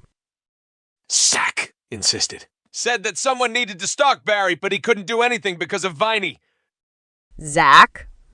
I glared at the back of his head. It wasn't any of Zach's business. Sending Drake and Pete seemed entirely against the whole spirit of the thing. Maybe she didn't have anything really good on Zach after all. He shrugged. You know, Zach, or maybe you don't. He's persistent. If he doesn't like Barry for you, he's not going to change his mind. He's an idiot. Pete shrugged. Barry is annoying too. I don't know why you'd date him when you could have anyone else. I gripped the seat until my fingers turned white. No, breathe. Relax. In, out, deep breaths. Focus on the moment. He pulled out on the highway so fast I was thrown against the back. Then he kept going that fast through the winding hills. Yeah, kind of lost that moment. Macaroons and bonbons, I wasn't ever going to ride with Pete again. I closed my eyes and whispered, gumballs, lollipops, macaroons, baked Alaska gumdrops, Swedish fish. Fireballs. I opened my eyes and Pete turned his head to wink at me before he refocused on the road. I closed my eyes again. Fireballs. I opened them. What are you talking about? He reached in the dash and pulled out a handful of red candies wrapped in cellophane. He tossed them to me. I caught one, but the rest scattered across the upholstery. I unwrapped it and stuck it in my mouth, sucking on it. The heat made my tongue tingle, and my cheeks feel weird. I couldn't suck on it for long before I had to spit it out and hold it in my fingers, staining the tips. That's a hot fireball. Yep, they're the hottest. Do you make hot lollipops or just the sweet stuff? Not just sweet, but I haven't done hot. I definitely should. He nodded. Yeah, It's hard to find a really great one. I like it so I can't feel my face. Why? He shrugged. Everyone has a thing. Some guys like to beat the crap out of other guys. You know, the violence takes the edge off the strain. I like to burn off my tongue. Drake? Violence! But not the normal kind. He likes it when you don't see him coming. Has to be subversive. Zach's like that, only more. You know, you should date me, Penny. We're both into candy. And what more is there? Your back seat is too small. He sighed. I knew I was forgetting something. Drake's got a nice and roomy back seat. You spent a lot of time back there with him. I stiffened up. Excuse me. He laughed, his grin more manic than ever. You're really cute. Drake really needed to hurt someone after yesterday. He didn't mean to stand you up. I winced. It's not like we're dating. We do community service together, not even really together because he has his thing, which I don't know anything about, and I have mine. We aren't together, and I ride in the back seat while he drives. Have a thing for drivers, huh? Like that Darksider? My nails curved. Signora Ludi wasn't any of his business. I closed my eyes and named all the candies in the world. When I got back to my room, I passed Zach without so much as a glare. He sat beside Viney on the couch playing video games. She put down her controller. How did the big date with Barry go? Like you don't know. She raised an eyebrow. I'm sorry. Am I supposed to be stalking you? Drake and Pete grabbed him for Zach, so I assumed you would know all about it. Viney turned her glare of fury on Zach, who shrugged. Come on, Viney. I'm not responsible for sicking Drake on Barry. What did Barry do that you needed rescuing? I put the fireball in my mouth for as long as I could stand and then beamed at him, my teeth pink like they were blood-stained. Being a mage, aren't they all so lovely? Hopefully my date with Lester tomorrow will go better. It did and it didn't. Thursdays weren't for dating, but I had to find someone that didn't irritate me too much so I could marry them. Barry was out. Lester wasn't all that bad. We went to a movie. He held the door open for me to the back seat without my having to say anything, and he bought popcorn for 2 people so our hands wouldn't accidentally touch. I thought he was a throbbing lover, but it turned out he was just quiet. The movie was a documentary about bees. I didn't think they had those, but apparently, yeah. Afterwards, he held open the door for me and I got in. And that was it. I didn't see Drake or Pete that time, but I spent the whole time in the movie looking for them. It didn't make me the best company, not like Lester noticed. So, after the drive, when he growled that he'd walk me to my room, I just smiled brightly and unwrapped a lavender and dirt lollipop to help combat the irrational fear of riding in cars, in spite of it being a gray old sedan from the 70s or something. Lots of steel and a lot of space between me and the windshield. At least I wouldn't be going to the circus with Lars until Saturday. We walked. Him big and brooding, me cute and swishy, not talking until we got to the door to Lilac Story's common room. This is me. I had such a nice time. He gave me a seriously seductive glance as he leaned against the door. Do you want to do this again? Not really. Yes. Yeah. Next Thursday? Yeah. Kill me, now. Okay. Macaroons and bonbons. That had to be the world's most exciting conversation. I stood there smiling, waiting until he slid out of sight before I went in and threw myself into a wingback chair. Zach and Viney once more on the couch. It was almost like they were waiting up for me. How did it go? Viney asked. I'm going out with him again on Thursday. She looked surprised. Why? I don't know. There's something so sexy about him, and he really wasn't all that annoying. But there's something... Psychotic? Zach offered. I glared at him before turning back to Viney. Shy. I think he's genuinely shy. It might take weeks to figure out what he's actually like, and who has time for that?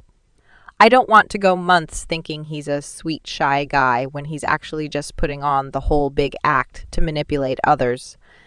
I mean, who needs that? Viney elbowed Zach in the face. Yeah, she's talking about you. Zach, spill. What do you know about Lester? Zach gave me a weird look. She won't believe me no matter what I say. At least, she shouldn't. She probably would, though. She's just that stupid. I threw the decorative pillow with purple grapes embroidered on it at his head. He let it hit him, only giving me a smirk afterwards. So annoying. I'll pillow fight with you anytime, Penny Lane. Shut up. Viney sighed and rolled her eyes. Zach, tell me about Lester. He sighed. But she's so fun to mess with. I really love it. Okay. Lester is smart with spell work. He's not quite all there with things like ethics. He's done experimentation on animals, seeing how often he can regrow the legs on spiders, that kind of thing. Really interesting. He pulled the legs off spiders to see if he could get them to grow back. He nodded. I don't know if he used other animals or just insects. That's what he's interested in. Whoa! Wow. Viney patted his head. That was actually useful. Did I mind him experimenting on bugs for spells? No, to be perfectly honest, I'd killed a lot of animals hunting with Revere around the old lady, and it hadn't ever bothered me. What would bother me was if Lester decided to experiment on my personal pets. You could call what I did with Senior Mort experimentation. I like that. It sounds like a useful skill, being able to regrow legs. Zach raised his eyebrows, surprised. You don't mind him torturing spiders? I shrugged. No, he has a really restful presence. I don't think he's very annoying at all. I think I'd be able to ignore him for a really long time. Viney wiggled her eyebrows. Then you should make out, see if you have chemistry. Zach elbowed her. Don't give Penny ideas. You're going to traumatize Lester. The only reason he agreed to go out with her was because he was pretty sure that she wasn't going to throw herself at him. You know why he agreed to go out with me. I stood and went over to perch on the back of the couch, threateningly over Zach's head. He shrugged and tried to look innocent before he gave up and grinned instead. It's common knowledge. Lester is afraid of girls. Viney sighed and patted my leg. And you were so sure there was something sensual beneath that fall of unwashed hair? His hair smelled nice. Like lavender and sage. Zach frowned. You shouldn't be smelling mages. It's not polite. I got up and headed to my room. I don't think you have the slightest idea what that word means. Shut up. I'm not talking to you. I slept restlessly and woke up before it was light out, but I couldn't sleep. I went to the bathroom and washed my face. I looked up at my reflection and froze. A shadow stood behind me, watching, waiting. I grabbed my toothbrush and whirled around, holding it out like a weapon, but no one was there. I thought I heard the echo of laughter while the half circle in my chest burned. Pitch. My hands shook as I went to the window, looking out at the night, but all was still. I thought I heard something from the commons. I grabbed a handful of lollipops with the sticks through my fingers and paused before throwing the door open. All was calm. All was lilac. The screen above the rose quartz studded fireplace flickered, a death scene of Zach's favorite guy over and over and over and over. He sat on the couch, the back of his head outlined in the greenish glow. I crept over to him, put my face close to his hair, and inhaled. Zach whirled around, barely not jabbing me in the eye before he pulled back. Kenny? His voice was hoarse, eyes wide and wild. I just stood there feeling like I'd been stabbed in the chest. Pitch. He smelled like pitch. He smelled like pitch, like darkness and pain. I pulled back and punched him in the face. An explosion of pain went down my arm as my knuckles impacted against his bones. I hissed and pulled back, my hand completely out of practice with things like punching faces. It had been technically perfect, but it would always hurt me more than someone with magic. I should have used a hammer. Are you okay? He grabbed my hand and I wanted to pull away, but he smelled like pitch and his eyes were brimming with pain. I let him pull me down on the couch beside him while he twisted my hand around, examining my knuckles without looking at me. Guilt. I shuddered and looked away from him, from his bent head and the pain. How long has she been coming to you? He didn't look up, but his fingers tightened on my hand. A few days. I'm sorry, Penny. I stared at his fingers before I pushed his hand off me and stood up. It's none of my business, I warned you. You've seen her and you're not dead. She must like you. Penny, he said, grabbing my hand again. She hates me. She wanted me to. I didn't think that she'd want me to hurt you. I thought she was your protector, but if she wanted me to do that to you, she isn't, is she? Stop touching me. He let go of my hand and I rubbed my fingers, my fist where it still throbbed.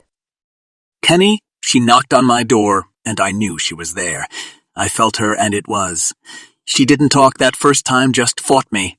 All night, but she wouldn't let me leave a mark on her. I took a beating. She's incredible. And then the next time she talked to me while she hit me, told me that she's been watching me, that she likes what I did to you. Said it set her free. Then tonight, she came and told me that she wanted me to make you love me, betray you, get revenge for Pitch.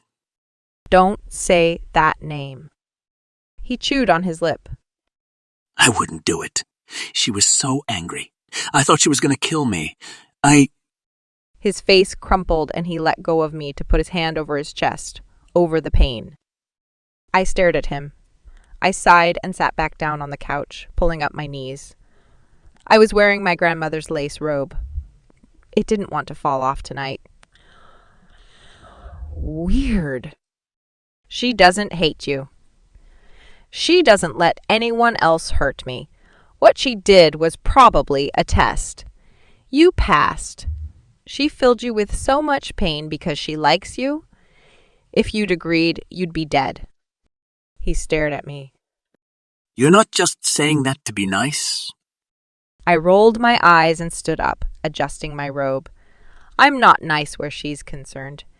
It might mean that she trusts you to protect me so she doesn't have to. We don't get along well. Neither do we. I mean, you still hate me for what I did to you. I don't hate you. I should, but I can't. You were calling her, weren't you? She can hear you when you use her name. I ran a hand through my hair. My hand trembled. What if Pitch visited Drake? She'd already done her damage to Zach, but Drake... Zach started shaking, his body rocking like he was crying, but then I heard his laughter. Cracked, crazy, completely unhinged. I leaned back and closed my eyes. Tears leaked out of my eyes while Zach laughed beside me. Pitch, she wanted to play. Zach was a fun game. Would she play him like she'd played Poppy? I got up and ran to my room, slamming the door and shutting Zach's laughter away from me. It was the protection spell. It had locked Pitch away from me. But now she could come and go as she pleased. I turned on my Bunsen burner and started on a herder. Only one. My hands were shaking too much to make anything good. Something small, inconsequential, something I could schedule a delivery for. I missed my morning classes, working on my herder, then when it was finished, scheduled my delivery. I'd scheduled deliveries every week, sometimes more so that I could see Signor Ludi. What would he think about Pitch? About locking her away? That she hadn't burned me while I'd been sleeping? No, she would wait until I woke up. I sat at the pickup place, sitting on my bag with the small package in my hand while I waited for Signore Ludi. The brown delivery truck drove up, Signor at the wheel. I waited until he parked and got out slowly, so slowly before I stood and brushed off my bag. I stood there until he came over to me, his rolling gait slow and steady. Cara mia. I held out his coat and he took it, only hesitating for a moment before he slid it on over his simple black shirt. After that, I handed him the small package. He stood there staring at me while I stared back until, with a sigh, he opened his arms and I staggered forward into them. He rubbed my head, warm circles over my hair. You've lost weight. Aren't you eating well? She's here. Revere locked her away with his spell, but Zack broke it, and now she's going to break him. And I shouldn't care, but I do. I've tried to date other boys, but I haven't found anyone. And time is running out, it's running out, and Pitch is here. If Zack doesn't ruin everything, she will. He sighed and pressed me tighter. The scent of him was rich, deep, like magic and mystery. He'd used to smell like pain, but he wasn't like that at all, not anymore. Why are you telling me instead of Revere? Do you want her back? I shuddered and wrapped my arms around him. What was wrong with me? Why did I need connection like this? I was so weak and pathetic, so needy and desperate. Did I want Pitch back in my life? She was chaos. She was darkness, cruelty, pain, and I'd shut her out after what she'd done to Poppy, locked myself in my attic, and buried myself in lotions and potions. I took a deep breath and pulled away from him. No, I'm here for one purpose, to find a husband. She could cause problems with whoever I chose. He frowned at me. The mage who recast your spell isn't your choice. I smiled shakily. He won't work. He's not really interested in me. He laughed, a low, warm bark of laughter that made me feel a little bit better. Cara mia, a mage doesn't cast such a spell unless he's more than interested. I stared at him while my heart pounded. He won't work. And what if she hurts him? He rubbed my head. Any mage who hopes to deserve you should pay for the privilege with pain. You know as well as I do, that association with her hasn't ever been a discredit to you. You dislike her more than anyone else ever would, your mage. I cut him off. He's not my mage. Bonbons and fireballs. You need to get over it. Drake Huntsman is the last mage I'd ever marry. I whirled away from him, but he put his hand on my shoulder, holding me back. Cara mia, such strong words, even stronger emotions. Very well. Find another mage. But Penny, he said as his dark eyes burned into me, you can only cut yourself into so many pieces. There's nothing wrong in taking what you want, in admitting who you are. I held my breath for a moment before I exhaled. Nothing wrong. Tell that to Poppy. Thank you for your advice and for the hug. I know it's not your thing. You've always been so patient with me. He stared at me, a glimmer in his eyes. I always will be. We are friends, you and I. Tell me why my jacket smells like Dead Creek. I told him the short version. I barely skimmed over the 3 days unconscious in Drake's bed. I closed my eyes after the story and leaned against his truck. I was an idiot if I thought I could simply pretend like my whole heart wasn't seriously compromised. Of course it was. I'd confessed to Drake the whole falling in love with him thing for the payment of the spell. It meant something to him, or he wouldn't have increased the percentage so much. I was trying so hard to not think about anything. Pitch, Drake, anything other than finding a husband and saving my mother. But how long could I pretend not to care? Pitch was jabbing her fingers through the holes in my life. So, creature tracking Pitch through you? I hissed at him. Don't say her name! He shook his head. Stay on the grounds, or with a mage. You don't want your mother to have to rescue you. My mother? I scowled at him while he flashed me a mild smile. She would lecture you about your husband's situation. She would tell you to use all of your skills to attain what you need quickly and with the least amount of distraction. It seems to me as though your school experience is falling apart. Find a husband, return home. Get back to life as you like it. Have Revere. Fix the spell that will keep her far away from you. But it hinges on the husband. I sighed. Lester seems good. Maybe I'll ask him. We have a date next Thursday. Tomorrow I'm going out with Lars. We're going to the circus. They're Sopha's mages. Are they? Are they? Like Revere. Your stepfather is not a Sophist mage. I shrugged. He didn't seem like it, but if he was so great at spells and Jasper wanted to meet him, he had to be Sophist. Like I care. I'm so sick of it. I'm sick of mages, witches, and everyone at this stupid school. Do you know I almost broke a girl's ankle yesterday when she tripped me? I'm tired. And what I'm the sickest about is that mage with the red hair and green eyes. He followed me around and around. But now he has all these other things to do. No time to bother me anymore. It's great. But then he's there suddenly, right at the right moment before he vanishes again, and I'm left with Pete and his stupid little yellow car. I hate him. I hate his car. I hate Lester and his stupid hair and stupid monosyllabic words. I hate him and I hate you for coming here now when I needed you then. But you weren't there, and now you have nothing to give me but advice I don't want and can't use. You know I can't fall in love with a mage. You know, but you still want me to fall. Why? Do you want to see me broken? Are you like that? Of course you are. You're a mage. You're all like that. I can't. I stumbled away from him, wrapping my arms around my body. This was too much. Pitch pushed the whole stack of cards over into a huge, monstrous mess. Karamia, do you want me to take you away? Maybe a few days? I froze before I turned to look at him. He looked serious, but he couldn't be. We both knew that wouldn't help at all. Besides that, Pitch might come and murder him. She still hadn't forgiven him for abandoning me. Only she was allowed to do that. No, she never did that. No, Signor. Thanks for the offer.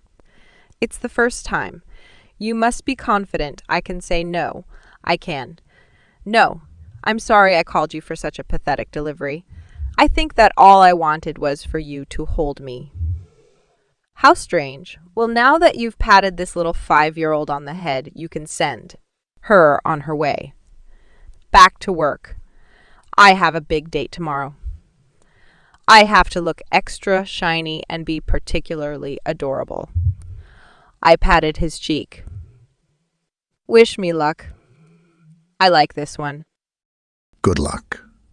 I'd offer to help you dispose of him afterwards, if he doesn't suit you. But I don't suppose you need to if your friend is on the loose. Lars and Pitch. He really liked her twist jet. I headed to the dining room to eat and eat and eat.